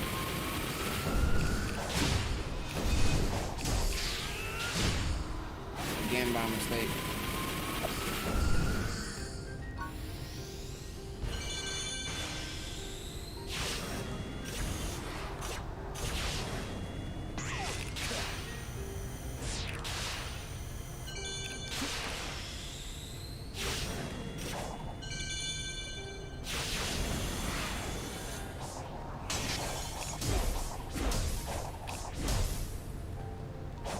Yes, I know about the fishing, Bradley. Backseat X 2000. I was just doing some platforming for us to show off the thing. I probably want to do a regular size space level first as well. Just to see what that's like. If I can be bothered to find one. I'm already near fishing, so I should probably just go there. Well, we'll go here and then we'll end off with the fishing. See, if those boost jumps were hitting, you could really do some serious damage with that.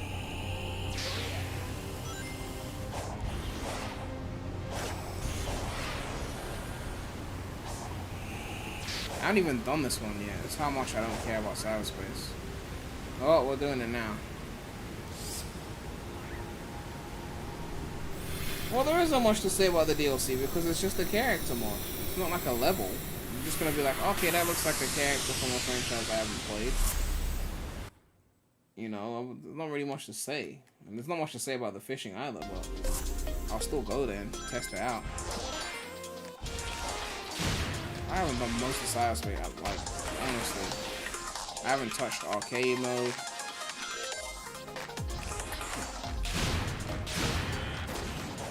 I don't know why I took the bomb route.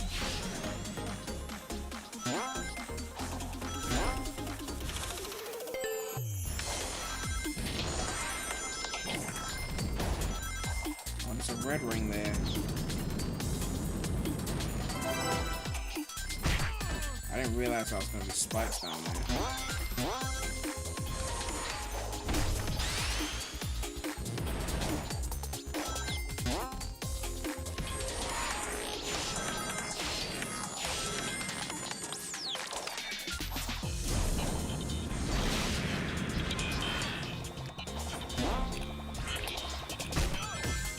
I just tried to boost into an enemy. Alright, game.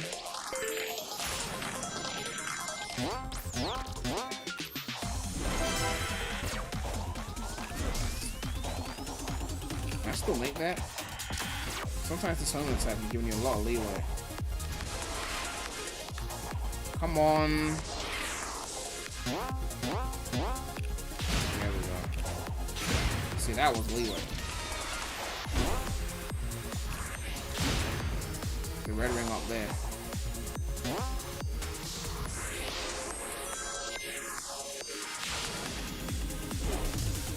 Oh, I flopped that. Come on.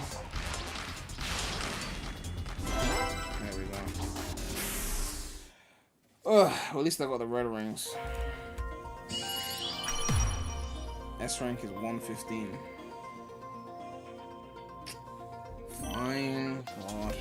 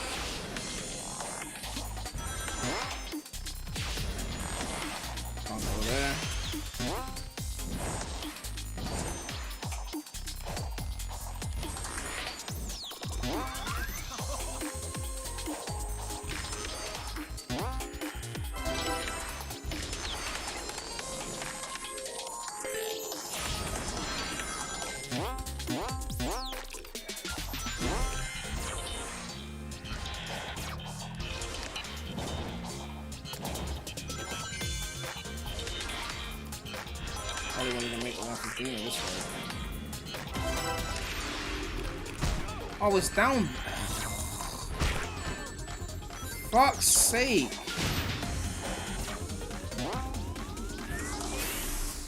Ugh.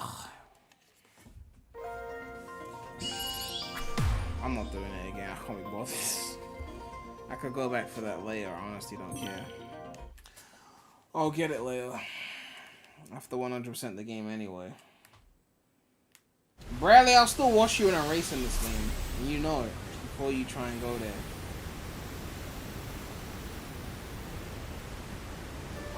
What's my favorite game of all time that isn't Sonic? Either Assassin's Creed Brotherhood or Prince of Persia, the Forgotten Sands.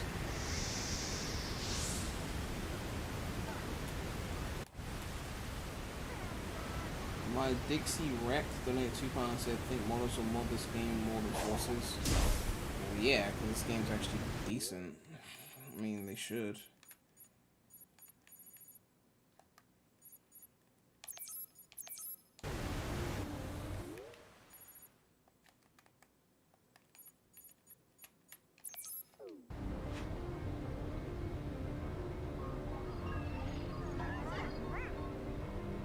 I'm not doing that, Bradley.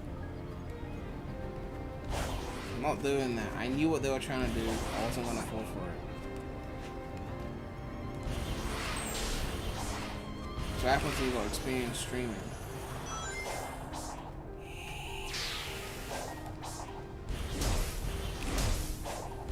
That's why I said it a specific way.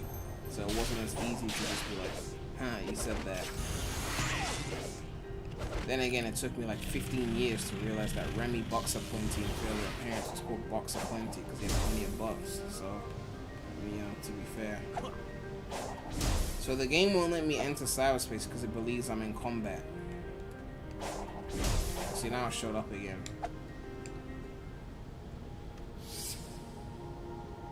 Which one is better, Sonic Forces or cyberspace? They're both very low bar and similar levels of quality.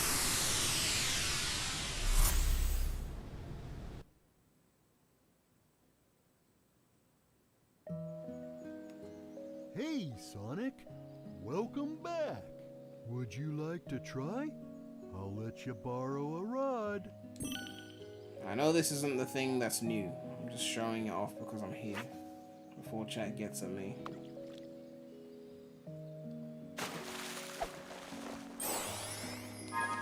I don't feel right saying cyberspace is better because its whole thing is copying level design from better games. I mean, it's cheating to be better. Would you like to try? I'll let you borrow a rod.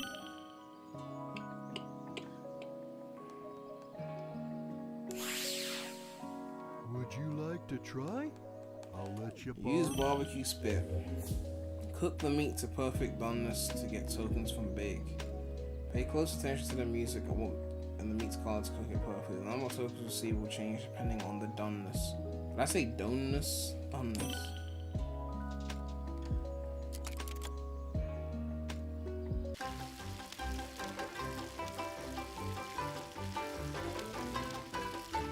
what we call rare. Well, some people prefer it this way. Okay, well, I mean, some people like it when it's burnt. I don't mind it when it's a little burnt, though.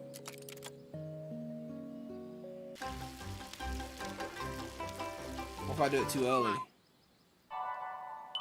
Well, some people prefer it this way.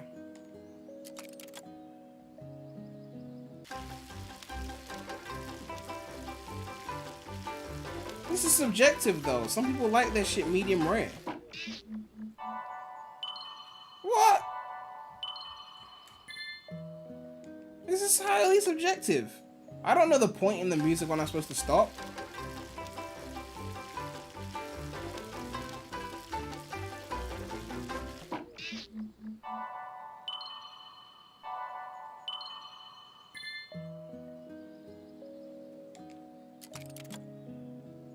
Thank you, Flying Cats, for the $1 donation. Kika donated £1.79 so you can get a lot of momentum via Ray Jumps. Oh yeah, I've done plenty of that. Am I too late or too early? I don't even know anymore.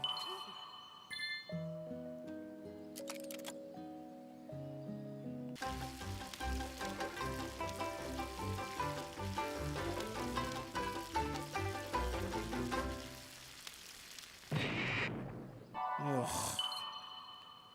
That's obviously too late, but the meat seemed fine before and it said I was early.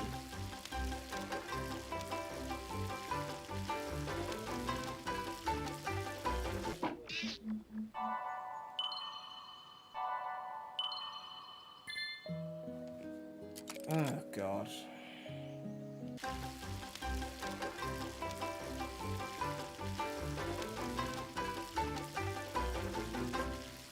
It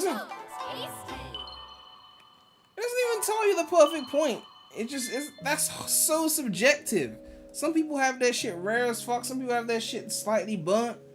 I'm supposed to wait for the perfect point of the music ending to stop. Is this musical chairs? Ugh. So it's like after the music stops, like right after it stops, kind of thing.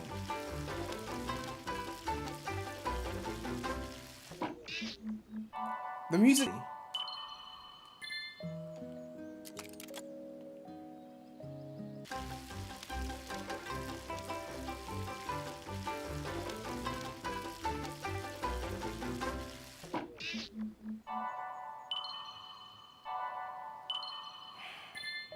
It really is like playing musical chairs, isn't it?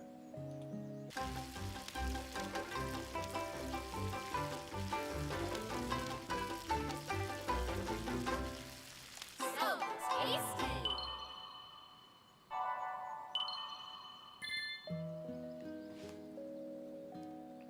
Would you like to try? I'll let you borrow. At least you get some tokens for it. So are we gonna get speedruns where they only grill meat to unlock everything? They just sit there grilling the meat to unlock all the keys and shit?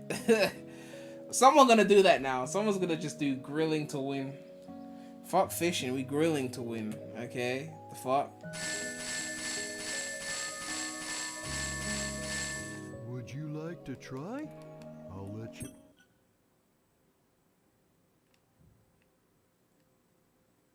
Watch the meat, not the music. But the game said listen to the music as an indicator. So are you saying the game lied? Am I taking fault for this one?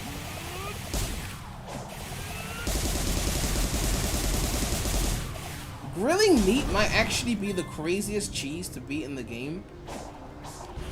Because you see, right? If we enter again right quick, right? The DLC is free, by the way.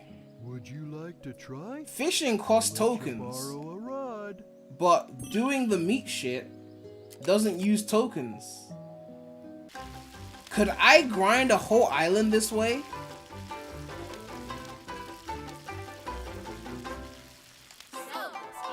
How many tokens do you get?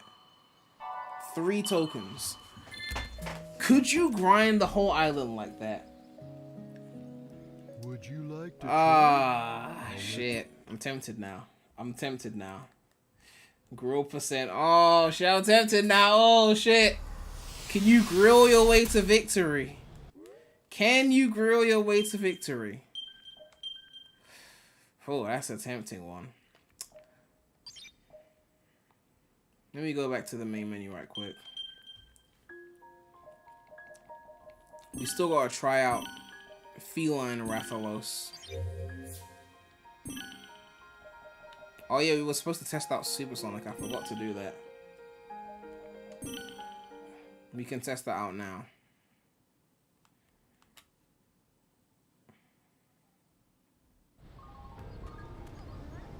So Themo Rathalos,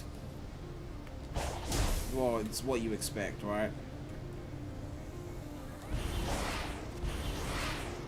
I like this one because Sonic is less covered, but then Sonic's got boobies, so it's also a bit weird.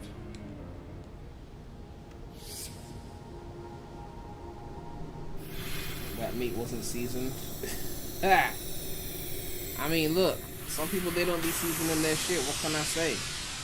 This ain't singling out any particular group of people. That's what I'm just saying, like. Hey, Sonic. Welcome back. Would you like to try? I'll let you...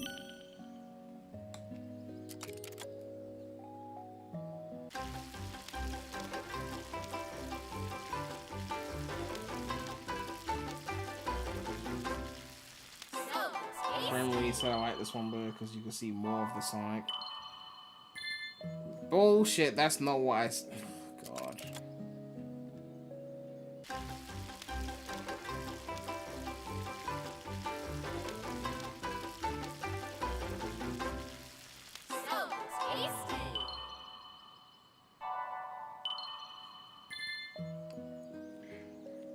Would you like to try? Alright, let's test and see if there's a super form. Would you like to try? I'll let you... Let's test and see if there's a super form. And then after that, grow percent attempt. Does chat want to see grow percent? Oh god. I still need to do Chaos Island. I've almost 100% in the first two.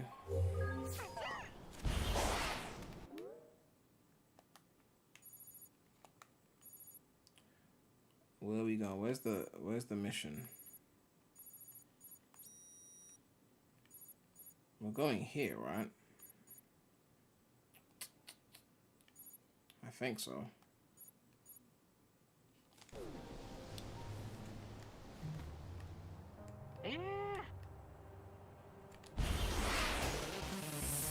No Kunoichi. Oh, I'm here, so I might as well.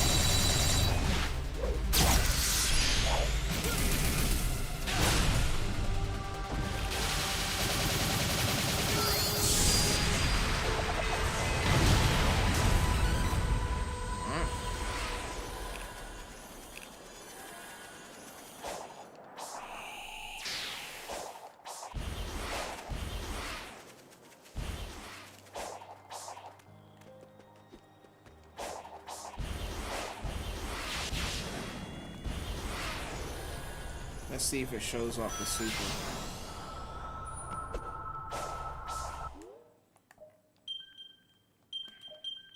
I'm not gonna save my shit though.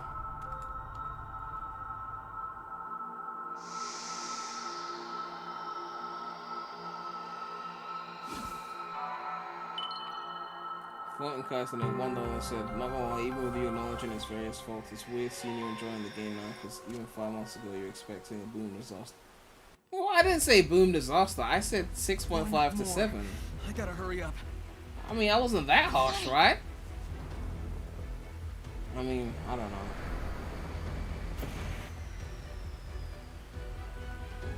I know. Bradley said it's actually good that you can retry the final boss to test out Monster Super Song. You're not fast. I mean, a regular game would just Oh, have I a found boss it. select, so I could just try out things anyway. You know, I'm not gonna praise Frontiers for Go that. ahead and beat that giant. Okay, it shows up in cutscenes, but does it show up in super form?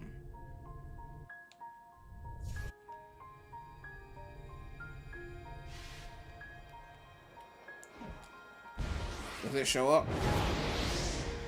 I don't think so. Nope. Alright, we out.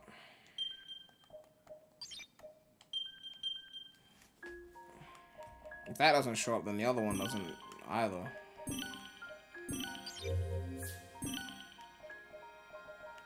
What files have I got right now? Oh, I can borrow the other autosave slot right now. Alright, grill percent, you ready?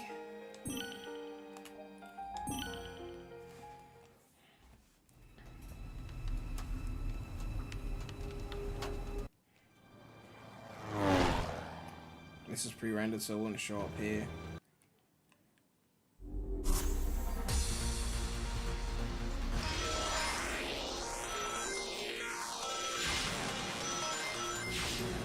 My mind is under control. My mind is under control. My mind is under control. My mind is under control. My mind is under control. My mind is under control. Best Sonic soundtrack since Forces, everybody.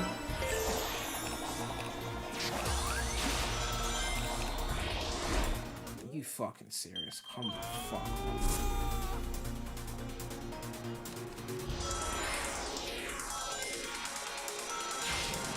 How do you repeat Unleash tutorial in another game 14 years later?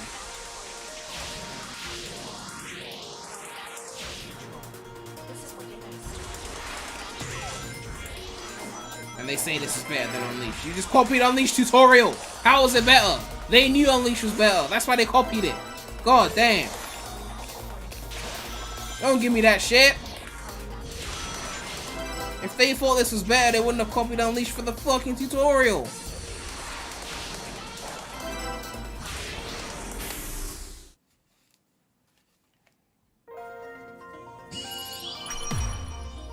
$150.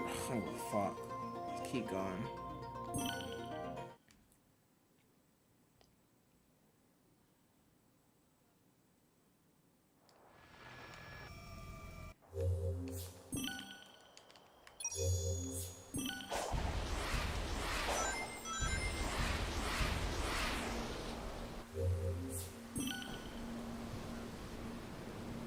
I just want to get to the point in which I can fish. Speaking of which, I have to remember where the fishing spot is because I don't have the map.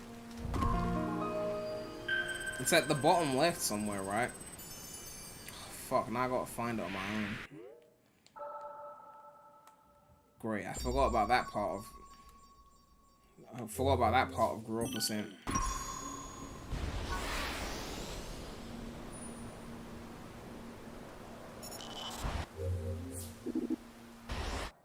No one cares about training sim. Just want to see how quickly I can beat Kronos while grilling meat.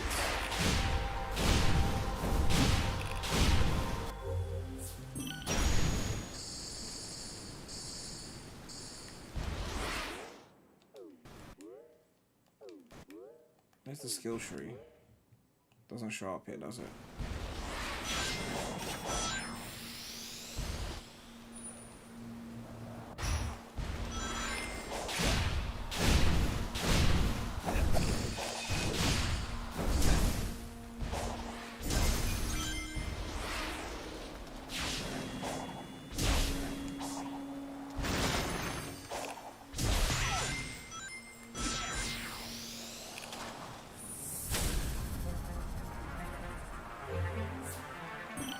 I even unlocked the fucking Silent. Oh, fuck's sake.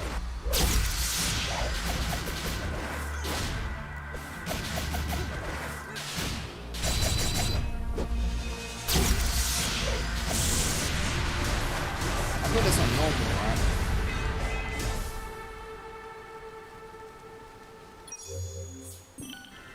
I was waiting for the gate to show up, one showing up. Alright, where the fuck is my skill tree? Where's my skill tree at? When do I get the Silent? I thought I had it by now. Is it not yet? I thought I had the Silent by now. I've forgotten the tutorial.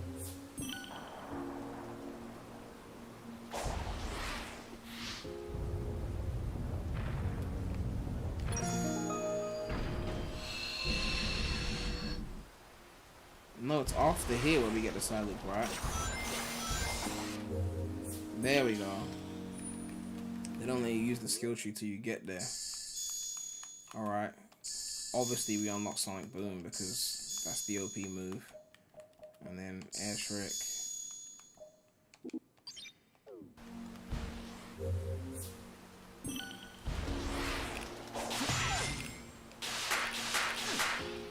Is there any collectible here? Let's fuck all that.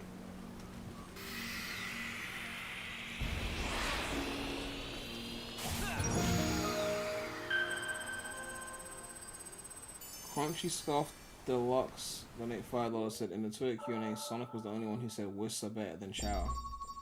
Of course he did.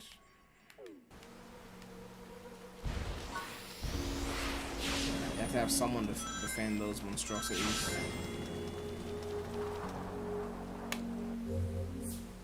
Try the side loop in combat. If I don't have to, I'm not going to.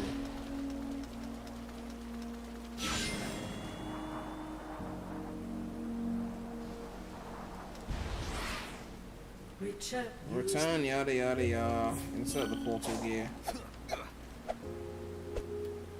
Can you I'm pressing square, please. Put the thing in.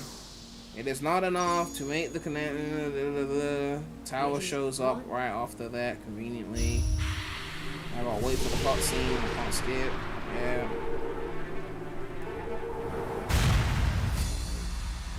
Okay. Don't make me watch it a second time, come on.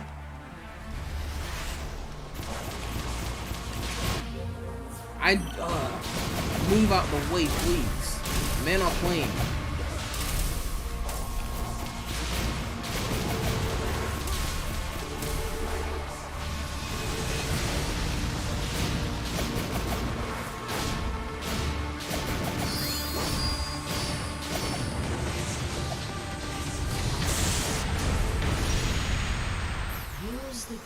As you have done before, yes, yes, yes.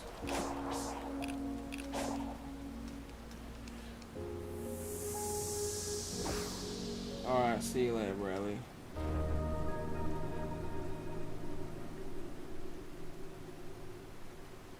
Return.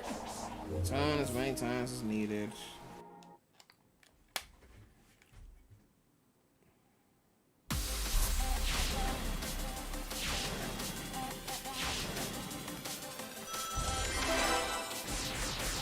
I'm not going for S if you guys think I'm doing that shit.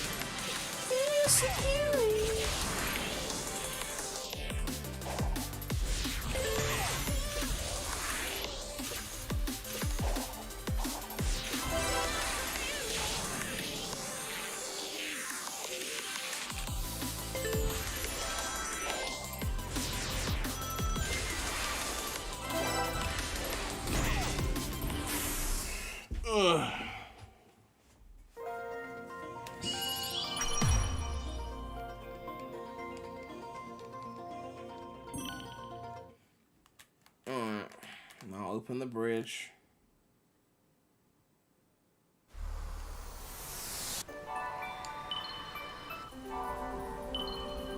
Vault was unsealed.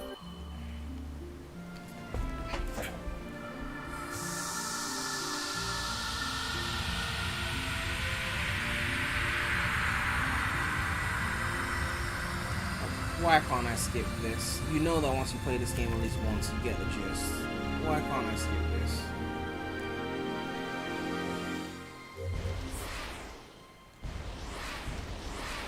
Also,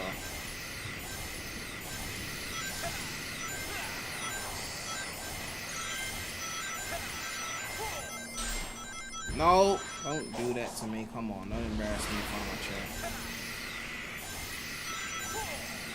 I know I said some mean things to Kishimoto, but don't do that to me.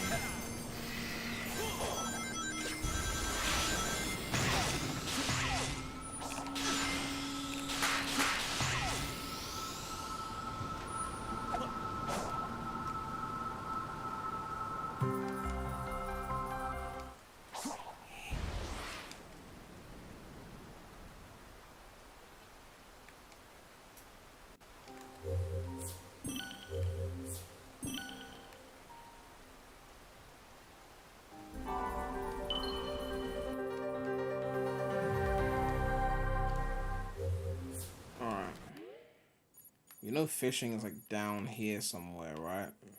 It's like here-ish. Can I not place markers? What happened to my ability to place markers? Can't place markers no more? Alright. Very well then. Alright. There's gotta be a quicker boss than this to get a quick portal gear.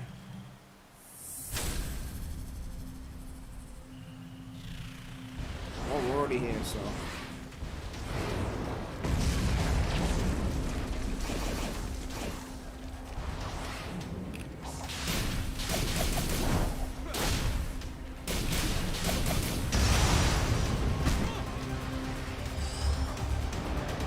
There's gotta be a way to land on him a second time without having to wait for the shit.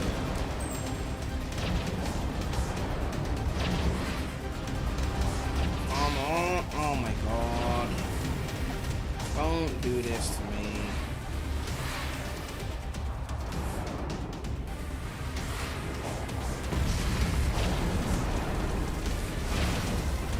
What are you doing? Get the fuck up there.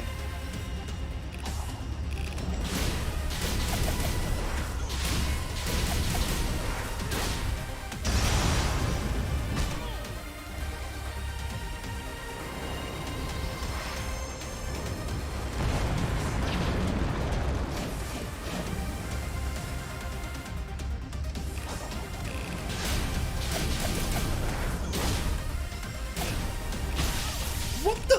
Hey! What the? Wait, we climb this fucking thing again. What are you doing? Get the fuck up there. Don't piss me off. Come on. Get up.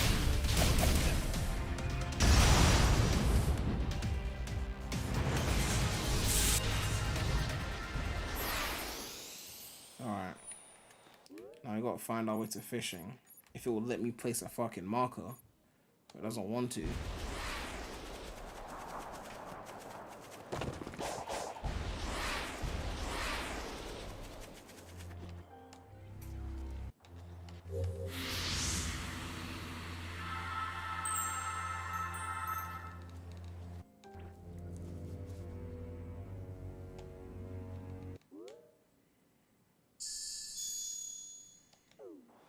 You are the key. Yes, I'm the key. Yeah.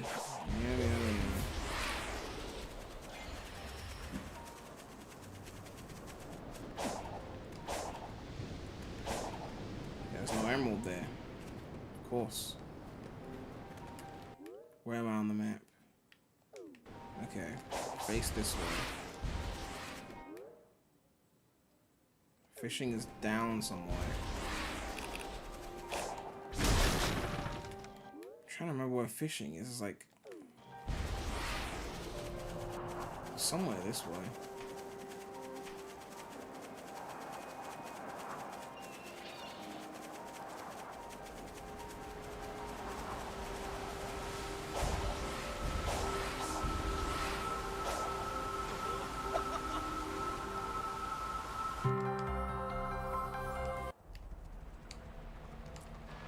I can't skip this, really?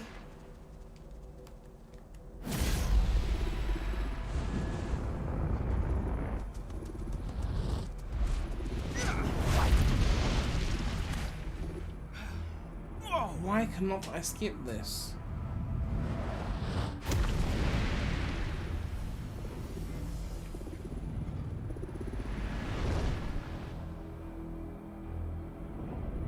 Why can't I skip this? Come on, like, let me skip this. I guess that's one of the Titans keeping Amy trapped.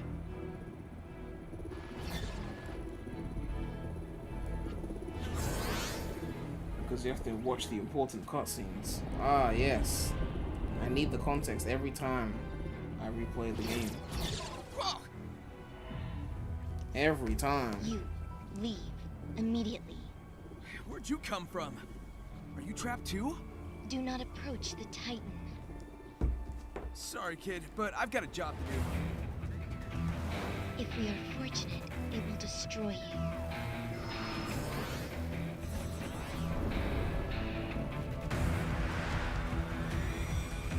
why are you playing this? You sound like you hate it now.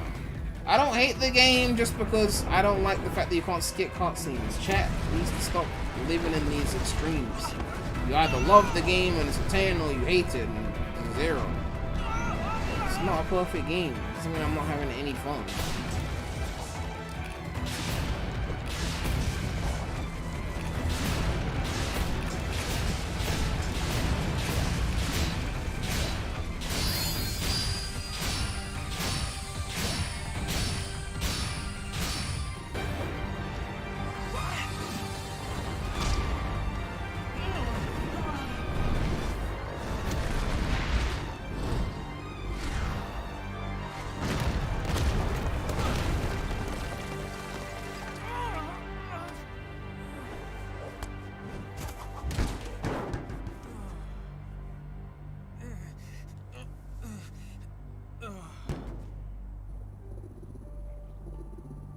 Did this really need to be unskippable? Come on. I would have been fishing by now. I would have been fishing by now.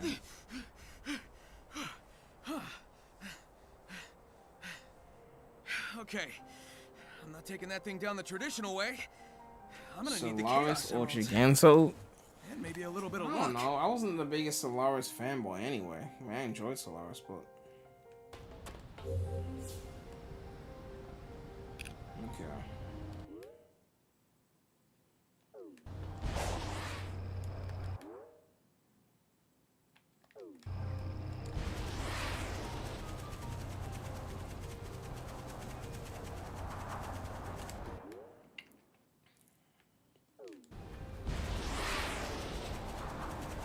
Trying to figure out the best way to get to fishing without having to map. I should have memorized the location. Yes, I know how the camera works.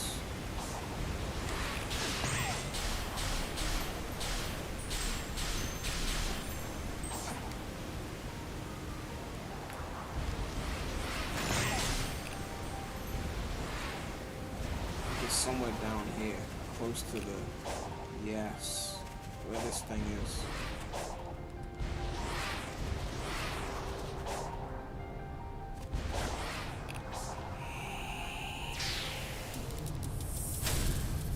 So I could have just skipped the sewer basically and just done the tower, which would have been way quicker.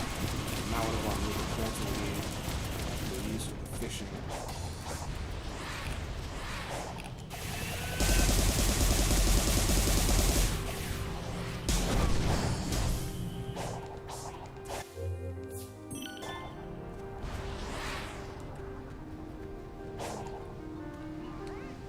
I got 46 Amy memory tokens.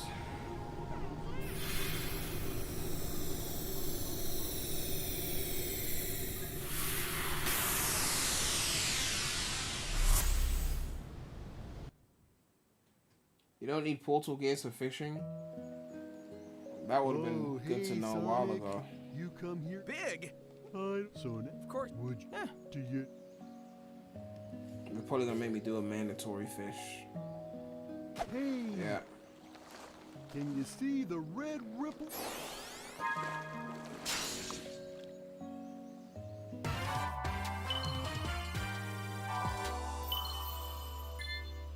Wow. Awesome. You've caught it already. Nice catch if you get fried. Would you like to try? All right. Let you borrow a rod. Time to grill our way to the end of Kronos. We're gonna sit here and grill.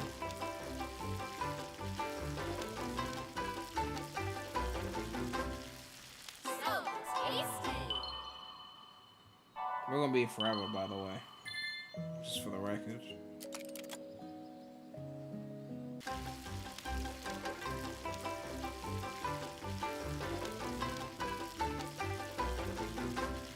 So tasty.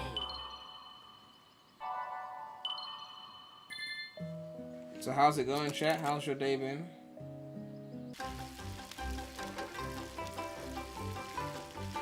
Remember when they asked Azuka if he could grill meat in Frontiers and he said no? So tasty. But he was just saving the surprise. I'm surprised.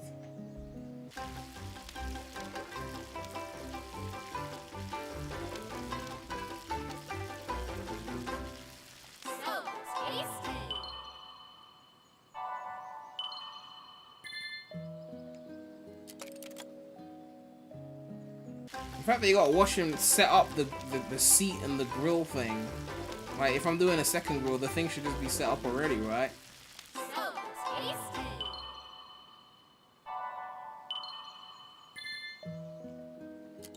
Oh yeah, fishing is easily faster. But you're missing something key. You need tokens to fish. You don't need any tokens for this. So while you're looking for tokens or hoping for that nighttime slot machine shit, I'm out here grinding my shit on an indefinite amount of time. I mean, I think a proper speedrunner should test this. Try and beat Chronos with actual fishing, knowing that you have to go and find tokens, versus grinding this where you don't have to find any tokens, and see which one ends up being quicker. Because the time you spend getting all those purple coins or whatever, I'm out here getting my grills on.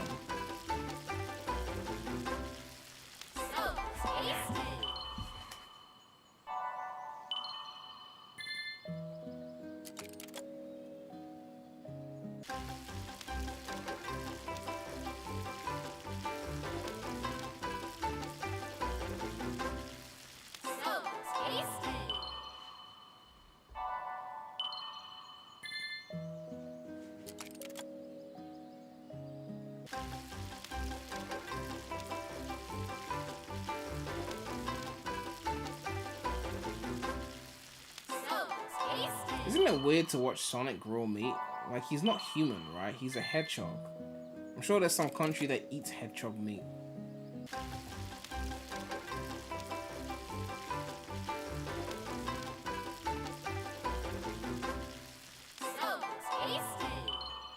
What did Sonic kill for meat? Who knows? Maybe it's Tails. Maybe it's fox meat. Tired of Tails being a fucking bitch, just decided to cook him.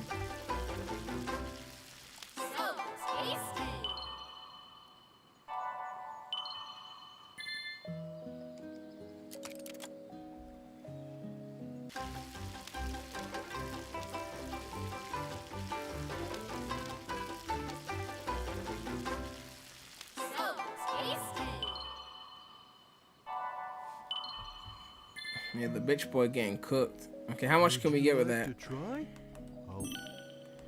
That will get us 8 memory tokens. Oh, this is gonna take forever. Fuck this shit. Come on. 8 tokens? We're gonna be fair. I could have found 8 tokens way quicker than that. Way quicker than that. Way quicker than that. That's just long, man. You're sitting there for ages. Would you like to try? I'll let you. Let's progress in the story.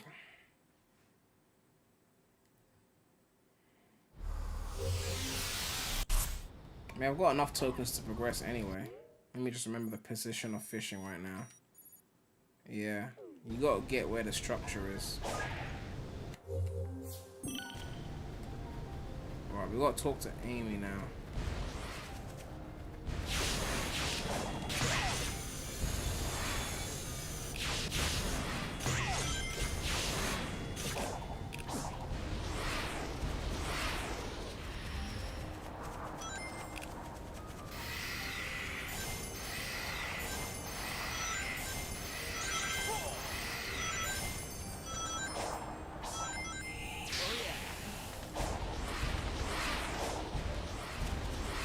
We'll just keep going until we don't have enough tokens to progress.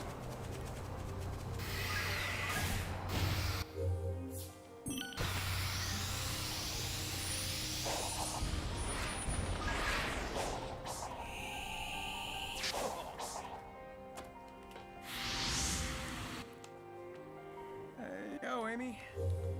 Alright.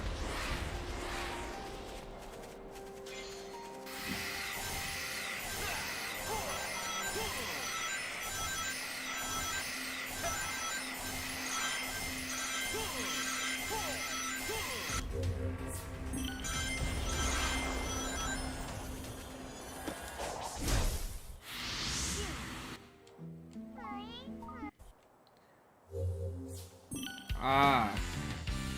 Arch Nemesis, we meet again.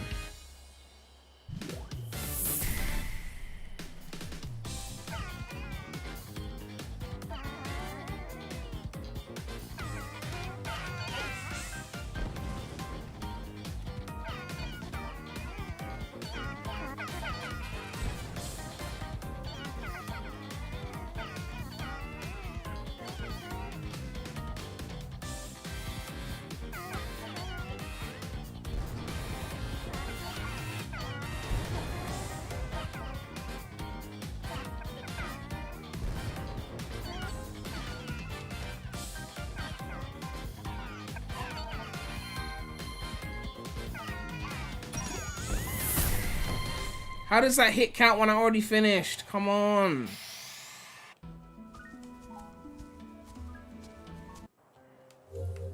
Alright.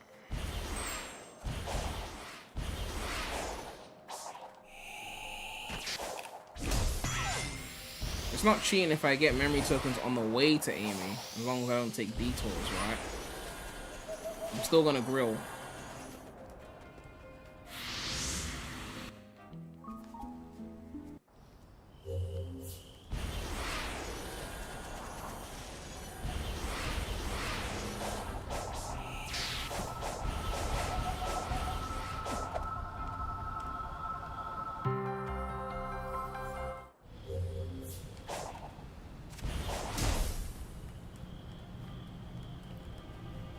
Can you please? So, something's been bugging me.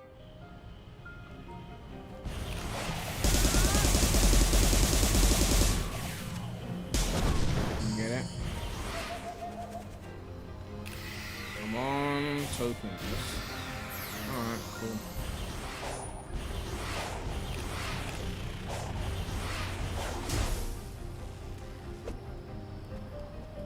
Can you please? Can you talk? Let me talk. Where's the square prompt? Come, what the? Talk! Fuck's sake. Which game do I think is going to win Best Family Game of the Year? Something wrong? What are the options? I'm assuming Kirby's in there. Was stationed on the far side of the...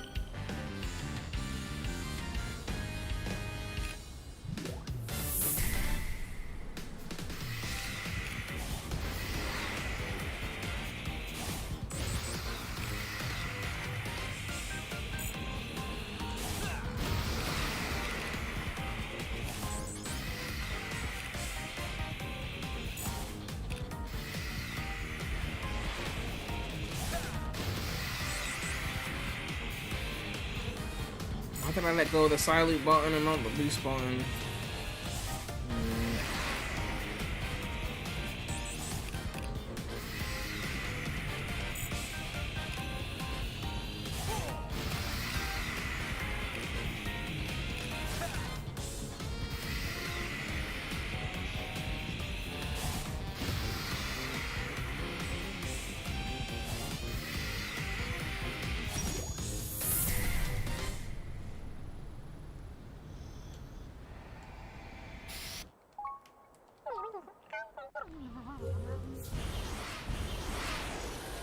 I need vault keys now.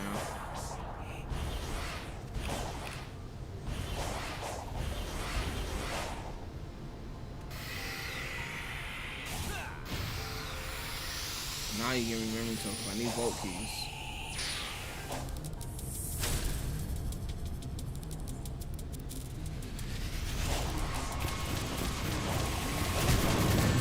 Ouch. That was not the plan.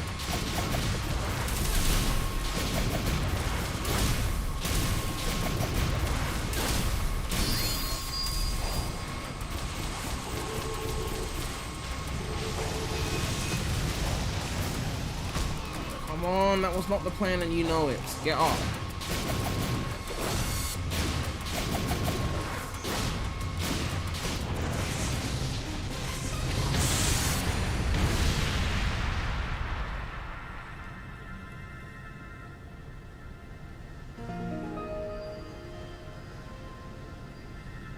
see the health bar of that random enemy.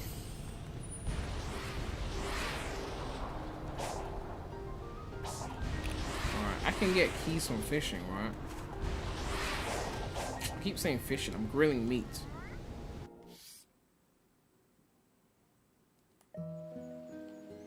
Hey, would you like to try?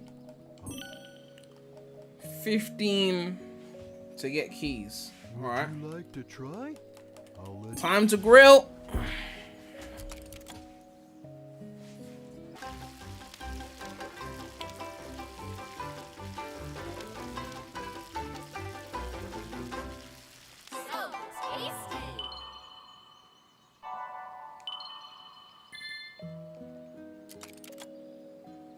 The fact that every time he grills, he has to set up the whole thing again. It's a bit like, a bit extra.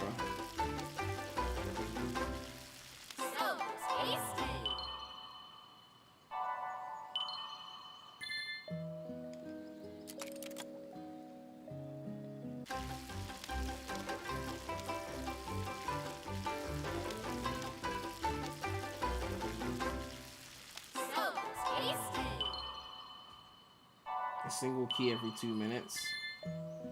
Well, I guess in theory, yeah, if it took you 2 minutes to get 15 tokens. I haven't actually done the math.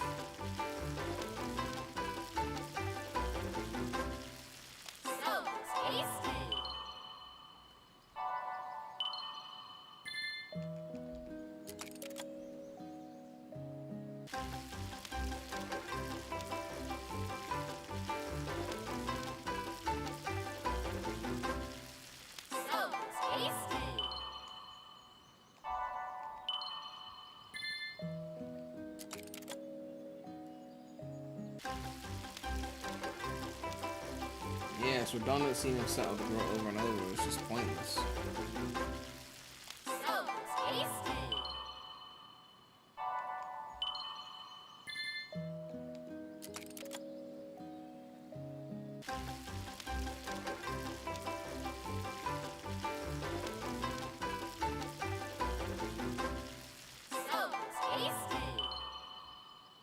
Ugh.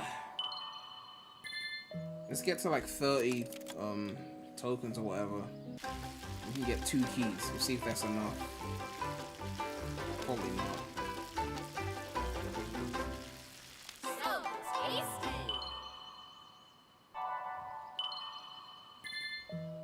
I'm dropping viewers. People don't want to see me grill meat? No.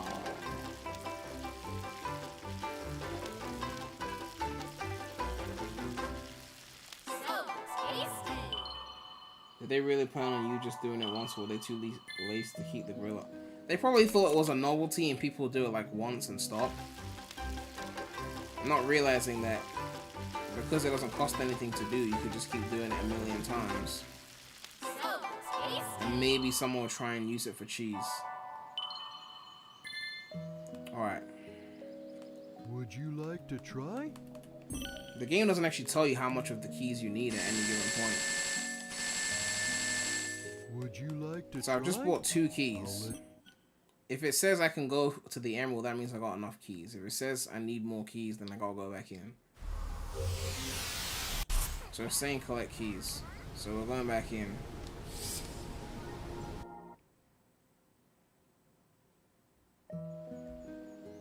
Hey, so would you like to try? I'll let you borrow.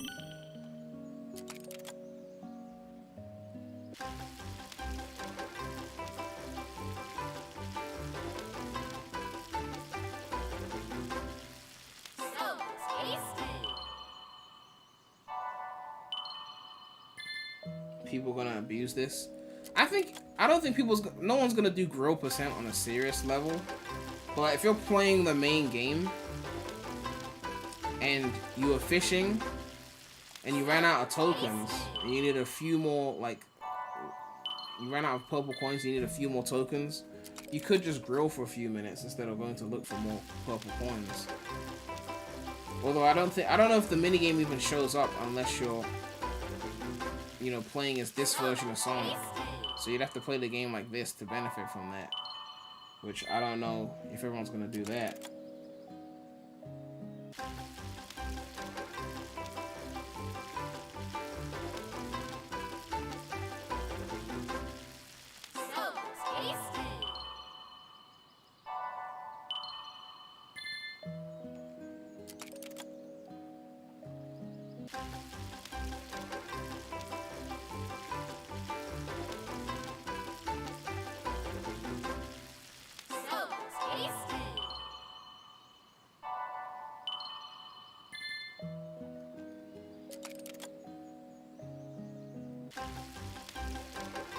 If I figured out the tombstone puzzle consistently, you mean the light beam thing?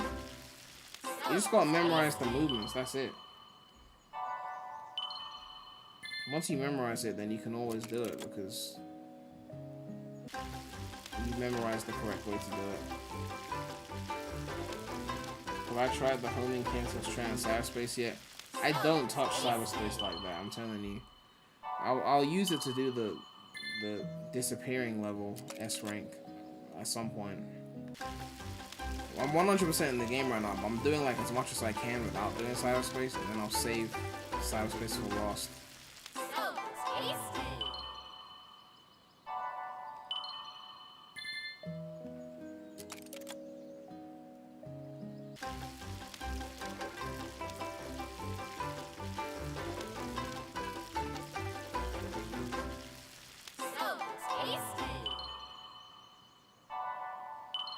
Have I played every cyberspace? Definitely no, I have not played every cyberspace level.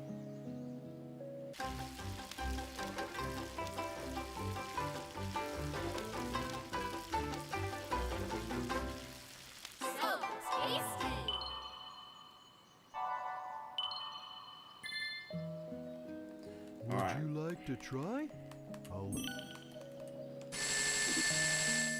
Sold out, that means you got enough. Would you like to try? I'll let you.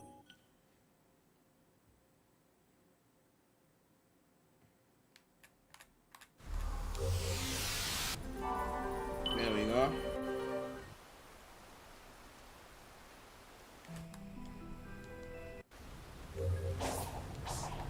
Alright.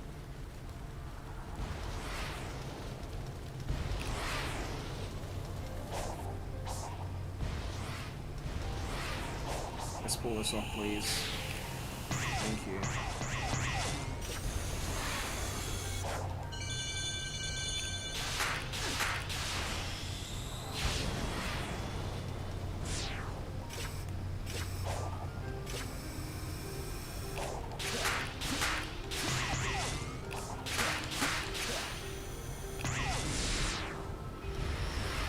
Got time for you.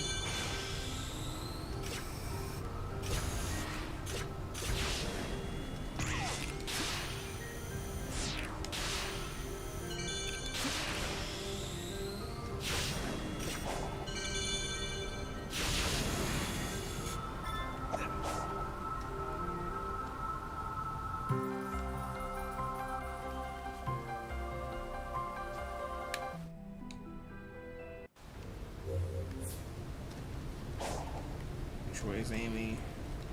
Oh, this is the one where she's just on the ground, right? On which side,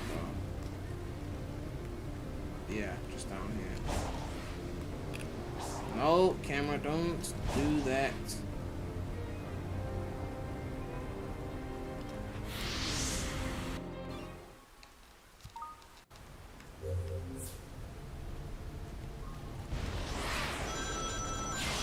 Nope.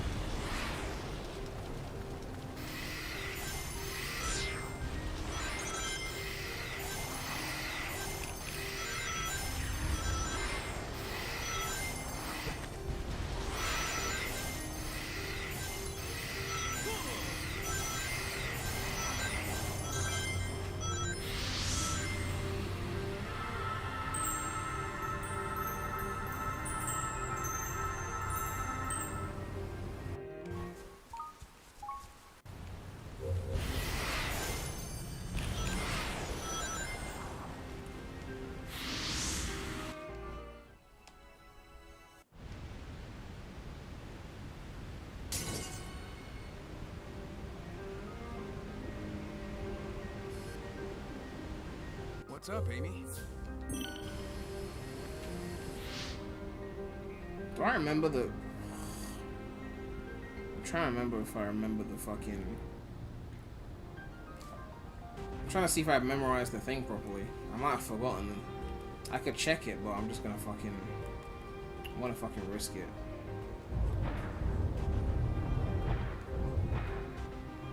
And then you go... this way. And then you go... this way.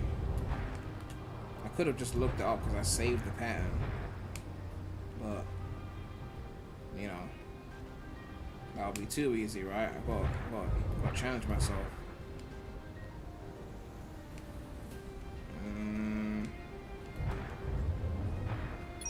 There you go. I memorized it. Hey.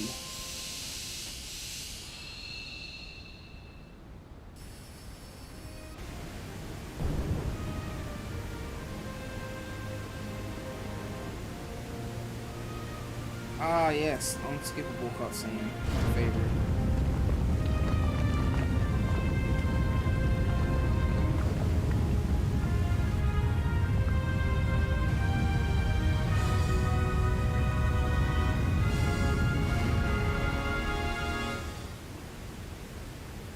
You did it, Sonic. Am I gonna finish God of War 2018 before This Ragnarok? is it. The big I'm not show. streaming God of War 2018 because you lot weren't showing up in the views. So What are you? I'm playing on my own time. Balls in Mystic I'll Ruins. stream Ragnarok though, because that's the new one. But if the views are mid, then I'll just play the rest of it on my own time.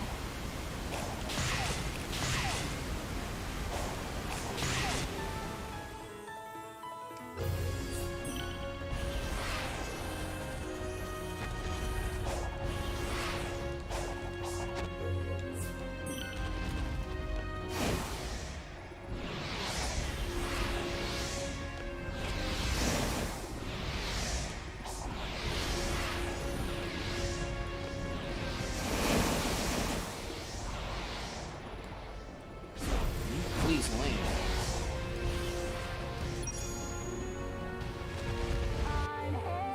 You made official DLC, you couldn't even keep the suit, and the suit was on like out there.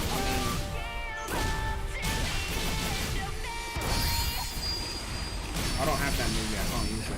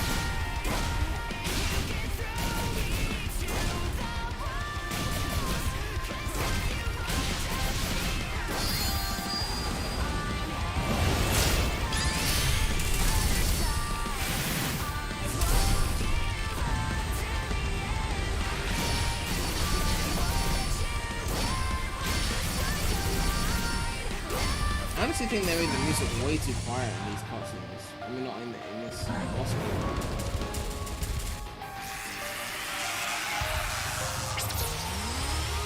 Especially since there's no dialogue in these whole boss fights. In previous Sonic games, they'd be talking with enemies and shit, like all over the.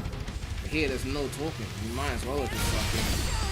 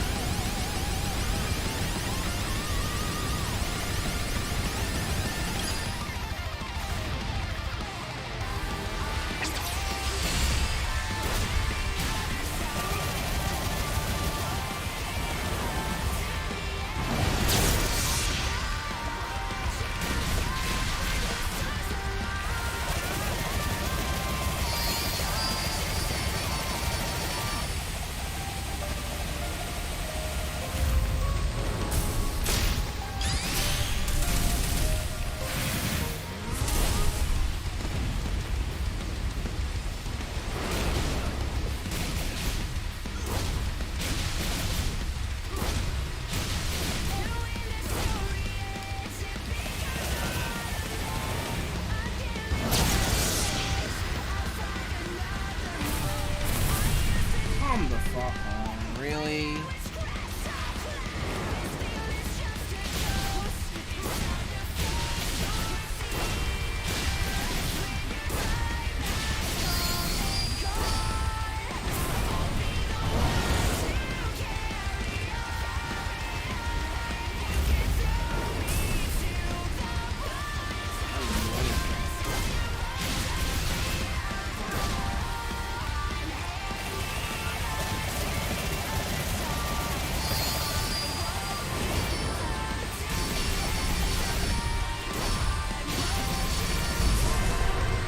Ugh.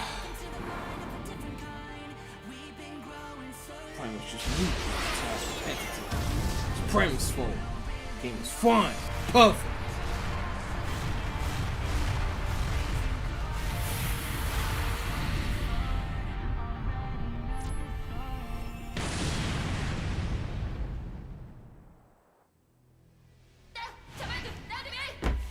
Grill percent has been completed. Well, I didn't actually beat the whole game. I just did Chronos. Mainly because Chronos you get the extra collectibles from the digital deluxe, so it's a lot quicker. But this wouldn't actually be officially accepted as a speed run for the record. But Grill percent has been completed. Imagine all the shit that Sonic is wearing and it could still fit in this tiny ass jump ball.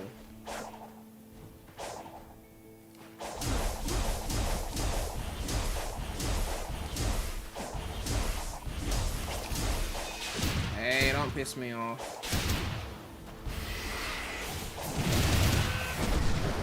Anyway. Ugh.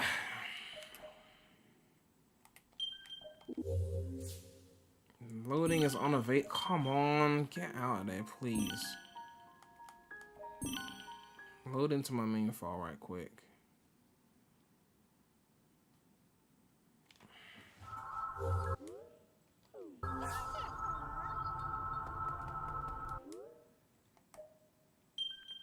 Save the main file back onto auto save. I can't do that until I do something else. Alright, cool. We're done. We are done. Oh, how long have I played? Almost 30 hours. We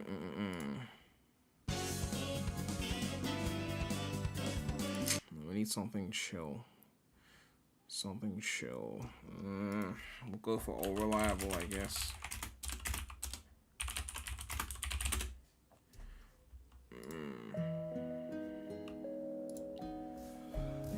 So I played Forces a total of 34 hours in my life. Well, not including when I beat on Switch, so it could be like 37, 38. Frontiers is coming up on 30 already. When's the next stream? I got no idea. I'll probably do a modding stream if people still want to see that, because there's a ton of new mods, and there's no way I'm going to do video showcases for all these mods, because there's just so many of them. I'm not a channel that just be, you know, covering mods, where I could just churn them out and then one of them will take off.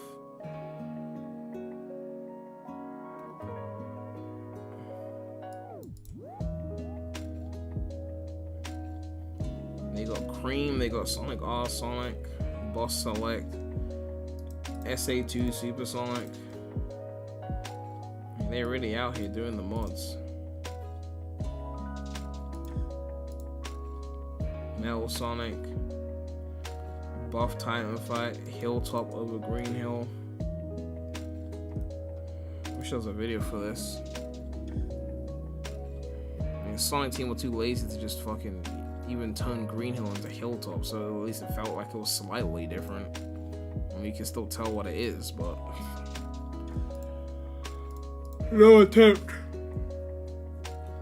Adventure Quills for Super Sonic. Ooh. Link, Garfield.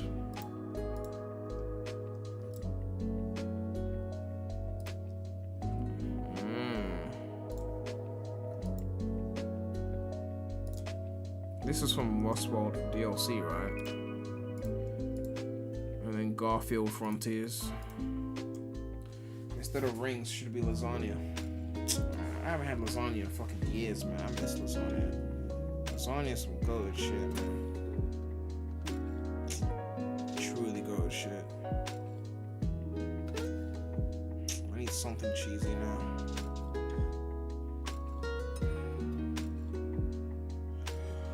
I can't believe I streamed for 5 hours straight. Anyway, the verdict is Metacritic is going to Metacritic. Critics are gonna critique.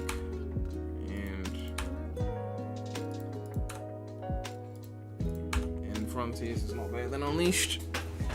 I think that's all I gotta say. Did I use the JSON mod yet? I saw one, but the download link was not working, so I couldn't use it.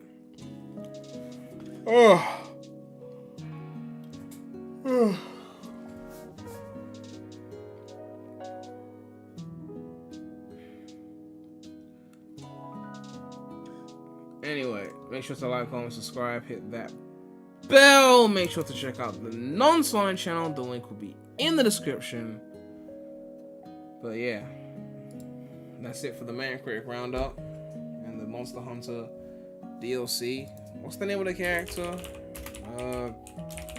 Fatharos. So what was the name of the character that it was based off? I've forgotten the name. Someone must know it in the chat. Someone here plays Monster Hunter.